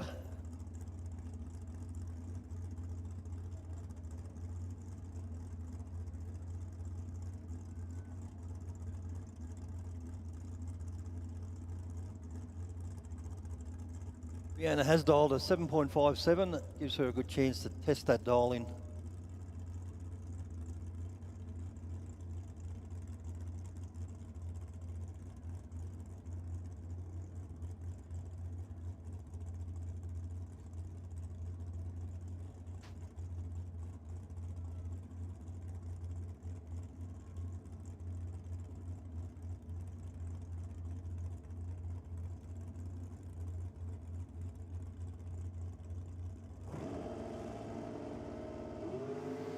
.014 light for Fiona.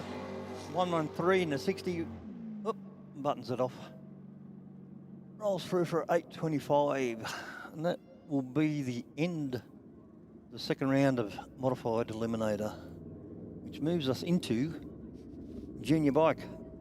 Yes, and that will be their first round of eliminations for Junior Bike at a slightly smaller field. So because the Junior Dragsters will come out and follow, but they're already up to round number 3 for Junior Dragster.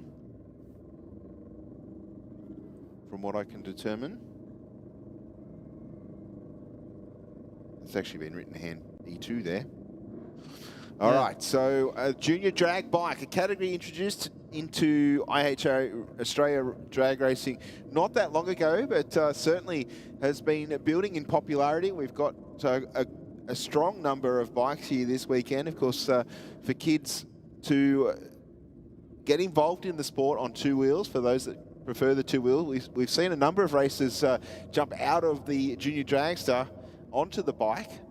There are some extra challenges, let's just say, with the motorcycle. The launch is a little bit more difficult. You've also got to shift through the gearbox. They still run over the 8th mile. Most of them run up to around the 300cc mark or thereabouts, depending on the brand. We see Christopher Davidson down there in the Aeroflow lane. He's on the Kawasaki Ninja 300cc's.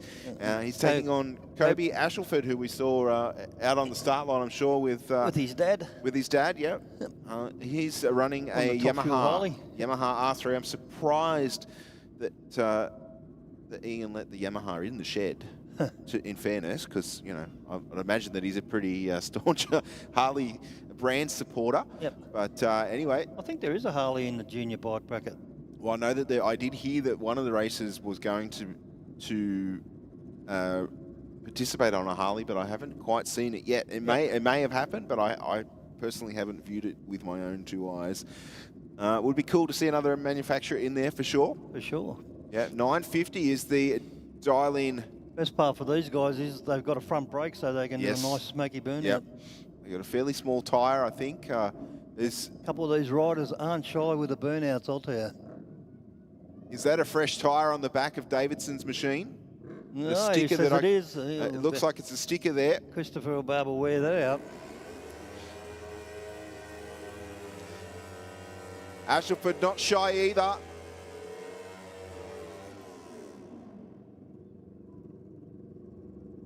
Ashelford dials are 8.80 and Christopher Davidson dials are 9.50. Yeah, so a little bit of a wait on the start line for Ashelford in the rocket lane. Yeah, tricky bikes to launch with no wheelie bar.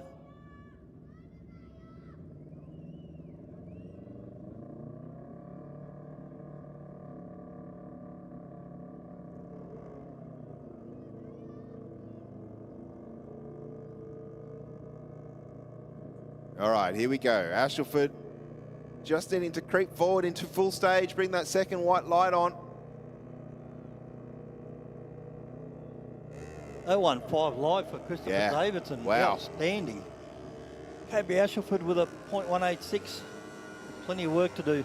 Come down to whoever's the closest to the dial in. Ashelford went a little bit off, 983 with an 8, too far away. Ashelford went 886 with a 3 on an 880. Yep. Made it back up. And some. Next up, we'll see Cooper Ashelford and Anastasia Lucky down there on the start line. Cooper, another one sponsored by Nanani Hot Shots. They sponsor so much stuff, don't they? They do. And Anastasia Lucky, our local racer, sponsored by Lucky Stickers and Decals and Heavy Duty Magazine. Anastasia is dialed at 9.60 and Cooper Ashelford at 8.73. 0.21 light for Anastasia. How did Cooper stay on that, John? Wow, that's right and a half there. I've got the save button on the replay. The thing bit on the start line and lifted the front end, and I think Anastasia takes the win. Caught him off guard. We got a replay, Steve? Yeah, I'll see what I got there. Just keep your eyes on the bike on the left-hand side of the racetrack. He did a super job to stay on it, right up on that back tyre. And did he not fall off that? I don't know. I would have been on the ground for sure. Okay, next we have Naveed McDougall from Burpengary in Queensland aboard a Yamaha, and Bailey Paul from South Australia aboard a Kawasaki Ninja. 8.56 for Bailey, 9.27 for Naveed. 0.58 light for Naveed and 0.40 for Bailey. Nice and close on the start line, going right up against the wall, Bailey. McDougall had a fantastic light, but I think struggled a little bit to get the feet up on the pegs, but... both guys ran well off. Yeah, Bailey Paul took the win by 1/10 of a second, John. 8.90 with an 8. The ET recorded.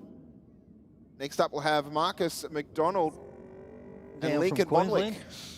Marcus down from Queensland and Lincoln just up the road at Hoxton Park. Lincoln on a 500cc Honda CBR and Marcus on a 321cc Yamaha R3. 905 for Lincoln and 865 for Marcus.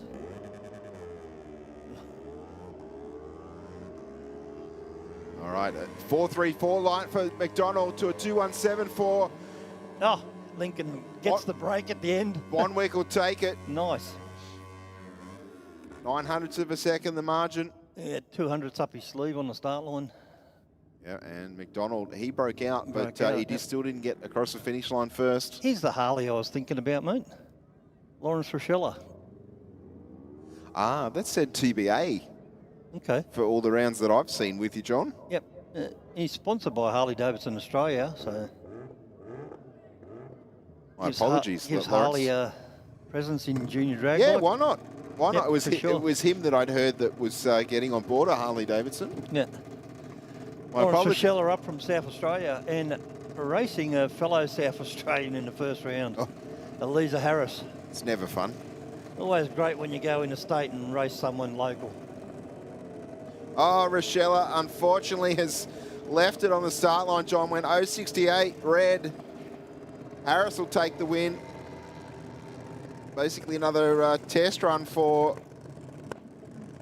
that team. 8.68 with a 5, 77 miles an hour. Okay, which brings us into Junior Dragster. Round 2 or 3, Steve? Looking at the schedule, someone's written E2 next to it. Okay. Well, it is racing, so it is elimination, so...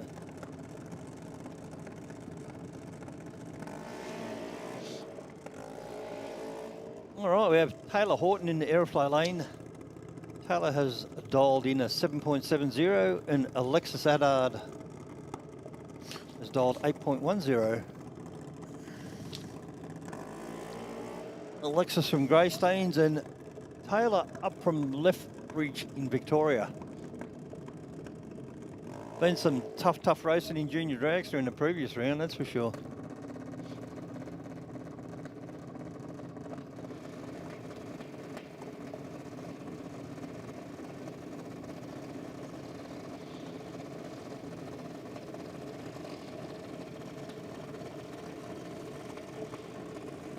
Last minute adjustments on these cars.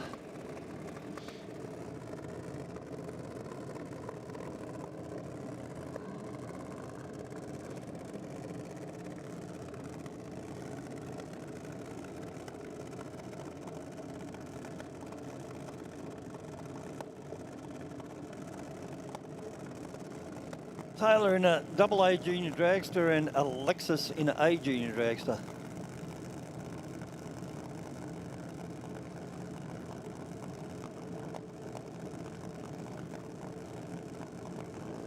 Alexis gets away with a good A34 and Taylor with A46 very close on the tree. There's absolutely nothing in it, John. And Addard goes too far. She gets there first, but under the dial in. Look at that. Horton again. 77 with a 0. I think that, was it Horton earlier that went 777 with a 2? Yeah. I think. Got that car dialed. It's hard to dial these things. Next pair out. This will be a good race. We've got Zane Condello down there in the aeroflow lane. Versus Benjamin Attard. 2 local Sydney guys. New South Wales guys.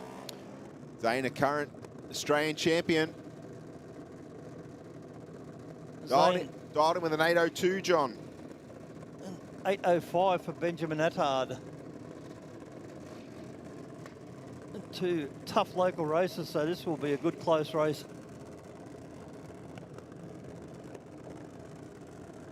Benjamin, you can see he's rocking his car. When the track gets really sticky, these cars won't move forward. So the driver's got to rock the car side to side to ungrip the tyres from the racetrack.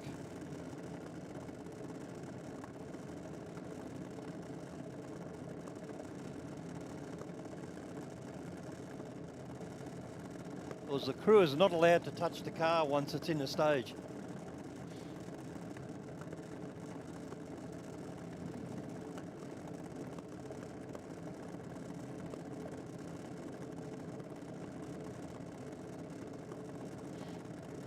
All right, let's see what Condello can do. See what Adard can do. Trees counting down, almost identical on the lights. 069, both sides of the tree. It'll be whoever is closest to the dial and at the finish line. Both races not giving it up. Zane goes at 802.4 on 802.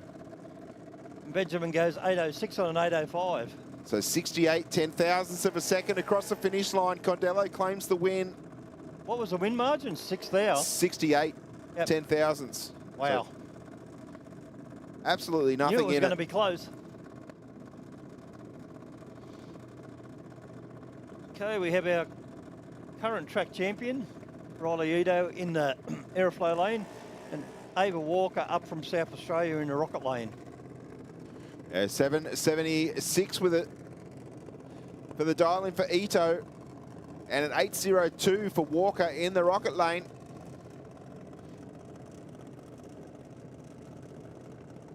Ava Walker, sponsored by DreamWorks Garage and Dakin Engineering. And Riley Ito is sponsored by ITF Hire and Pro Tilt Towing.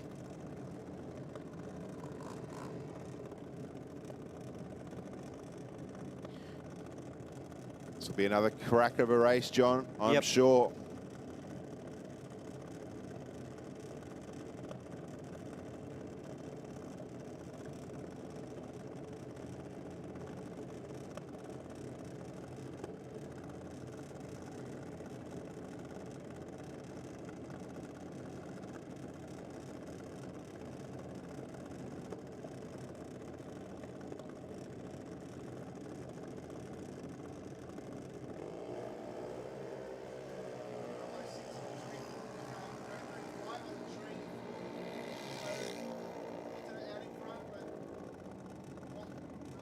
And Ava Walker takes the win, 805 on an 802.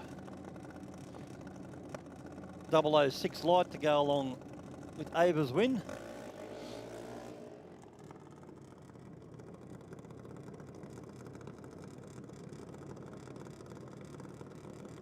Mary Jo Bunisef down there in the airflow lane, running for Harrick's 3D.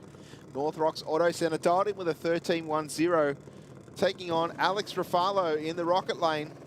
779 the dial in for the blue car closest to the grandstand.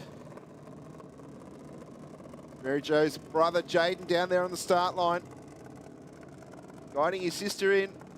Now, Alex Rafalo was lucky enough to receive the solo in the first round. I think one of the car he was racing unfortunately broke. Big long wait for for Alex.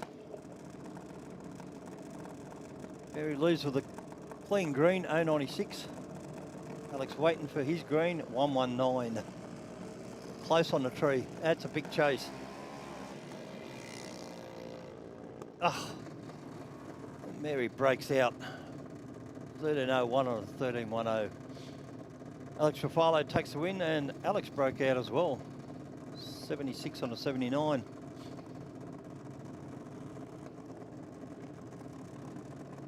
Next we have Carlos Harvey in the airflow lane, over from New Zealand, and Lily Horton up from Victoria.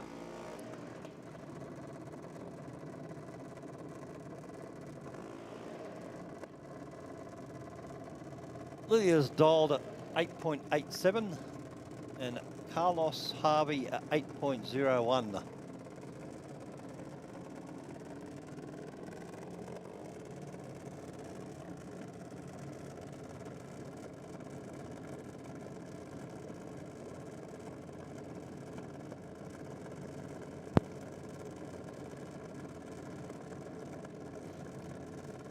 Well, I think Horton's rolled in deep there again, John. She did that last night Saw both bulbs. Yes, she's in deep, which means she's close to that red light guard beam. Oh, unfortunately. Steve, 007 red. She went red. She went 000 last night at about the same time. Yeah. Harvey will basically take the solo into the next round. 803 with a 7, 81 miles an hour.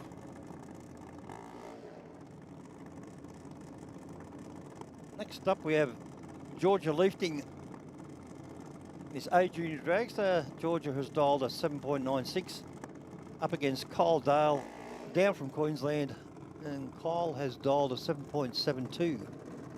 Had plenty of close racing so far, haven't we, Steve? Yeah, certainly has been a very tight round of Junior Dragster.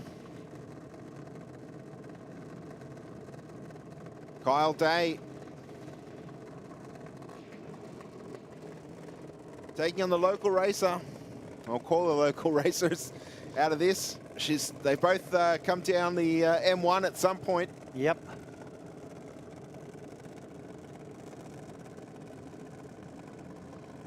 But leading for a lot less time.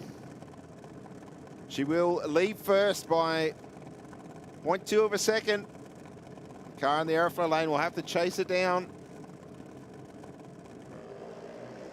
093 on the tree for Leafting. 040 on the tree for Day. Day with the advantage and sees the win lights. 776 with an 8 on a 772. 82 miles an hour. Got there by 0.04 of a second. Our next pair, there's going to be absolutely nothing in this one on the dial-in. Bailey Hawke up from South Australia has dialed 8.02. Michaela Reid from Victoria has dialed 8.08. You won't pick that on a tree.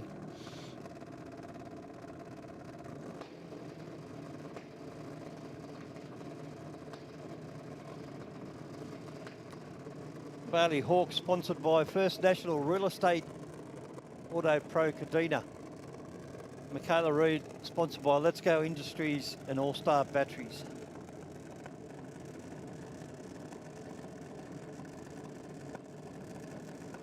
Crew Chief's doing a couple last minute adjustments. Yeah, because these cars... Are they adjusting idle, Steve? Is that what they're doing? I think that'd be what they'd be looking at. Maybe mixture screws, but... Yep.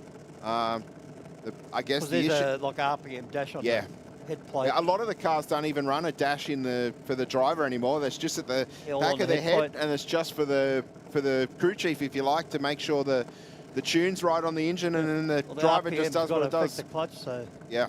Well, all the cars pretty much now go in at idle speed. They're not up on the belt like we used to do. Yep. And by that, I mean hold your foot hard as you can on the brake and bring the RPM up and then let go of the brake. Yeah. But with these with these clutches, you don't have to do that so much because they actually almost shift gear. Yep. You hear Carla that gets away with a good 024 light, and Bailey with 093. Carla takes the win. Yep, 56, 10,000, so only 5,000 in that one. 5,000 swim margin, yep, wow. In that one across the Nice finish line. close race. Yeah, depending on the style of the clutch that these cars run, some of them you can actually hear them. They're almost like shift gear. You'll hear the engine RPM pull down and it'll ramp back up. It's all... I was talking to Emma Leafting's dad before, and he was a junior dragster driver in New Zealand, believe it or not. So yeah, well, Emma's a third-generation racer. Would you believe they start at 5 in New Zealand? Oh, really? Yeah.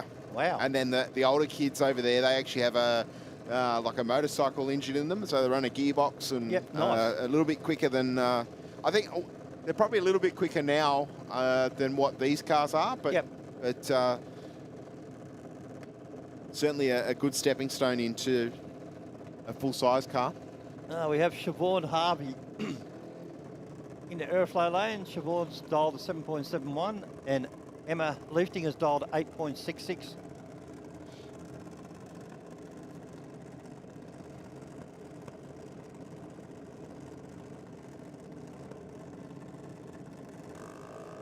.138 light for Emma, 071 light for Siobhan. Siobhan doing the chasing, and Siobhan takes the win, 7.72.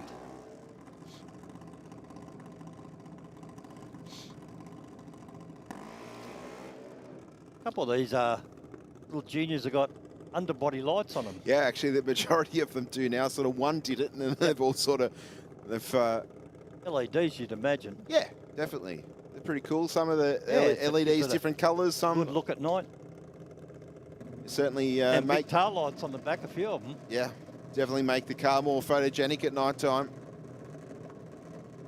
See magenta lights under the car for Kutschul in the rocket lane. Dialed in with an 812.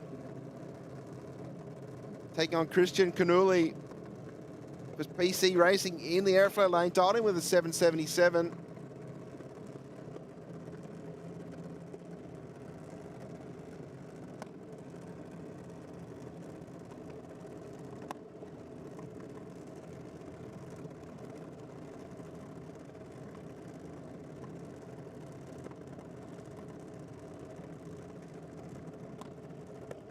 Both races into full stage now. The tree counts down. We've got an 0.52 to an 0.23. Canuli with a better light. 300s up his sleeve. Over towards the centre line at the finish line there, John. A 7.79 with a 5 to take the win at 76 miles an hour.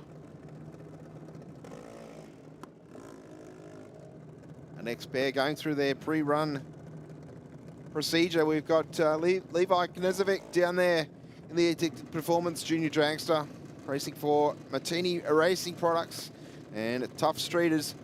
776, the dial in for Levi in the airflow lane. And beside we have Savannah Lucci, dialed in with an 872 in the rocket lane for VP Race Fuels, Lucci Civil and Naughty Boys.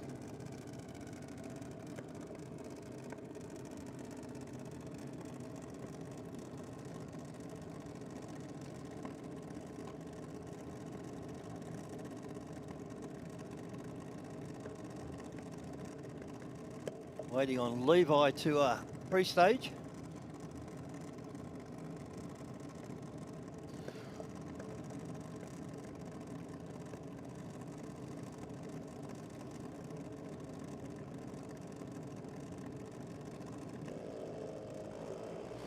All right, both away cleanly. Absolutely nothing. Difference in the reaction times. No, nothing in it there at all, John. Only 0.02 of a second. Levi got there first, but went under the dial-in. 774 with a 6 on a 776. Handing the win back to Savannah, who ran an 873 with a 2. So she was smack on the dial-in as well. Yep. Next we have Savannah Pondello in the airflow lane and Liam O'Neill in the rocket lane. Savannah with the big tail light on board. 2 regular races here at Sydney Dragway. Liam racing for MJ Clothing. Princey Motorsports. 8.59. O'Neill's dial-in the rocket lane. Pondello in the airflow lane. Dialed in with a 771.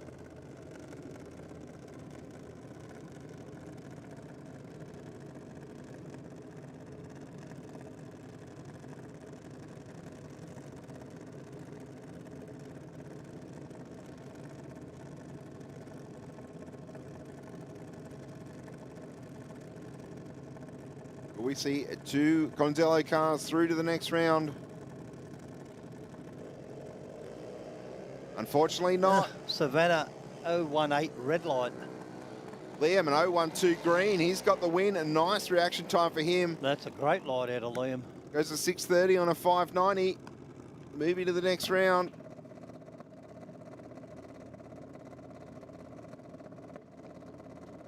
We have Mia Ward in the airflow lane down from Queensland and Jake McNamara from Fairfield West.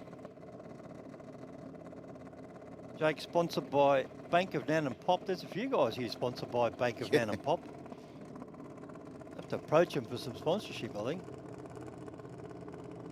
Jake dialed in with an 8.0 and Mia with a 12.08. Jake's got a nice 4-second wait. Yeah, no, he'll be right. I was going to say, I could use one of those catchphrases that's been in the social media a little bit of late with generational wealth, John. Yeah. Although Jake now an apprentice, he'll be... Mia Ward will be I'm a fair way down the track by the time Jake leaves. Mia will certainly be. 159 light for Mia, 067 better light for Jake. McNamara Jake doing the chasing. McNamara with about a tenth up Jake his sleeve, takes it at the gets finish there. line. 803 on a 80, and Mia goes 1209 on a 1208. 600th win margin. And the last car of the round, it looks to be Carl Schulz down there from Karana Downs in Queensland. 765 the dial in.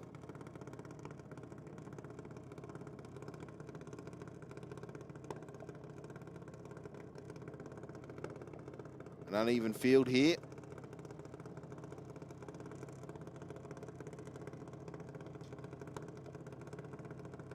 And I don't believe the field's small enough to be seeded yet. Will be after this round.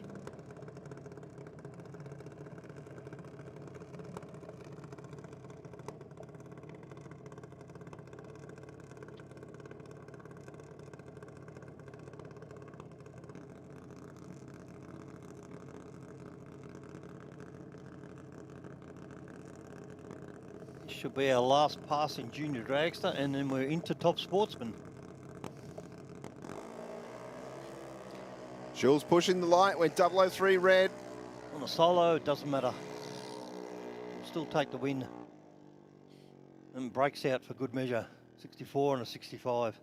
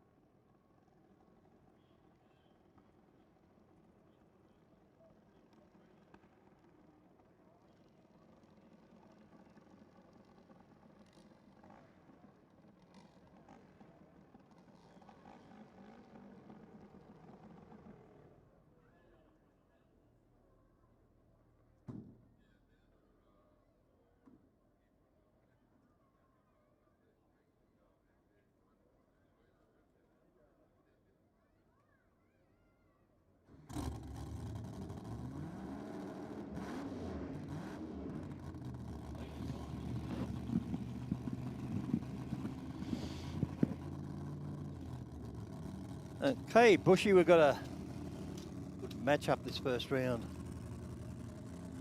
Second round. Second round?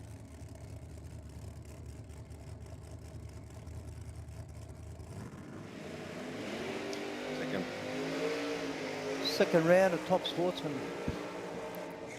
Yeah, round number 2 of a top sportsman here at the 2026 Gulf Western Oil Nitro Champs. Burning out in front of you is our number 1 qualifier on a solo, Darren Whitford from Happy Valley in South Australia. The Pontiac GTO, 540 cubic inches of pro-charged Chevrolet on board. Definitely a quick motor vehicle, this one. Qualified with a 641, 217 mile an hour charge.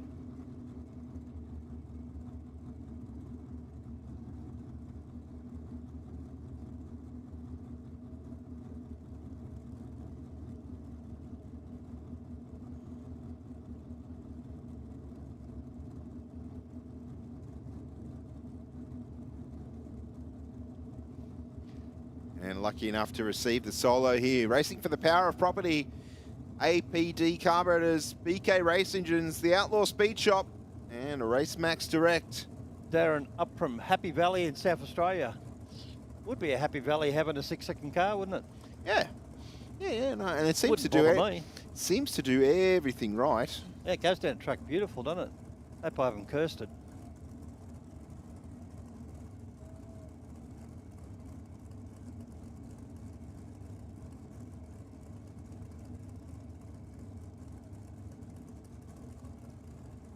All right, taking his time into full stage now.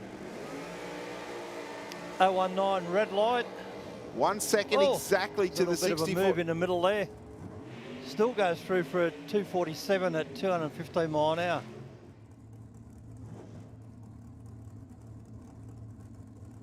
Okay, next we have Greg Fowler in the aeroflow lane. Greg has dialed 7.64 against Vlado Turek in the 780 cube Chev-powered Mustang. Vlado has dialed a 6.91.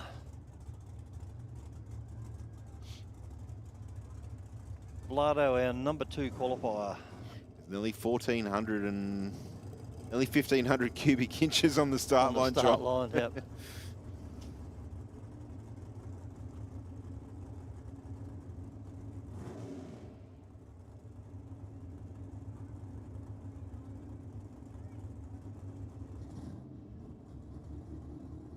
Fowler backing back from the burnout in the airflow lane. Dialed in with a 764. Turek in the rocket lane, dialed in with a 691. That blue Mustang will have to be patient on the start line. It's a reasonable weight for him. It's 0.7 of a second. Fowler won't be at the 60 foot, but certainly will be on the way.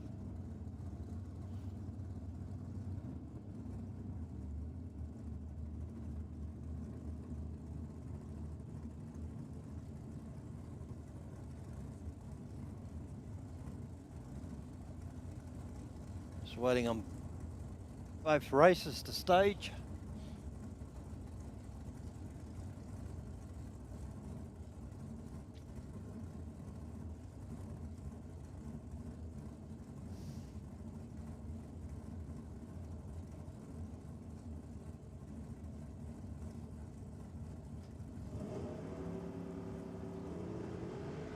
.056 light for Greg Fowler, at 048 for Vlado Turek. Turek moving around a little bit on the hit of the throttle. Oh, close at the finish line. Very much so. Just over a hundredth of a second at the finish line, John. Turek will take the win. 692 with a 4. Big burnouts from both competitors down there on the start line. Next we have Daniel Moit in the airflow lane and Steve Fowler, Greg's son, in the rocket lane. Greg in the GXP and Daniel Mort in the Capri. Daniel Mort has dialed 8.37 and Steve Fowler 688. Daniel's car's got a bit of nitrous on board. There's the purge there. There's the purge, yep.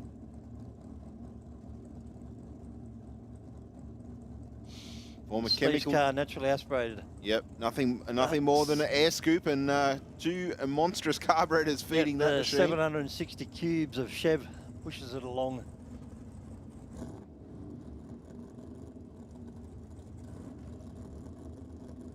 The little Capri, probably one of the most street-appearing cars that we have in the class. Yeah, in the bracket, yeah. Definitely not a massive tyre under the back of it, that's for sure. Yeah, majority of the cars in Top Sportsman are tube framed.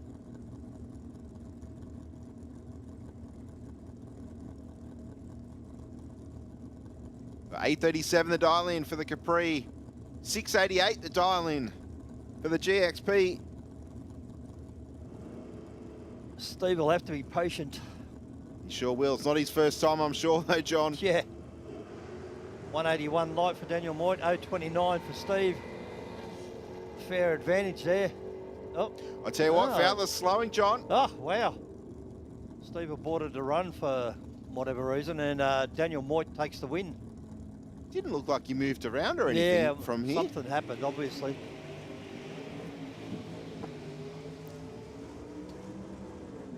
Next, we have 2 Queenslanders on the racetrack. Matthew Barron in the airflow lane in a Chevy Beretta, and Simon Isherwood in a Oldsmobile Cutlass.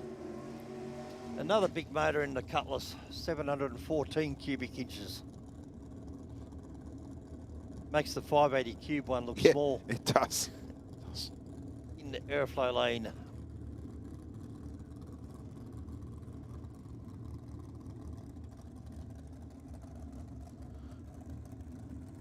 Isherwood's car was number 3 with a 688 in qualifying.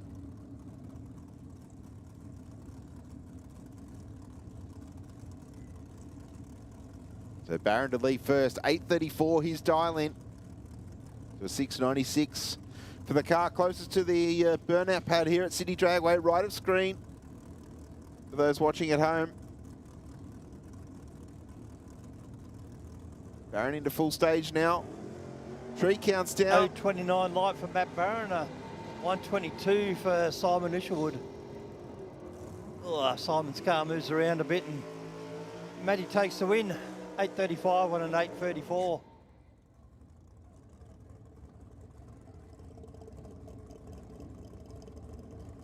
Next we have Brett O'Connor in the Chevy Camaro 636 cubic inches against Anthony Panetta in the Holden Calibra with the small block Chev. Anthony normally a super gas racer, but that bracket didn't happen this weekend, so he's entered in Top Sportsman and he's going okay so far. That he is. He's doing well. Had to make some adjustments, obviously, to the driving style. Yep. Although I'm guessing if he's leaving on the button, he'd be reacting to the first the first flash anyway. Yep. He's only got one to react to. Yeah. So from that point of view, it's only that the tree counts down. You can see Brett with the nitrous purges there, so obviously blue bottle on board. Brett O'Connor's dialed 7.17 and Anthony Panetta has dialed 8.47.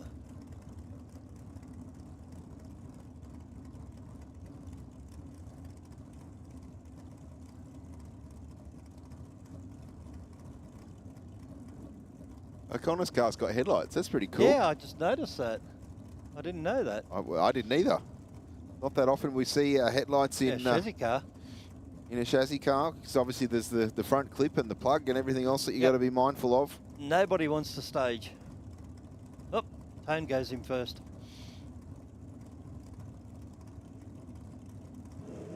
All right, RPMs rise. The Calibra to leave first. 0.21 on the tree. Light for Tony, 0.71 for Brett. Brett's car moving around a little bit. Oh, Tone takes the win. Brett breaks out. Yeah, an 8.53 with a 6 to take the win at 158 miles an hour for the Calibra. Big burnout there out of Josh Boscovich. I think he only knows how to do one size, doesn't he?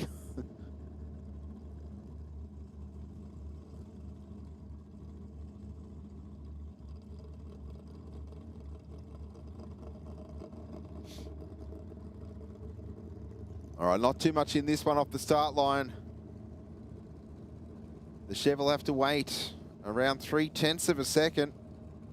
Boscovich in the Falcon, he'll leave first. A 790 dial in for him in the aeroflow lane. Watch for the nitrous purge on Josh's car.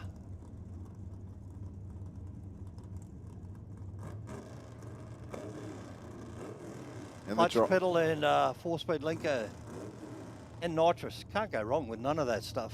No. David Foster in the rocket lane in this good-looking 57 Chev. David dialed in at 7.56 and Josh with a 7.90. I don't know how I'd go getting in that 57 Chev. It is low, awful low. Very low.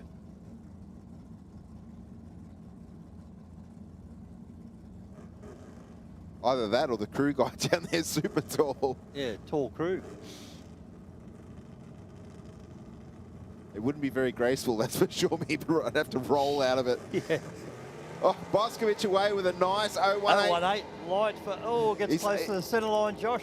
Stayed in the throttle, I think, but that Chevy, close. Yeah, 76 10,000ths of a second. The Bosco crew jumped for joy there. He was lucky because that Chevy was chasing him down. There wasn't much of a gap across the finish line. That brings us to the end of Top Sportsman. Stephen, I'm going to take my leave. Okay. And hand over to Adam. No worries, John. We'll see you. We'll see you in the morning. If you own the Mercedes on screen with the number plate NCB93B, can you please move it? That is a no parking zone that you've parked in. The number plate NCB93B. If you own that car, can you please move it? Our first pair of this round of Super Sedan rolling up to the start line. Welcome to the microphone, Adam Heron. You've been over there switching cameras all day for us, doing a fantastic job. A bit of a change for today, Bushy, something different. You'll throw the other cap on for this one.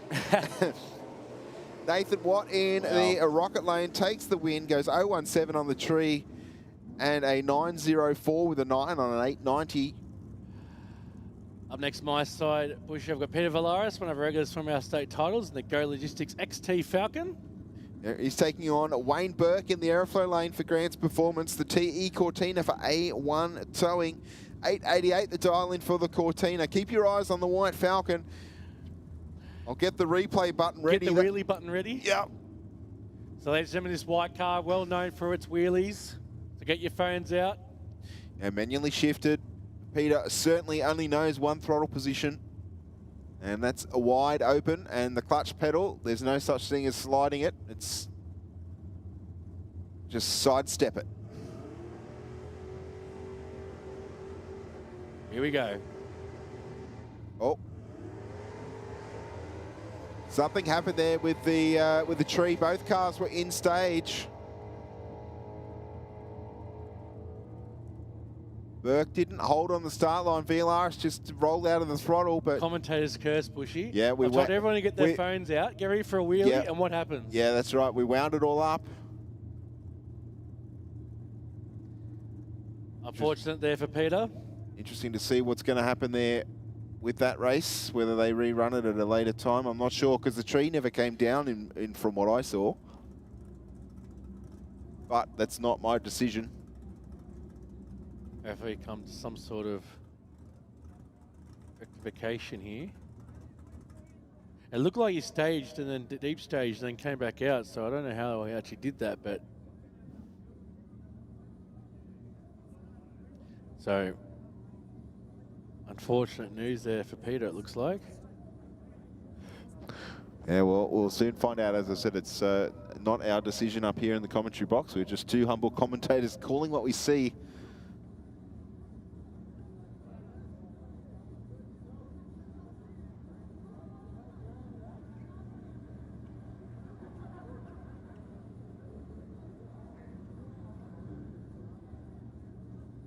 Our next pair waiting in the water patiently. Unfortunately for Burke, though, he's come up on the converter. Car would be fairly nice and warm, I'd say. And I felt bad for Peter too, because it's in those predicaments where you need to know, yes, am I in wrong? Am I in the right? What's happening here? What's happening there? Now it's in a bit of a... Well, I'm sure that's being relayed down there from the start line crew.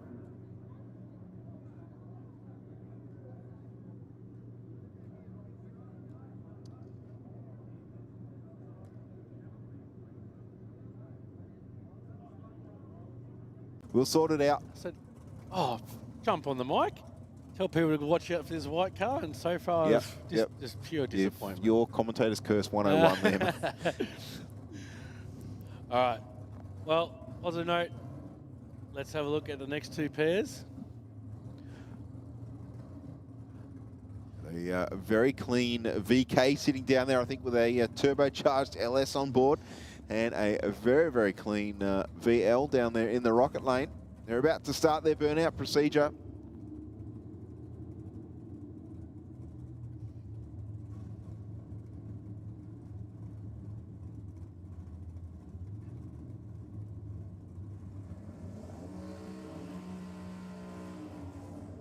There's the turbo spool for the VK in the Aeroflow lane. Jared Tyrrell from Cameron Park in New South Wales up the end of the M1.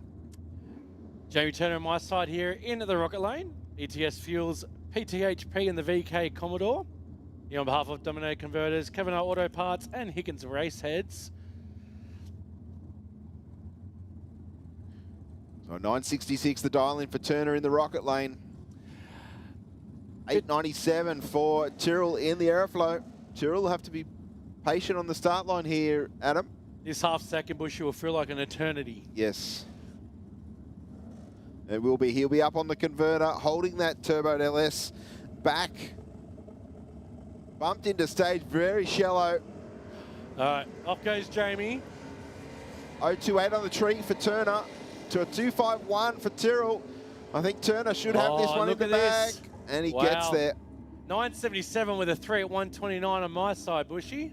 And a 906 with a 153 miles an hour in the airflow lane. The win fairly convincing by 0.2 of a second for Turner. I think that's pretty much the gap on the start line there was the telltale at the finish line. So neither racer, the car's not changing from the nominated times. Our next pair, Haley Vella in the Ford Capri for M&K trailer. BG Engines, 893 the dial in for the Capri. And Victor Sattler-Giannis in the red LH Tirana. Dialed in with a 950. So Victor did get the half a second gap here, but it looks like Haley's coming around. Oh, she's gone a bit too quick. They've both gone a bit quick, but Victor was the slower, quicker one. Yes, went under the dial in by the least, Adam, and took the win. 9:49 there from Victor. Victor did get to the finish line first, so Haley trying to stay in front, but went not quick enough. We could say. Car on your side there, Brett McNiff. Yeah, the Valiant. Pretty cool. Martin and Sox tribute car, the VG Valiant for St Mary's Engines, dialed in with a 898 in the airflow lane. Jane Plant in the Rocket Lane, 967 dial in the Dodge Dakota. Yeah, I love a good race view. Drag views look good. I love the paintwork on this car. It looks really cool. It's got the big... Lightning McQueen. Yes, very much. Actually, yes. It's not my generation of movie, but certainly you would have seen it because you've got two young kids, but... I probably watched it for my own. Yeah, well, I was trying to... I've got a car in it, I've got to watch it. Off goes Jaden. Brett's going to be chasing him down. Let's see if the aeroflow will get him. Very close here, they both rolled out. 48 10,000ths of a second across the finish line. Jaden Plant takes the win. That's just under 5,000ths of a second. 968 with a 3 at 148. All right, Daniel Aguirre here. Here with Justin. Justin's here part of Talk Base. If you don't have Talk Base on your phone, get Talk Base on your phone. I'm sure Justin can hear me and he totally agrees with that. He does. All right, it's all the way here from Greg Hills, the Orboxy Solutions RX3. I think that's the only Mazda left here in competition this weekend. Doing it for the Mazdas. It's bad as.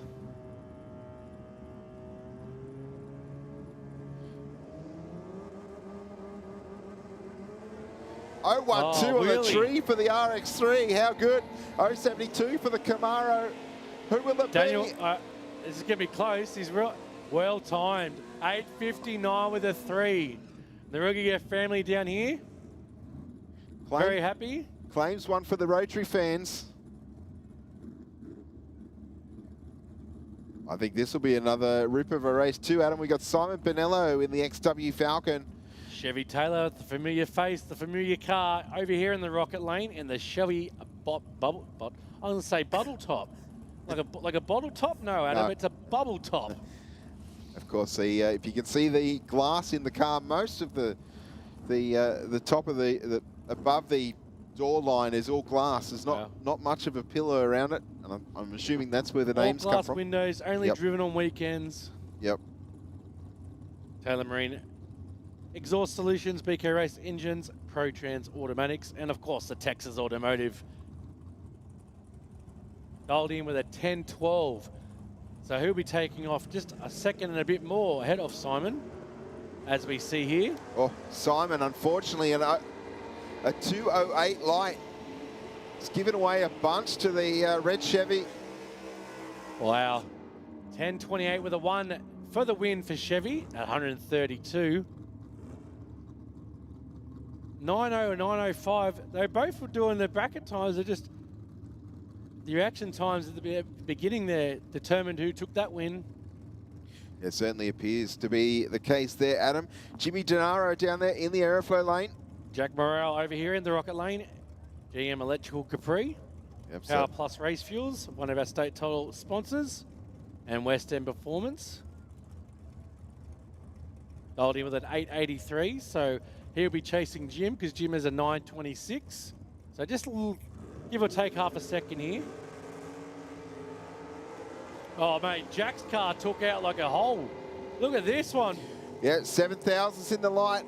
Gennaro with the better light and Well doesn't get there. Jack, 883 dial-in does an 884. 19 10,000ths of a second, so under 2,000s on the start line. Perfection. Yep, it's all but perfection. Gennaro probably a little bit disappointed with that, but he certainly gave up a good When fight. you're versing something like that, all you can say is, I tried. Correct. Correct. Sean Mayer taking the solo run here. St Mary's Race Engines HB Tirana. Dialed in with a 919. So let's see how close he can get to these dial-in. A bit of research and development going on here, but also he also needs to make sure his averages are good too. So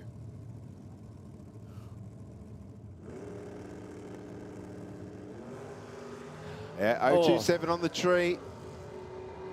Sean, a national champion in this category. it did take off a bit funky on the line there, but turns into a 922 anyway at 145.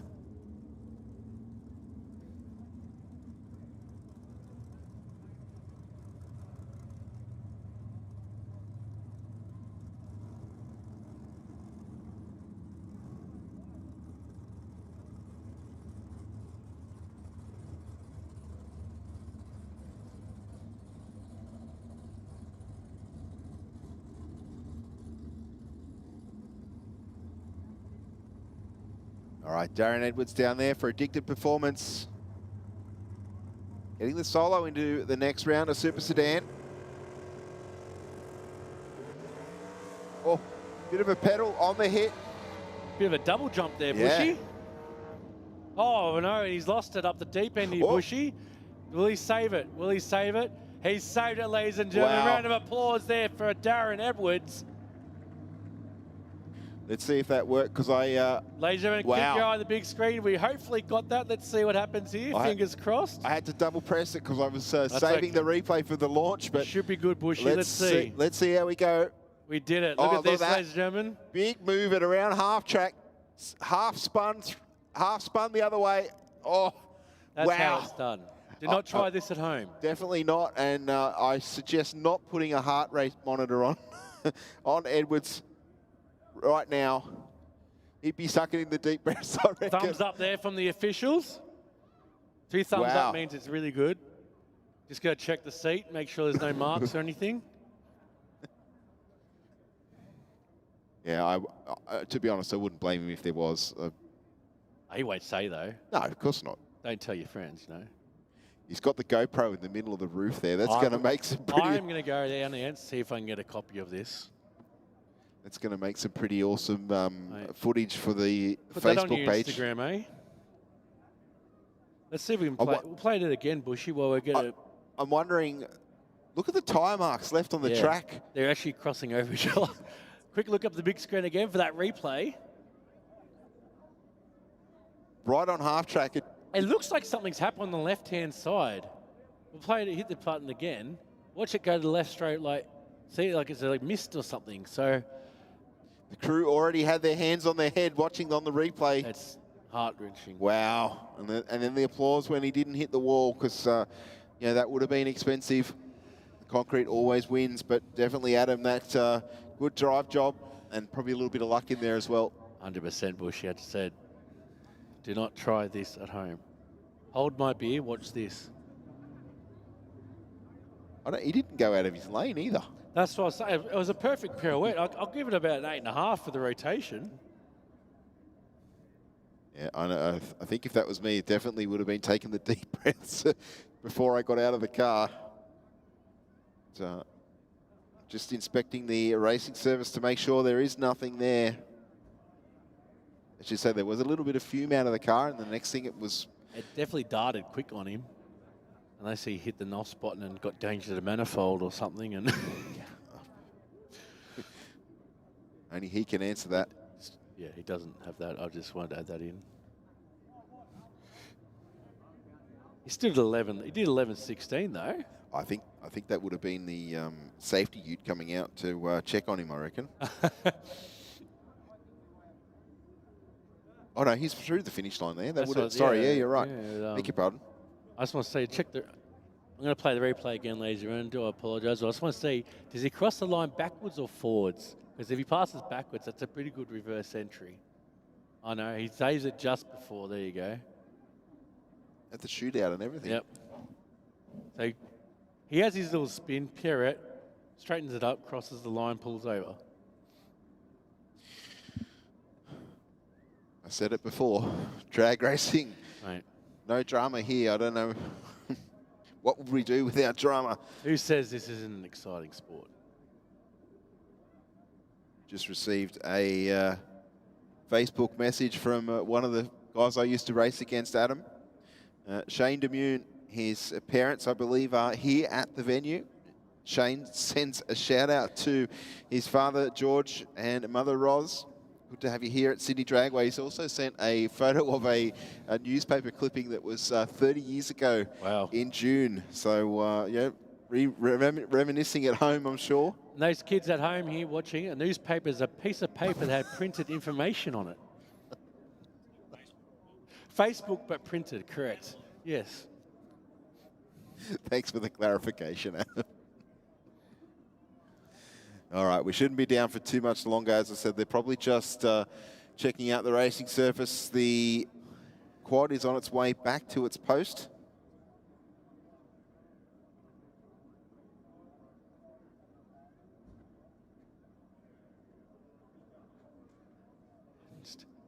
Our co-commentator here, Rusty, was just saying how perfect it was. They missed all locks. I said, perfect pirouette, doesn't touch the wall, straightens up, crosses line, does 11.16. So if you did it on a Wednesday night, he might have actually passed the car, pirouetted, and finished before him. So we're on next pair. Chris Manx, the 32 Bantam Altered. Pengrade Racing Oil, Speedflow, BMRS, BK Racing Engines, Pro Trans Racing Transmissions. See Dal Hello down there. Hello, Dal, from the CHP Performance team.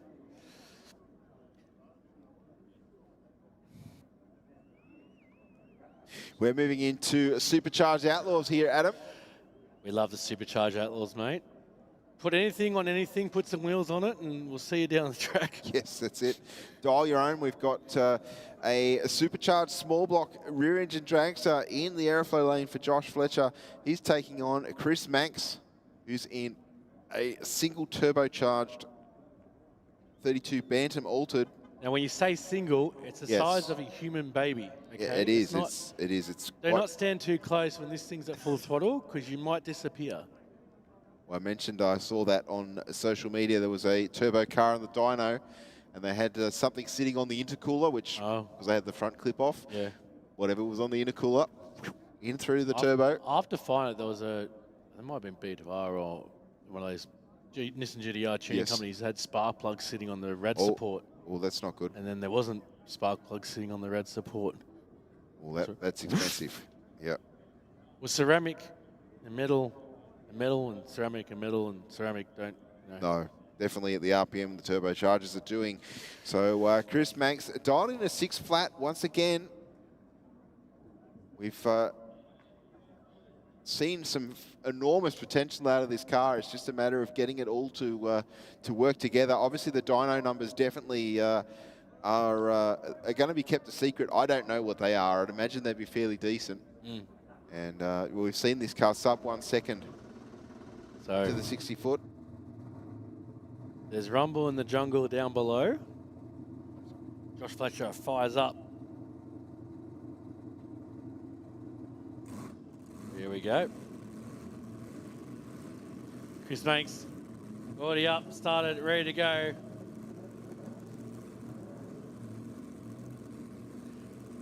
So Josh has a 7:25 dialed in, Bushy. Yeah, he's going to get a 1.2 second head start here on Manx. Oh, stout burnout by both of them. Yep, all you hear from the Manx machine is the whistle of the turbo.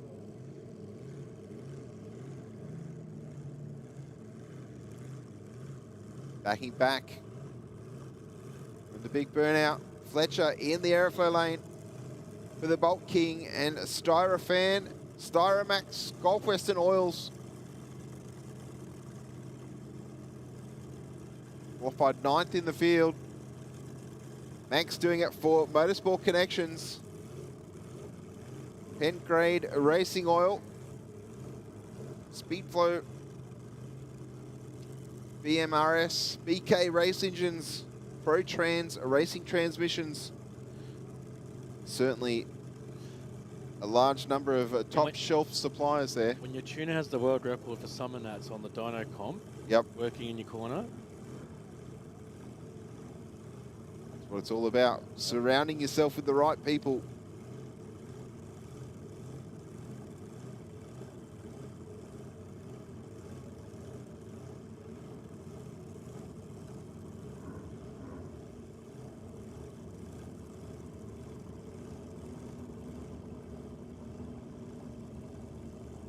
Bit of a flame out of the pipe for Fletcher on the left-hand side. We can see it there just above the rear tyre. Methanol cars sometimes do that with the overlap. The RPM up for Fletcher, 0.42 on the tree. Manx, 2/10 of a second behind him. Will Chris do it? He's coming in hot. Oh my God. Wow, so close. Look at the time, 6:05. Mate. 234 miles an hour. Chris couldn't have done any different there. It was just perfection versus perfection there. That was amazing. Congratulations to the Fletcher team. They're going to move into the next round. But Manx picked the dial in. He just didn't get the light quite as good as he wanted. He was on the chase, that big closing speed there. Our next pair will be Toby Austin and Greg Angus. Austin will be in the Aeroflow lane in the black Chevy Camaro funny car. He's going to dial in with a 650.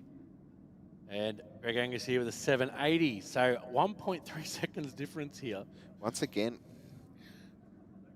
I can see a orange flashing light down at the turnaround area. Looks like we're just giving Chris a bit of a helping hand around the corner. I'll have a quick look, one moment.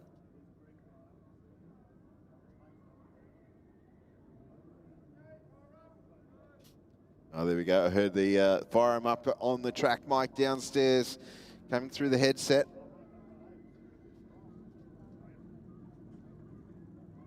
So we'll see, as I said, Toby Austin in the Aeroflow lane from Walls End, racing for Tobster Racing and Engineering.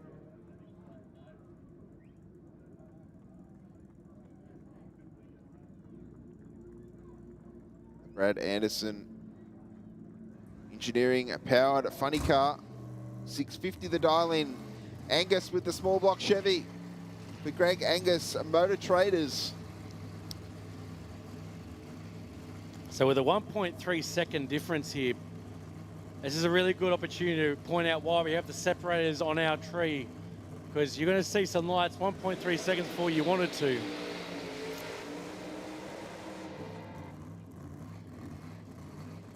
As Tobster Racing gets Toby moved forward into the burnout box. Here we go.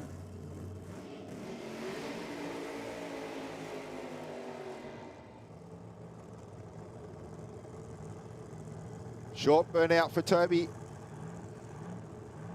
I'm not sure if people heard me over the cards before, but we're saying with a 1.3 second difference here, this is why we have the dividings on our Christmas tree here, because if you see some lights 1.3 seconds before you're meant to go, it'd be very embarrassing. Well, that's exactly right. That's one of the reasons, Adam, but the other is so that the other driver can't see and gauge whether the competitor has cut a good light or not. A lot of strategy in drag racing. One of the reasons why you'll see that the timing boards at the other end of the racetrack do not show the driver's reaction time during competition. They do during elimination, during qualifying, but not during eliminations.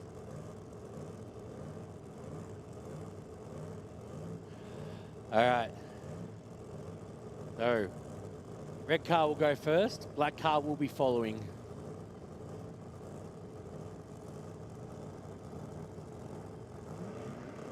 All right, the RPM building for Austin in the Aeroflow lane. He's Oh, he's playing with him here. Trying to creep it in there now. 0.43 for Angus to a 1.40 for Austin. Will he get him at the end? I don't know. Greg, wow. I did. 6:55. I was pointing to Angus there, but I mean 8:11. I don't know. We'll have to see what happened if anything happened across the 8th there. Look like, yes, 0.3 off the dial, and that machine's running 780s all weekend. But congratulations to Toby Austin to take the win. I was from here pointing to the Angus car, thinking it was closer, keeping in mind that the finish line's some 450 metres away from me, and I'm sitting directly behind. That's my excuse. We'll go with it. All right. Up next in the Rocket Lane, Tim Gruber from Creamy and Indian Services in the TC Cortina. And your side, Bushy, Lucas Woodbourne from Swan Hill on the Sid Wilson Auto Electrical Dodge Avenger. Malley Air and Electrical, Ward Painting Services supporting Lucas tonight. Tim's dialed in with a 761. Lucas dialed in with a 680. So nearly a second there. Yes, a fair wait for the funny car driver. Again, it's just about trusting the process, believing in the car and running your own race. I guess is the only way that you can cope. We've seen plenty of racing here tonight decided by less than 5 thousandths of a second. I know that sounds ridiculous, but there'd be 10 runs that we've seen here today that less than 5 thousandths has been the margin.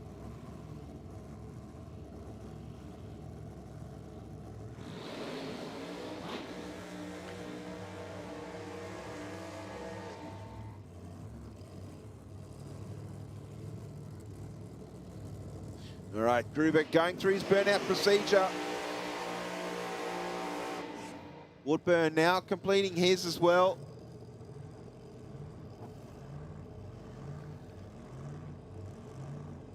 Lucas goes, I don't need a reversing guide. I'll do it myself. Unless the reversing guide's running up here on the side.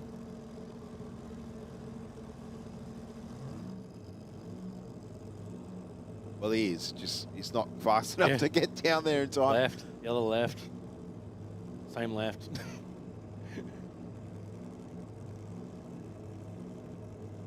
All right. Gruber's team, yeah. Lucas looks a bit sideways here still, so hopefully they straighten him up right there. Okay. It's critical that the car is backed up into the correct position on the racetrack and also pointing in the right direction. I know that sounds silly, but these cars move so quickly that they will definitely go in the position in which they are pointed. Sometimes that small amount of extra steering input is enough to unsettle the car, meaning a pedal might need to be implemented or get out of the throttle altogether. If your front wheel's in the air, they're not very good air rudders. Yeah, that's right. That's certainly not going to help you either. I know the Gruber car definitely likes to pick the front end up. The wheelie bar's definitely not set close to the ground. So 0.8 of a second difference here.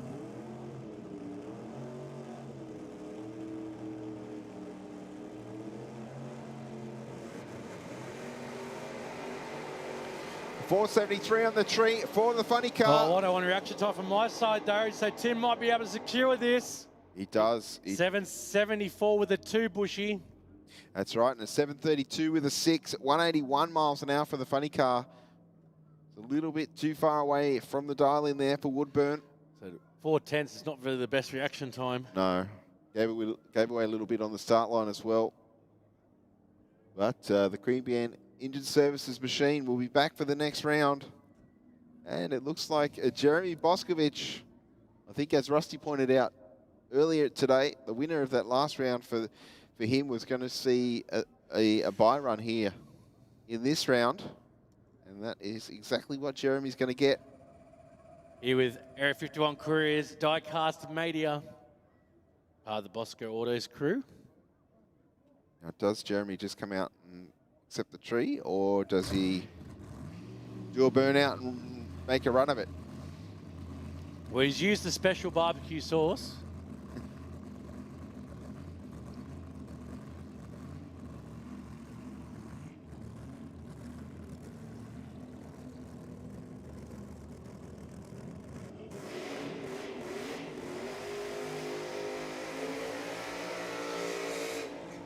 Well, the I mean, I don't think he's going to be doing just a hit. No, the burnout tells me he's going to make a run of it.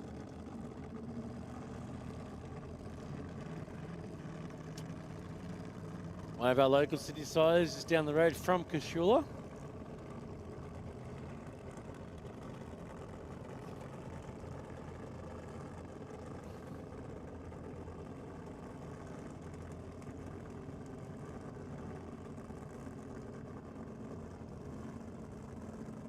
Jeremy, at least a second-generation racer.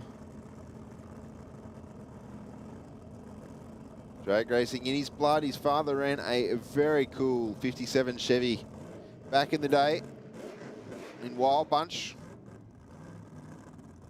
Fairly similar combination to what's in the Falcon in front of us. So he's dialed in with 735. I said no one's competing against him right now, but it'd be good for him just to see where that 735 lands with his run.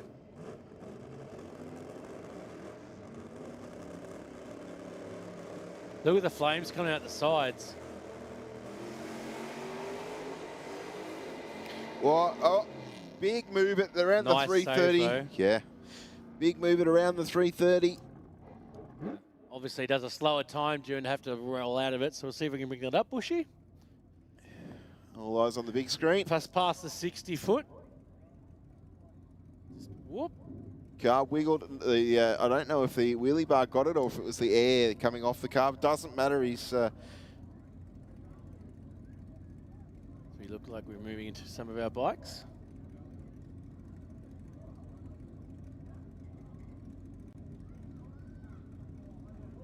Yeah, will be the the first round of modified bike. First round elimination, is it? Or yes. Wow. Okay.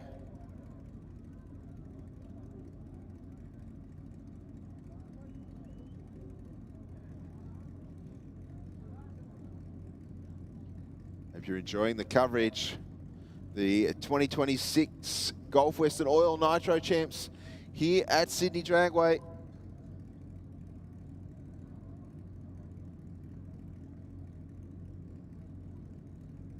Here we go. There's a Ross Smith will be our competitor in the aeroflow lane. 985, his dial in.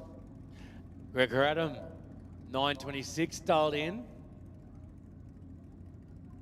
Now, you could use your saying. He's from Brook in WA, but look at his occupation. You've been saying, I've come to clean the pool. I'm here to clean the pool? No, I'm here to fix the spa. Not quite the same, but along the same, yeah. Sorry. No, it's more like, I'm here to clean the pool. Yeah, I'm here to clean the bar. You got a spa needs repairing? All right. I mean, not what I expected. Hey, it's just it's my opinion, my thought. Yes, okay, your thought. All right, Gregor Adam on my side, Bushy. The Oz Performance Motorcycles Kawasaki ZX14R from Wiley's Flat. Don't ask me where that is, but I know it's in New South Wales because it says so on my screen. Up near Singleton, I looked it up earlier. There we go, the single ton. Oh, big wheel spin for Horadum in the rocket lane. Not going to help him in the chase. No, and might be a quick one here, yeah. Yeah, Ross Smith will be moving into the next round. See if we can check that one out quick. Yeah, this squirrely off the start. You can see the black lines coming off the line. You've definitely seen the tyre mark there from just to the right of the fire marshal there.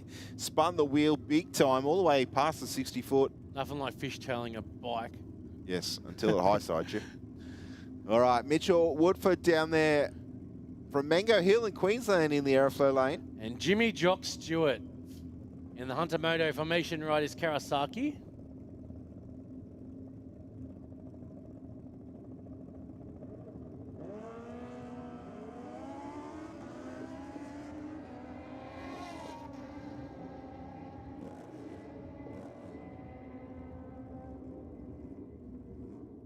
And the winner there will be Jimmy Jock Stewart. Goes 8.97 with a 5, 148 miles an hour. And an 8.97 with a 5, 148. I think you just said that, and I said it again. Just so people did. Should reiterate it. Yes. Nice pass there from Jimmy Jock. Next up, we'll see Albie Davidson in the aeroflow lane. Matthew Jones in the rocket lane. on the V-Rod. That pop, pop, pop, pop, pop sound coming from the Harley. So in 10.20 to a 9.45. So 8/10 again. There's 2 lights on the Christmas tree. Davidson on board a borrowed motorcycle. Been borrowing it for quite some time. I mean, Gareth Wilcox at home. Is that like possession is 9/10? Well, I'm sure that Gareth Wilcox doesn't think so. Hopefully Gareth's watching. No, he's been watching some of the streams lately. He was here on last Wednesday before, sorry. Yes, he's been watching the last couple of weeks. And we've got Matthew James down there from Victoria.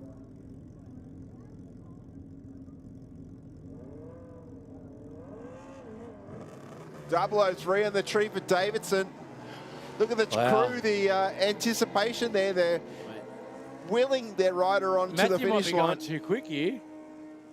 No, he wasn't. They got out of the throttle, went 9.60 with an 8 on a 9.45, Adam. Davidson, unfortunately, slowing, had a fantastic reaction time. Up next, Sean Ricketts, Heavy Duty Magazine. The Kawasaki ZX-12R. Shout out to Mike Withers down there on the start line. There we go. I mentioned Shane Demune with yes the newspaper clip. He's just clarified online. The newspaper picture was of the Nitro Champs when he raced against Ben Bray and took the win. Oh, wow. And I think the newspaper clip, as I said, was 1996. 070, the reaction time for McGregor to an 040 for Ricketts. Wow. Ricketts will take the win. 9.30 dial in, did a 9.34. Yeah, nice pass there for Ricketts. That's why he is a too quick for Darren too. Yeah, he did. He got there first, but went under the dial-in. That pesky dial-in, the big equaliser. Angela Phipps in at the rocket lane on the high booster. Taking on Phil White down there in the aeroflow lane for Marty's Moto and Ipswich City Auto Electrical. And one of our regulars here, our officials, also part of our... Yep, she's got a couple of caps that she wears proudly around the place. Sponsored by the family. I don't know if the family know, but they know now. Oh, they know. Well aware. Oh. Something happened to Phipps' machine there. Didn't move forward, or did move forward to break the beam, but... So... Looks like Phil White will take the win there, but...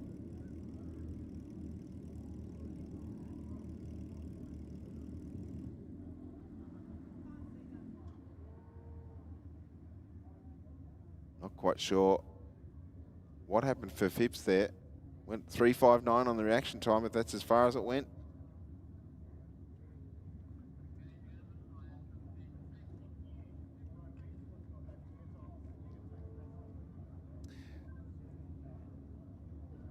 Not the result that Angela wanted, but No. honestly, probably not the result that Phil wanted. He, you know, we all like to have a solid run with somebody, and yeah, definitely winning the race on your merit is much better than winning it by default or someone else's misfortune.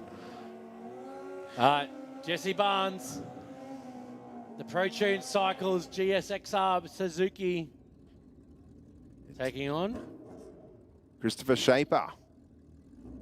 Down there, Christopher on board an unusual motorcycle in mod bike, but we have seen a number of these here at Sydney Dragway. Each, though. Yeah, a BMW S1000RR. Now this machine, out of the factory, a very quick motorcycle, 976 with a 953 is the qualifying time. It's dialed in a 975 here. It's a Pirate's favourite bike, the RR.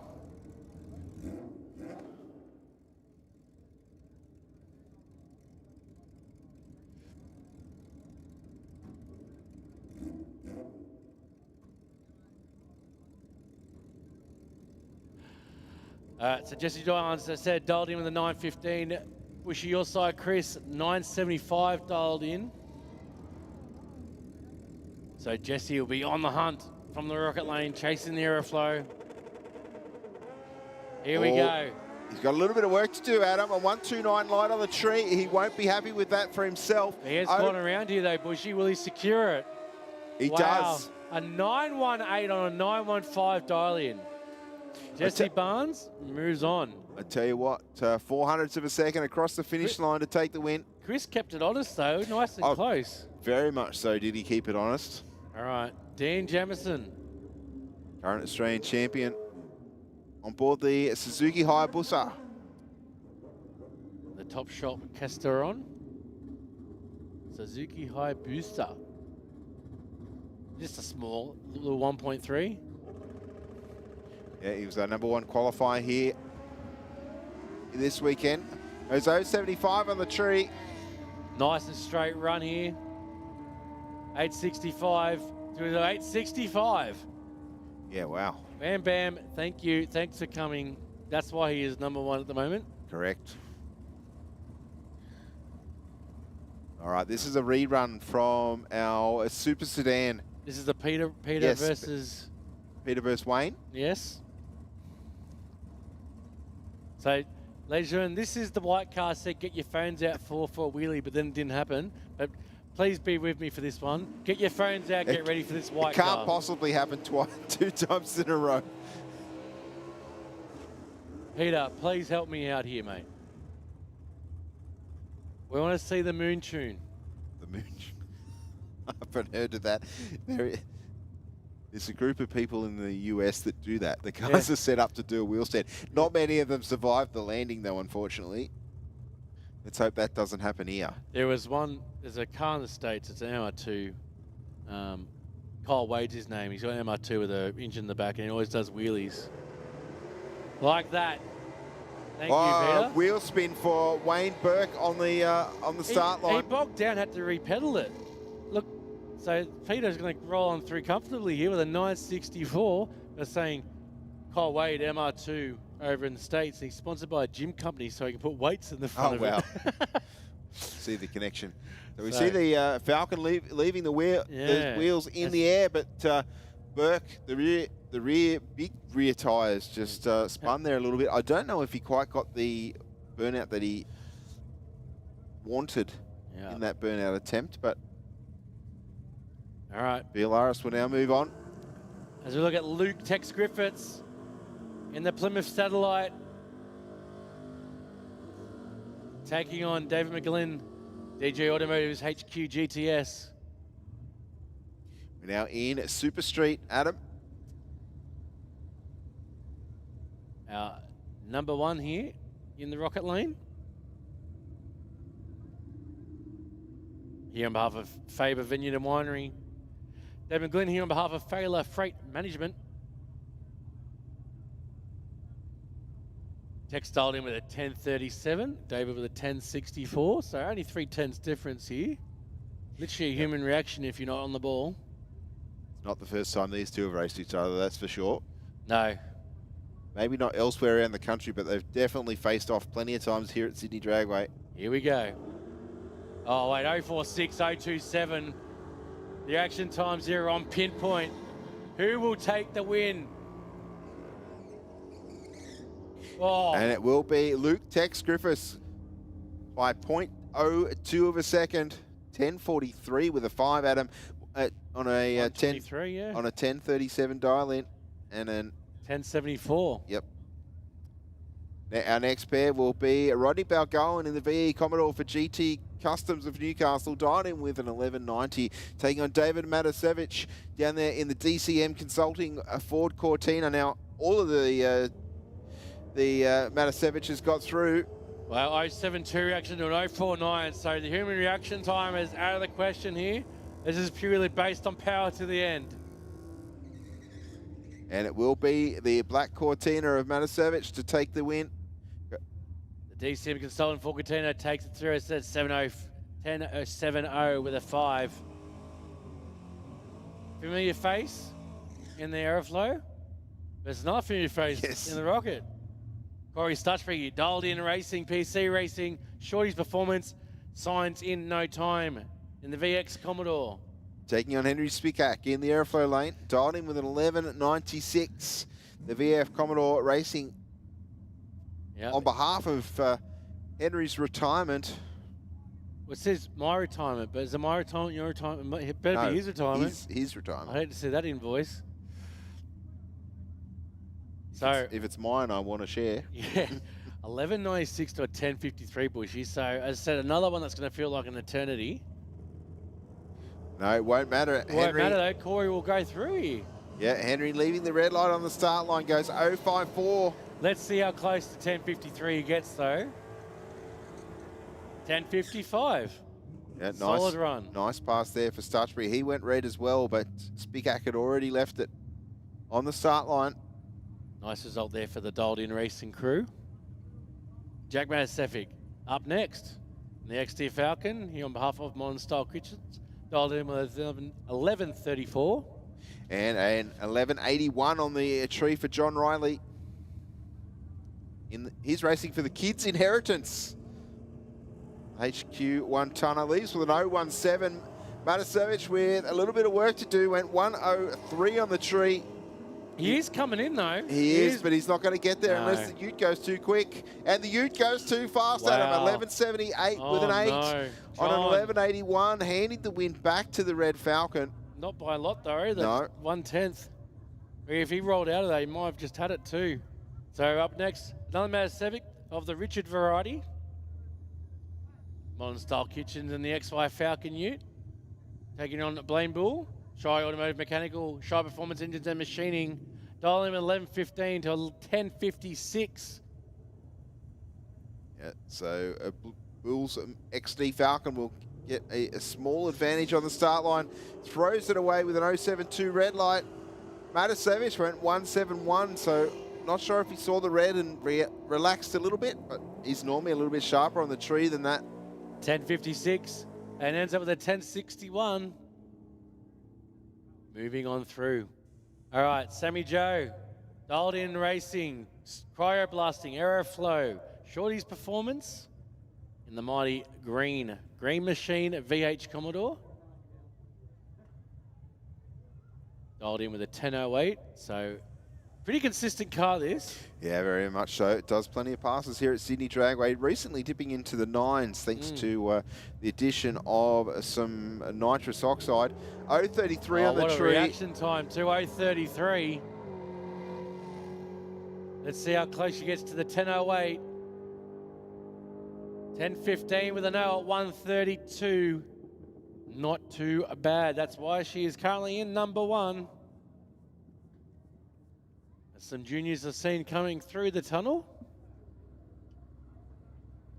That's exactly right, Adam. Looks like that'll be our last round of Junior Dragster for...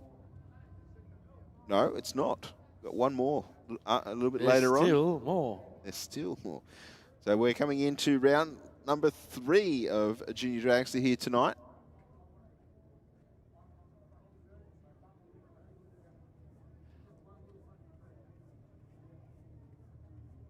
So it looks like we do have an extra round of eliminations for the junior drags. It's probably because there's an umpteenth of them. Yes, that was the biggest field by far here this weekend. I think there was like 48 qualifiers from yesterday. I mean, I'm not going to complain because, as I said, the junior dragsters are our future generations of racers. That's exactly right, Adam. We've certainly seen that across all categories in drag racing in Australia. Since the inception of Junior Dragster, many of our racers have gone on to become national champions in whatever category they choose to race in. Look at Kelly Betts in Top Fuel. 100%, good point. Luke Crowley in Pro Bike. He's gone to race around the world, as has Fiona Crisp, and I'm sorry if I forget anybody, I'm working off memory here. Fiona Crisp, racer in Modifieds, raced over in the US, as is Shane Tucker, who's not here this weekend, but he spent quite a bit of time over in the US racing his pro stock cars. And, you know, definitely a good grounding. The Brays also, they've run Benny Bray. Dakota now the third generation, another generation of the Bray family. The Reeds down here, I think there's at least one of the Reed girls. Yep, Michaela. Michaela rolling through the tunnel, taking Exhibit A right in front of us. Right in front of us. 812 the dial in for Michaela. All right. So Michaela Reed, here on behalf of Belgravia Apparel, Let's Go Industries, All-Star Batteries, Kitting Transport. She dialed in with an 812 bushy. That's it, and she's racing against Taylor Horton from Lethbridge in Victoria, so both races converging on Sydney Dragway here this weekend. Horton racing for Moto Works, United Signage, ProStar Motorsport, and Sparkle and Shine Housekeepers. Riding with a 775. She will have to wait on the start line. Taylor repping the Underglow. I love Underglow at night. Yeah. Are you putting that on your car? I'm actually looking at doing along the wall. Ah. But we'll get. I'll come talk to you about that. Some little, you know, green for win kind of. Yeah. Okay. I might then look for some Christmas lights supplier and go full ham on it. All right. So both the crew chiefs step away from their respective vehicles as their drivers go into pre-stage. Let's see how Taylor goes against Michaela.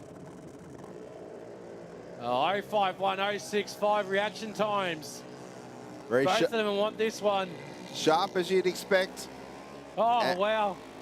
776 on 775 and an 812 got an 817. 300s across the finish line there. Horton to take the win, move into the next round. We see down there on the start line our next competitors going through their pre-run procedure. We've got Carlos Harvey from Auckland in New Zealand for Yuasa Batteries and Speedflow Performance Fittings and Custom Plenum Creations, starting with an 803, taking on Ava Walker, Adam, in the Rocket Lane. That's right, but she dialed it with an 804, so there'll be absolutely nothing in this when they leave the line. Ava here on behalf of Glow Heating, Cooling and Electrical, DreamWorks Garage, Dakin Air Conditioning, and PBM Earth Moving. It's been a busy couple of weeks for the Walker family, as it has been also for the Harveys. Racing down at the Bend a few weeks ago. They ran both Ava's Junior Dragster, I think, and also Lachlan in the family's front engine supercharged Outlaws car. So basically a heads-up race between these two competitors. Yep. Also remember, it's only to the 8th mile, so something to keep an eye on. As you see on our screens, we've got those flags halfway up on the grass. It looks like Carlos is blown out, unfortunately, but not by too much. They're both blown out. Yeah, they both red lit. And Ava probably lucky there that Carlos went before her, because very lucky. 13 thousandths of a second later, and it would have been Ava with the red light. Is the famous bright white underglow from the Cannuli dragster of Christian Cannuli, here with the PC Racing team. Kyle Day over here in the Rocket Lane. The RLC engine reconditioning. 773 versus 775. So these pairings have been really good that they've paired them together so close. This isn't random. No, so this is actually a seat. We're in seeded racing now. So Cannuli from Luddenham in New South Wales. Day from Victoria Point in Queensland.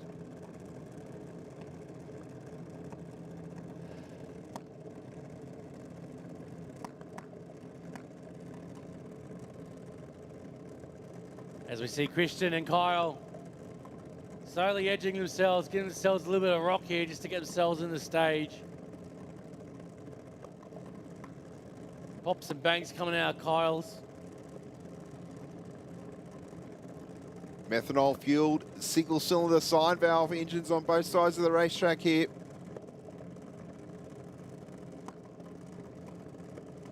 Bit of a staging duel.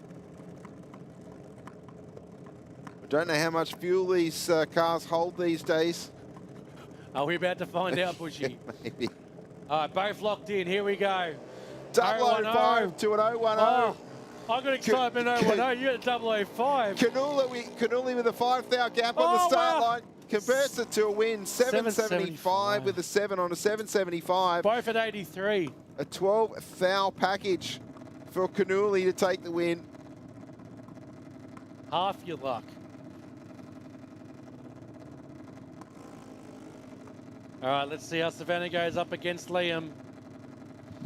Savannah Lucy here, behalf of Lucy Civil, Naughty Boys, and VP Race Fuels. Take on Liam O'Neill in the rocket lane for MJ Clothing and Princey Motorsports. He's dialed in with an 862. So not too much in this one either. Only 0.09 of a second.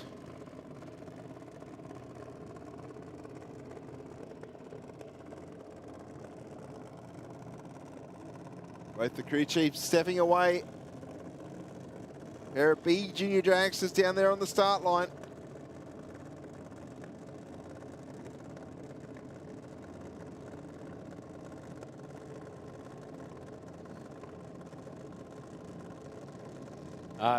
Here we go. Savannah gets ready to come in. Locks in, here we go. Oh, 0.43 extra time here from Liam. O'Neill with a big advantage, heading towards the finish line. We'll come down to which car runs closest to the dial in. O'Neill at 865 with a 9 on an 862 dial in. 73 to 75 miles per hour from the pair.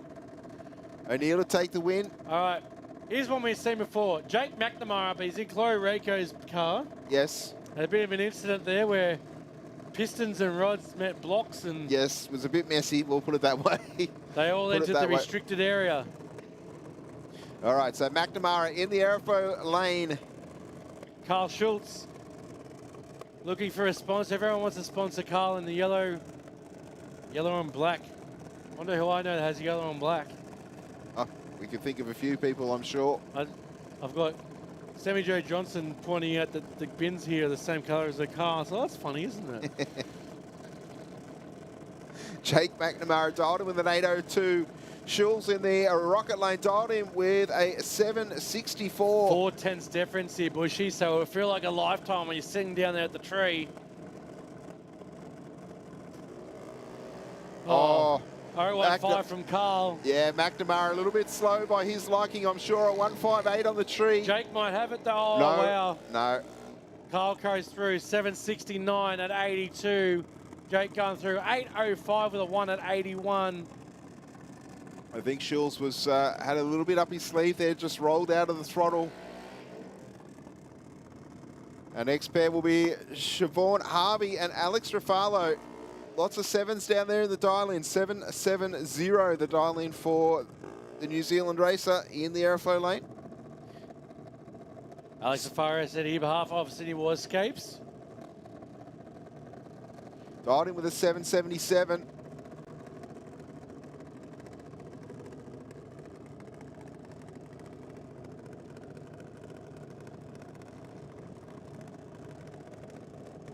Harvey's crew just making some final adjustments to that carburetor, as is the Rafalo team.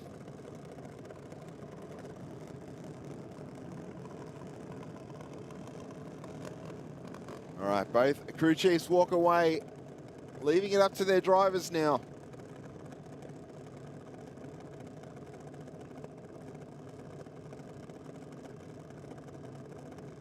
Here we go, locked in. Oh, she's... Harvey leaving the red light on the start line. 045 red. Rafalo 063 green.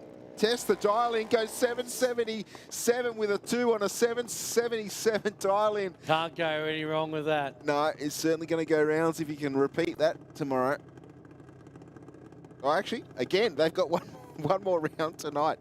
It's a busy night for the junior dragster drivers. What about us? And us. All right, said solo here off for Zone Cadello. Currently our number one, because he is the number one. 802 with a dial in. Here on behalf of Harrix 3D.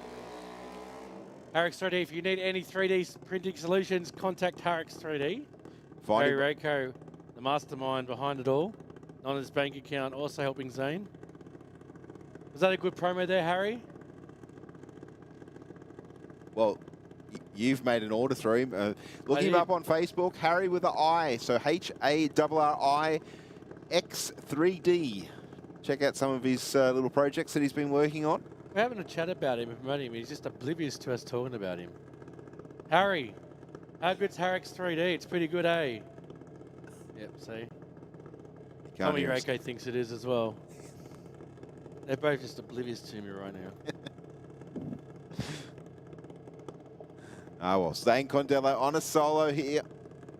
Have we said any more? It'll be cash for comments at this rate. It feels like it might be. 8:02 the dial in. Let's see what Zane can do. He's checking out the conditions. Not his first time here at Sydney Dragway, of course.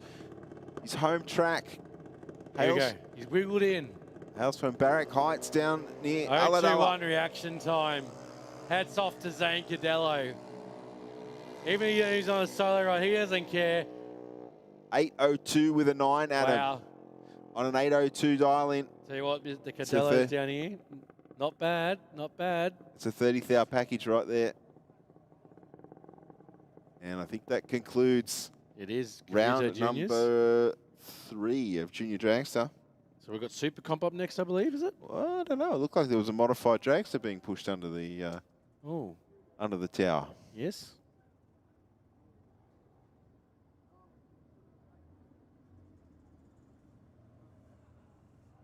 See Top Sportsman in the lanes.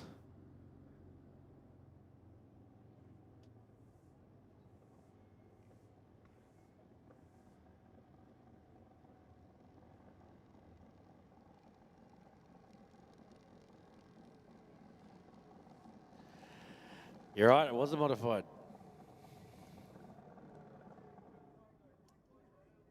Daniel Batdan. Yeah. Oh, thank goodness they didn't hear me do that. No. But I think this, was this a rerun of the run with the dial-ins? Not too sure. There's only, I might have missed that no, one when I there's was another doing the car things there. upstairs. There's another car in the, I think in the, behind the tunnel. But we're going to see Daniel Batdan Carranza dialed in with the 707, take on Harrison Fletcher in the 27 Ford Hot Rod. Dialed in with an 888. It's an 888 to a 707. So nearly 1.1 seconds.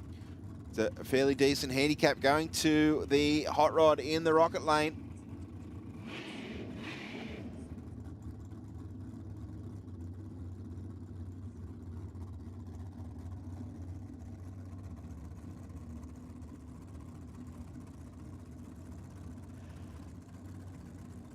Harrison here, Mansfield Apartments, Jefferson Courthouse Hotel, Bolton Plumbing and Civil. And right oil here for Daniel Batdan Carranza.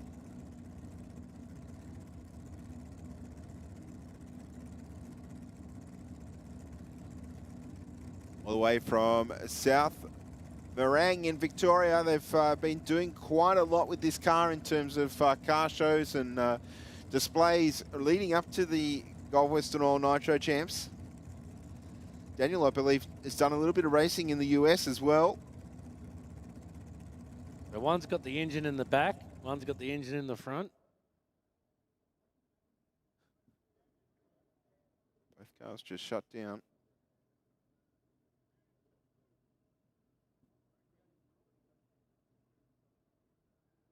Not quite sure the reasoning.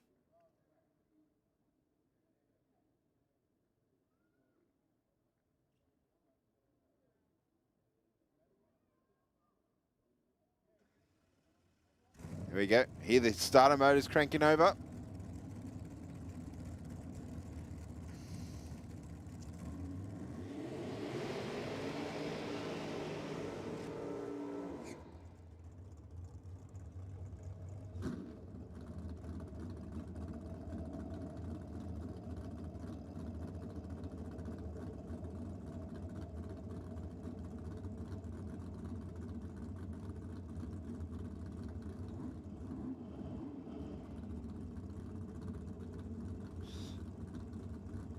So Harrison in the orange, 27 Roadster Bushy, he'll be taken off 1.1 seconds before Daniel. Yeah, it's a little bit of a handicap in a modified eliminator, but as we saw in the earlier rounds of racing, there was multiple races decided by only a few thousandths of a second, and I don't expect this round to be any different. No.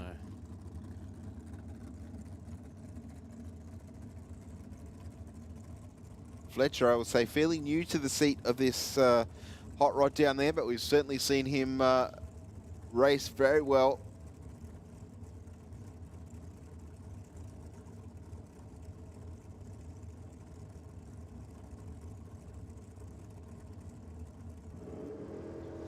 Up onto the two-step, Harrison Way with an 018 light, 014 on the tree for Carranza. Oh no. 4 thousandths of a second. Oh my God, what's going to happen? Oh wow. And it will be Harrison to take the win. Batdan goes too fast by 4 thousandths. 11th hour goes 7:05 with a 9 on a 7:07, handing the win back to Fletcher.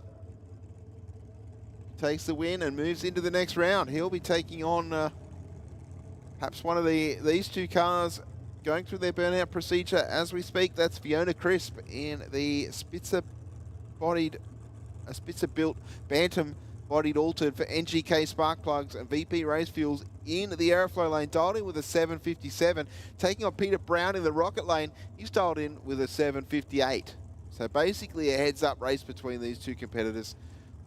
Brown racing for BK Race Engines, Pro Trans Automatics, and Race Max Direct. They were 10th and 9th qualifier, respectively. This is going to be a really good drag race. It sure will be. I know Chris has also raced over in the US, raced a top alcohol dragster for a few meetings over there as well.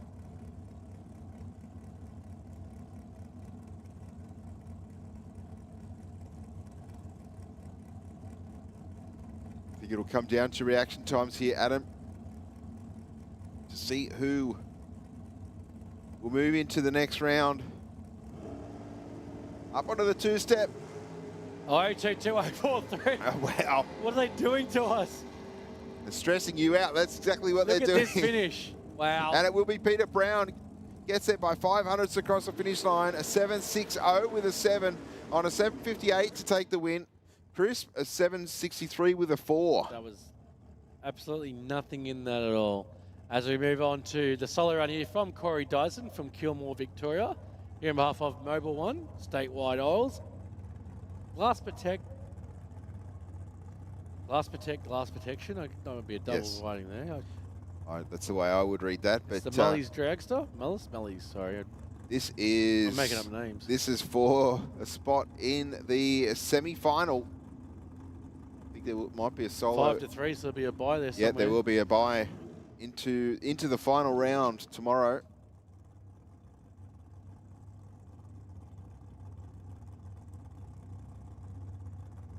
Corey slowly rolls it in.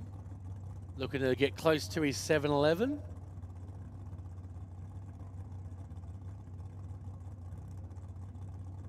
Was she looking at me like I said 6-7 when I said 7-11? No.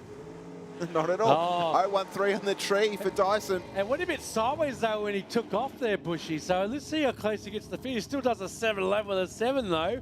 See if we can quickly bring that up when he come out of the hole. Tree counts down. Yeah, it looked like a little step out there, but that's it. 7-11 does 7-11, so it couldn't have been that bad. It's interesting that the tail light actually disappears halfway down the racetrack. It's going so quick, faster than electricity. All right, Daniel Moit's Motor Cars, taking on Darren Whitford here on behalf of APD Carburetors, BK Race Engines, Outlaw Speed Shops, and the Race Max Direct. Here from the Happy Valley. Yep, and the Power of Property. I'm sure that Darren... Sounds like a book. Yes, it does actually. Power of Property by Darren Whitford. He's loving his visit to Sydney Dragway so far. He taking out the #1 qualifying position, is taking on Daniel Moit this time around. There will be a 2-second head start going to the Ford Capri in the airflow lane. 2-second head start, That Bushy. is massive in Top Sportsman. There are a lot of fast cars in Top Sportsman, and Daniel Moit's Capri is certainly also one of them, but he's taking on a Pro-charged 540 cube big block Chevy in a Pontiac GTO that's gone sub 1 second, I think, to the 60 foot on every pass that I've seen him do here this weekend. A very well sorted machine, as is the Capri from Middle Dural, Sydney's northwest, I suppose you'd say. A very, very nice part of the city.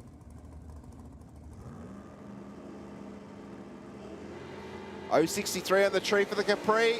The Capri might just take this one here, Adam. He's got 2 tenths up coming his in hot sleeve. though. He's going sideways. Wow. He's fighting it, Bushy, and he still takes it. Daniel blows out. Darren Whitford goes through 6:46 with a 5 at 2:16. Wow. So much happening at once. There was. That happened very quick. The Moit's car, the Moit's car was 2 tenths better on the light. Got to the finish line 2 tenths before Whitford, but went too fast, handing the win back to that the GTO. Moit struggled to get that win, as said, fighting it left and right towards the line. This isn't boring at all, Bushy. No, whoever said it? I never said it was. I heard stories, people saying it. But Anthony Panetta and the mighty Holden Calibra, Lotto Toric, THR Developments, and the mighty Mustang. 691 and it's 848. So a second and a half here nearly. Yes. Another big handicap going to Anthony Panetta in the Holden Calibra. Usually races in super gas with a 990 fixed index. I don't think that delayed throttle might be getting a bit of action. No, it's probably feeling a little bit left out here this weekend.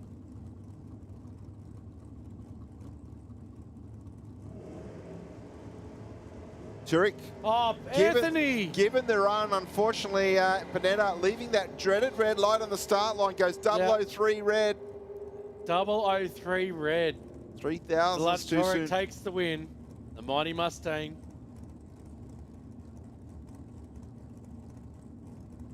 I'm not going to make him. I'm not going to let him forget that. All right. Josh Boscovich, sorry, and the familiar XA Coupe. Yep, we could see the shift light there blazing away through the back window, screaming, "Change me, change me!" What's in this? Not Leyland. What's the link? Shifter? Oh, it's a Fontana V8. Yeah. So it's like a Lane Coupe, a fairly rare engine powering this car actually, and then the transmission is a clutched Linko transmission, so he pulls a lever for each gear. It's old school.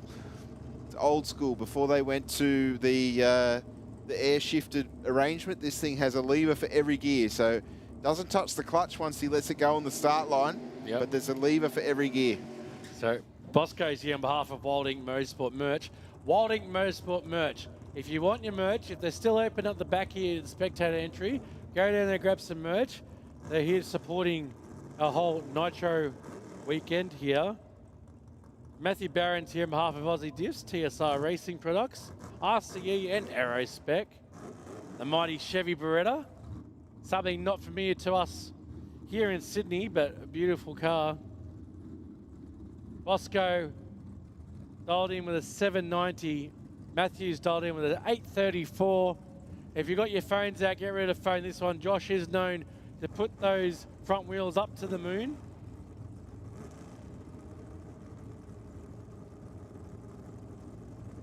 Bosco locks in. Matthew follows. Here we go. I said he'll put him in the air and he didn't disappoint. And now he's going in for the hunt to see if he can touch down Matthew. Matthew will go through. 838 with a 1 at 154. 794 with a 2 at 168 from Josh. Let's bring that up on the big screen. Have a quick watch of this one. Right-hand side of our screen. Fortunately, the machine does disappoint me this time. Move on to Nathan Watt, Charmhaven, Grant's Performance VL Commodore. Take a Sean Mayer and the mighty St Mary's Race Engines HB Tirana.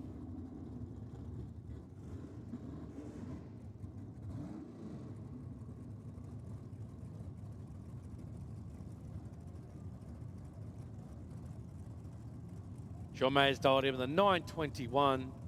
Nathan's dialed in with an 893. Not much difference in this one. So we will see Sean taking off first in the Aeroflow lane. Nathan hunting him down from the rocket lane. Both the competitors playing a bit of mind games here, slowly jumping into the stages here. Both lock in together though.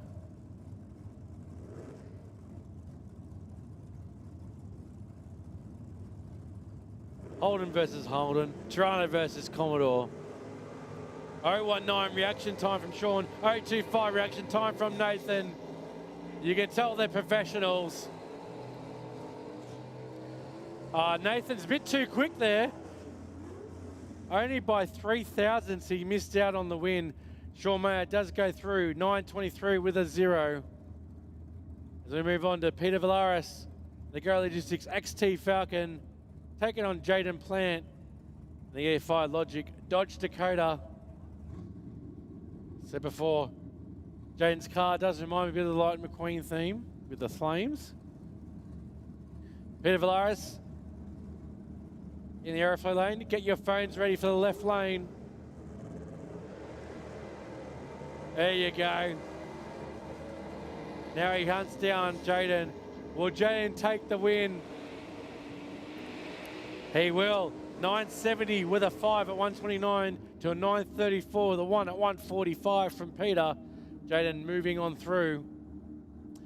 Up next, we've got the Commodore taking on the Capri. Jamie Turner from ETS Race Fuels, Dominator Converters, Kevin R Auto Parts, and Riggins Raceheads. Jake Morrell here on behalf of GM Electrical, Power Plus Race Fuels, and West End Performance. Jake's dialed in with an 882. So he'll be chasing down Jamie in the Commodore, who's dialed in with a 967. Half a second difference here. 020 reaction time to an 014. Will he chase him down, or will Jamie be victorious? Jake takes the win, 883 with a 0 at 149. Jamie with a 968 with a 7 at 137. All right, Chevy Taylor, Gillies Motorsports and the Chevy Bubble Top taking on Daniel Ruggier, All Epoxy Solutions, Mazda RX-3 on behalf of any Door and Gates and Talkbase. Don't forget to check out the Talkbase app. Chevy's here from Taylor Marine Solutions, BK Race Engines, ProTrans and Tex Automotive as they both slowly move into stage. Say it again, hopefully they listen. Move into stage, there we go. Daniel building up the boost in the RX-3. Oh, 057 reaction time from Daniel. The Talkbase RX-3 goes across the line. Will he take the win on behalf of Epoxy Solutions? He will. 906. Chevy went through with a 10-2. As Victor in the mighty LH Tirana K&A Race Engines, ProTrans Performance Automatics, dialed in with a 949, but it is a solo pass. So we'll see how close he gets to that 949 that he has dialed in.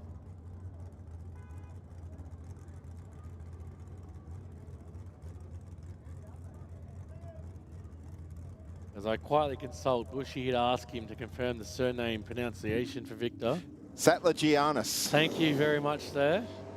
An 049 reaction time from Victor. See how close he gets to this 949. A 949. Can't go wrong. With a 0, actually. Wow. Can't get better than that, can you, ladies and gentlemen? Fantastic pass That's for Victor. That's how it's done, mate. As we move on to the bikes.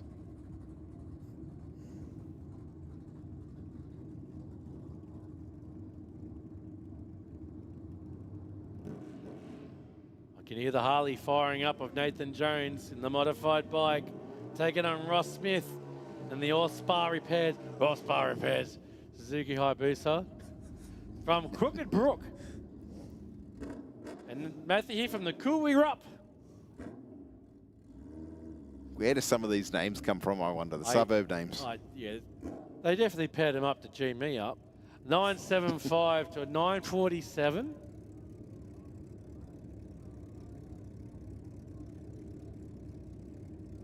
Yeah, Smith will be leaving the start line first. Jones will be chasing him down in the rocket lane. Only 3/10 difference in this one off the line.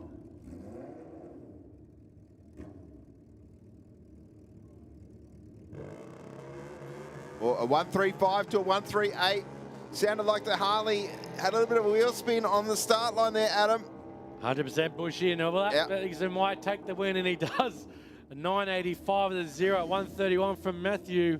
And Ross crosses through with a 1023 at 145.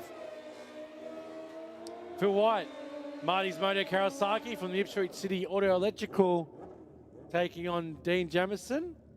Top Shop Custerton from Custerton Motorcycles. Dial-ins here for Bushy. Yeah, 865 for Jamison in the airflow lane, our #1 qualifier for the event, to a 930 for Phil White in the rocket lane. It looks like I thought he deep stage there, but my eyesight dying on me. Dean's slowly moving in here.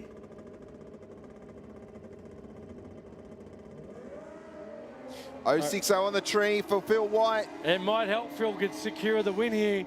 Let's see if Dean, he is #1, but will he continue to be? He will, because wow. Phil White blows it out. 922. So 867 with a 9, 153 secures Dean the win. Yeah, we'll be moving into the next round of eliminations. Sean Ricketts, Heavy Duty Magazine. A local battle about to unfold.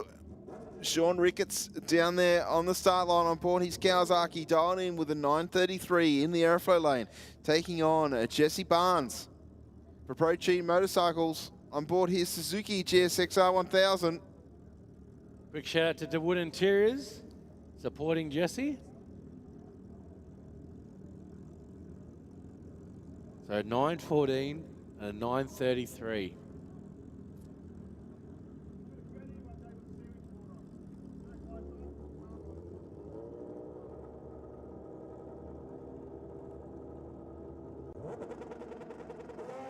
Oh, Jesse! Jesse. We ride it with him. He'll be upset with that, but Ricketts will move into the next round. Adam goes to 930 with an 8 on a 933. And he blew out anyway, so unfortunately for Jesse, Sean did blow out, but did take the win too soon. But look at that, crossed the finish line by 3 thousandths before Jesse did. That's the art of drag racing.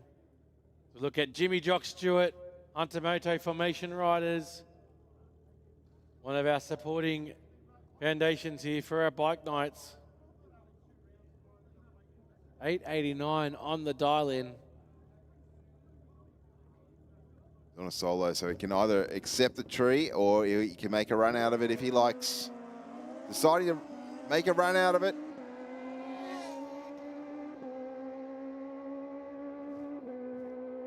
Oh, 889, 889. Yep. 894.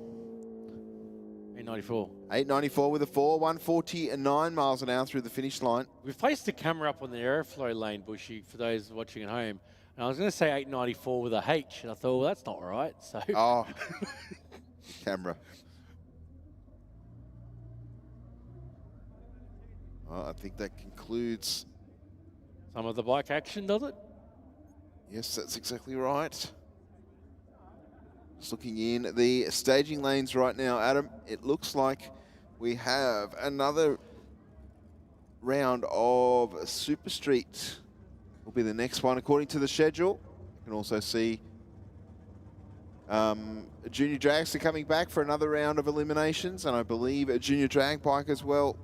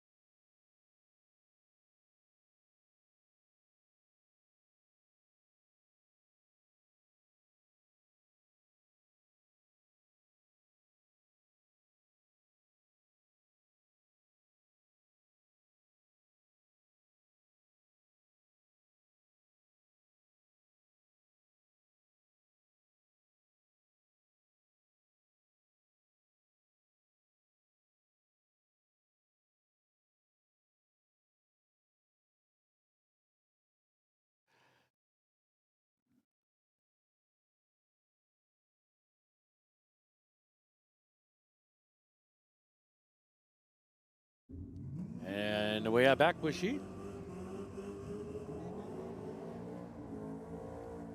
As we see Jack Matasevic taking on the mighty Green Machine, Sammy Joe Johnson. This will be a crack of a race. Jack Matasevic down there dialed in with an 11:38. Sammy Joe in the rocket lane in the Green Machine dialed in with a 10:15. Two very tough races down there on the start line.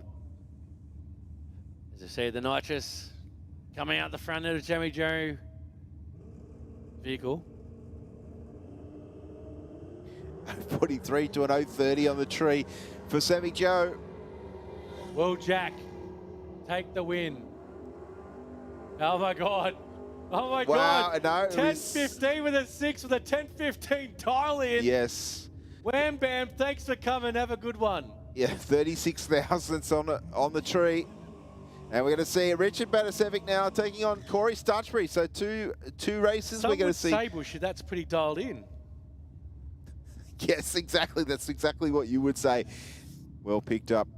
Love what you did there. See, nice work. They say my dad jokes aren't funny. No, I laughed. It's good. So we've got another race with the Matasevic taking on a dialed-in race car. Will Richard be able to claim back some family pride here? So what, Matasevic, Stutchbury's. Richard in the utility dialed in with a 1061. Corey dialed in with a 1054 Bushy. So yep, not much in it at all. Not even worth. Yeah. Oh, 015 reaction time and 096 from Richard. Utility with a fraction of work to do at the top end of the racetrack. It'll come down to who's closest to the dial in. It will be Stutchbury. Dialed in racing going for the double here. 1054 does a 1064. Richard went a little bit too quick. Had a 1061, did a 1060. Oh man. Oh wow. How good is Super Street? It's certainly putting on a show in terms of running very close to the dial-ins with very good reaction times. It's all about what Dial Your Own Racing is all about. We're going to see David Matasevic now in the Aeroflow lane, dialed in with a 1061, exactly the same as what his brother Richard just dialed in at. Taking on Luke Tex Griffiths down there in the rocket lane for Texas Automotive. Dialed in with a 1040 Bushy here on behalf of Texas Automotive, as you said, and Faber Vineyard and Winery. North Curl, God's country, some would say. Matasevic with the advantage here. Tell you what, Luke got up a bit in the air here. I don't know if that might hinder or help. I think the Cortina's in front. There was a bit of brake light insurance there for Tex. 68 10,000ths of a second. Matasevic broke out by 4th hour across the finish line. He did a least bad breakout. Yes, that's exactly right. So that's my technical analogy of that. Looking, we're going to some quick little bike action here. So Matasevic will move into the next round.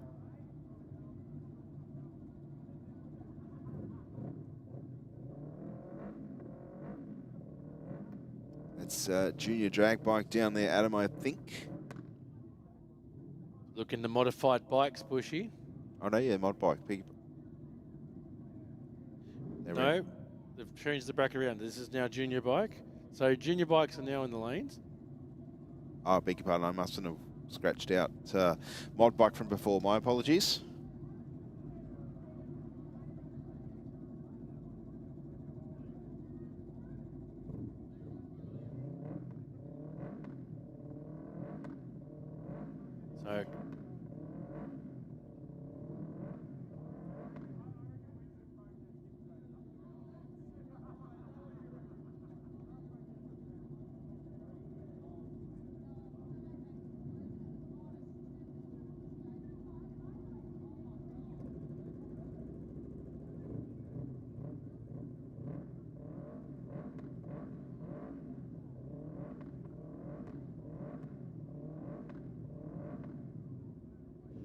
So KB Ashel forward. Denani Hot Shots. We need some quick vegetation over in WA. Hit up Denani Hot Shots. Chittering Septics, Shock and Thor, and Fussy Meats. Bailey Paul.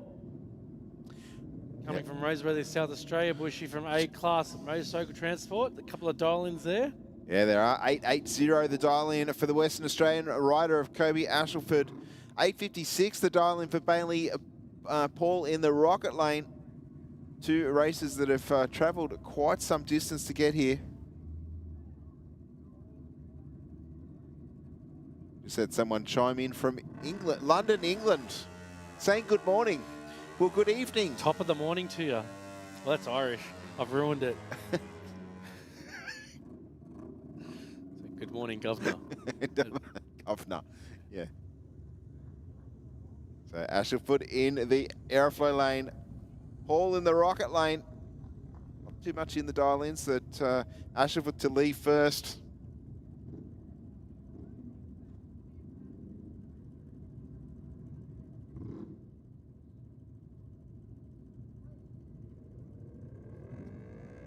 Both our juniors locked in here. Pre-stage locked, stage is locked. Red light here from Kobe. Bailey also red lit as well, but didn't write, double red, but Kobe the worst of the red, if that's... First or worst, and Kobe was first. Adding the win to Bailey Paul. Moving to the next round, 871 with a 0 to take the win. It's hard to see, unfortunately. Next up, we're going to see Anastasia Lucky in the airflow lane. Heavy Duty Magazine. And also 666 Racing Custom. Lucky stickers and decals dialed in with a 975 in the airflow lane. Taking on Eliza Harris from Seaford Meadows in South Australia. The Art of Attitude supporting her. Shaw's Mowing Services, FCR, HB Racing, Pro Coat Queensland, Protective Coatings, piece of shirt, clothing, and Uncle Norm's. What'd you just call me? Read it. Piece of shirt. You don't say that one if you... Here we go. Oh no, Liza, what's happened here? She's broken out, but She's it looks gone like for it. Anastasia had a red lit on the start line, Adam, and Eliza taking the opportunity to test the dial in. Lincoln Bomwick on his new bike.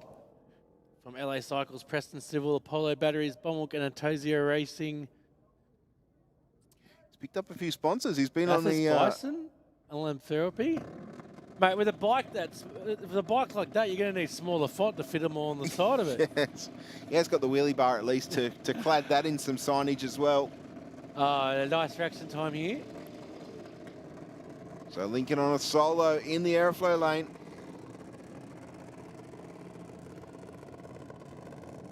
And runs on through for an 894 with an 8 on a 905 at 75 miles an hour. We move into our junior dragsters. I believe the final category of the night, we're going to see Zane Condello in the airflow lane, dialed in with an 803, taking on Alex Rafalo in the rocket lane. Rafalo dialed in with a 777. I think he ran a 777 with a 2 on the last run. Two of the older racers in Junior Dragster.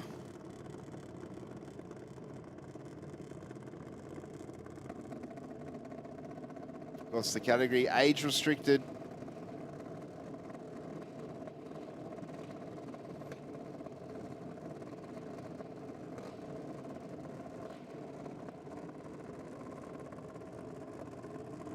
So Condello running for Harrix 3D.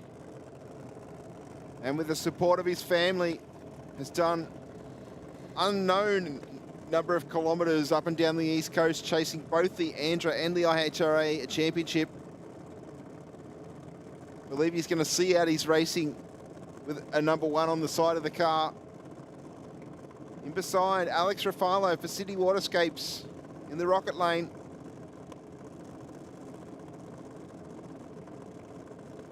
Another one of our tight-knit racing families down there.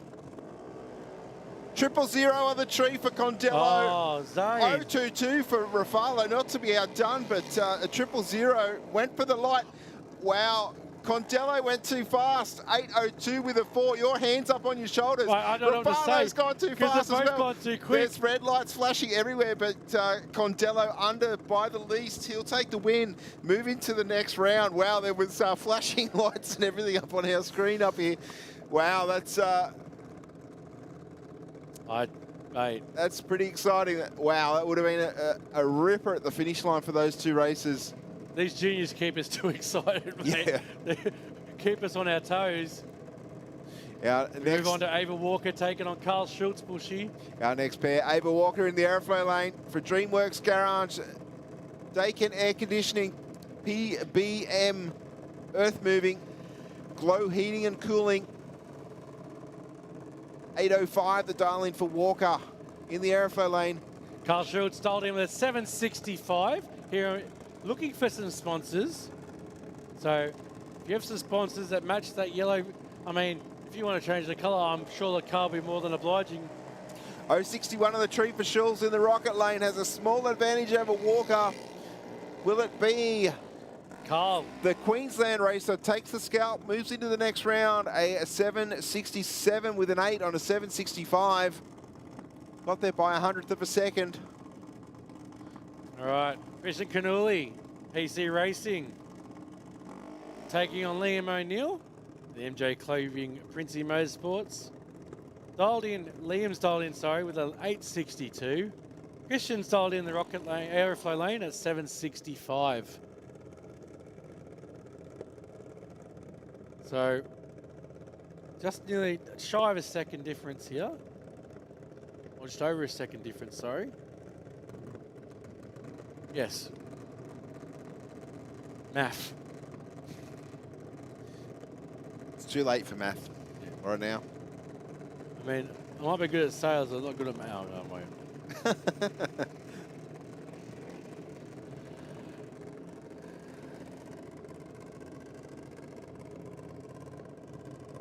All right, pair of, I'll say local, even though O'Neill's out of Singleton Heights. This is his local racetrack.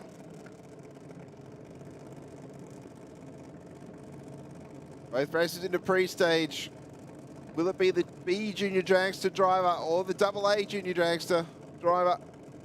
Canuli in the airflow lane. O'Neill in the rocket. 004 on the tree for O'Neill. He's got 800s up his sleeve as he makes his way to the finish line. Canuli chasing him down as best he can. And O'Neill will take the win, goes 864 with a 6 on an 862 dial-in. Takes the win by a 0.07 of a second.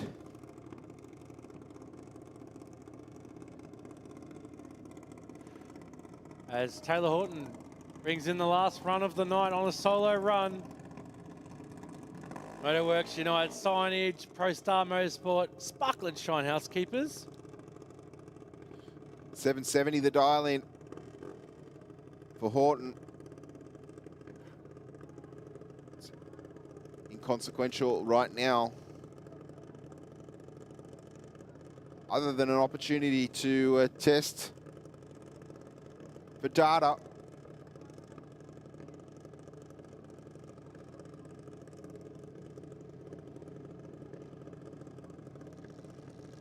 See what she can do on the start line.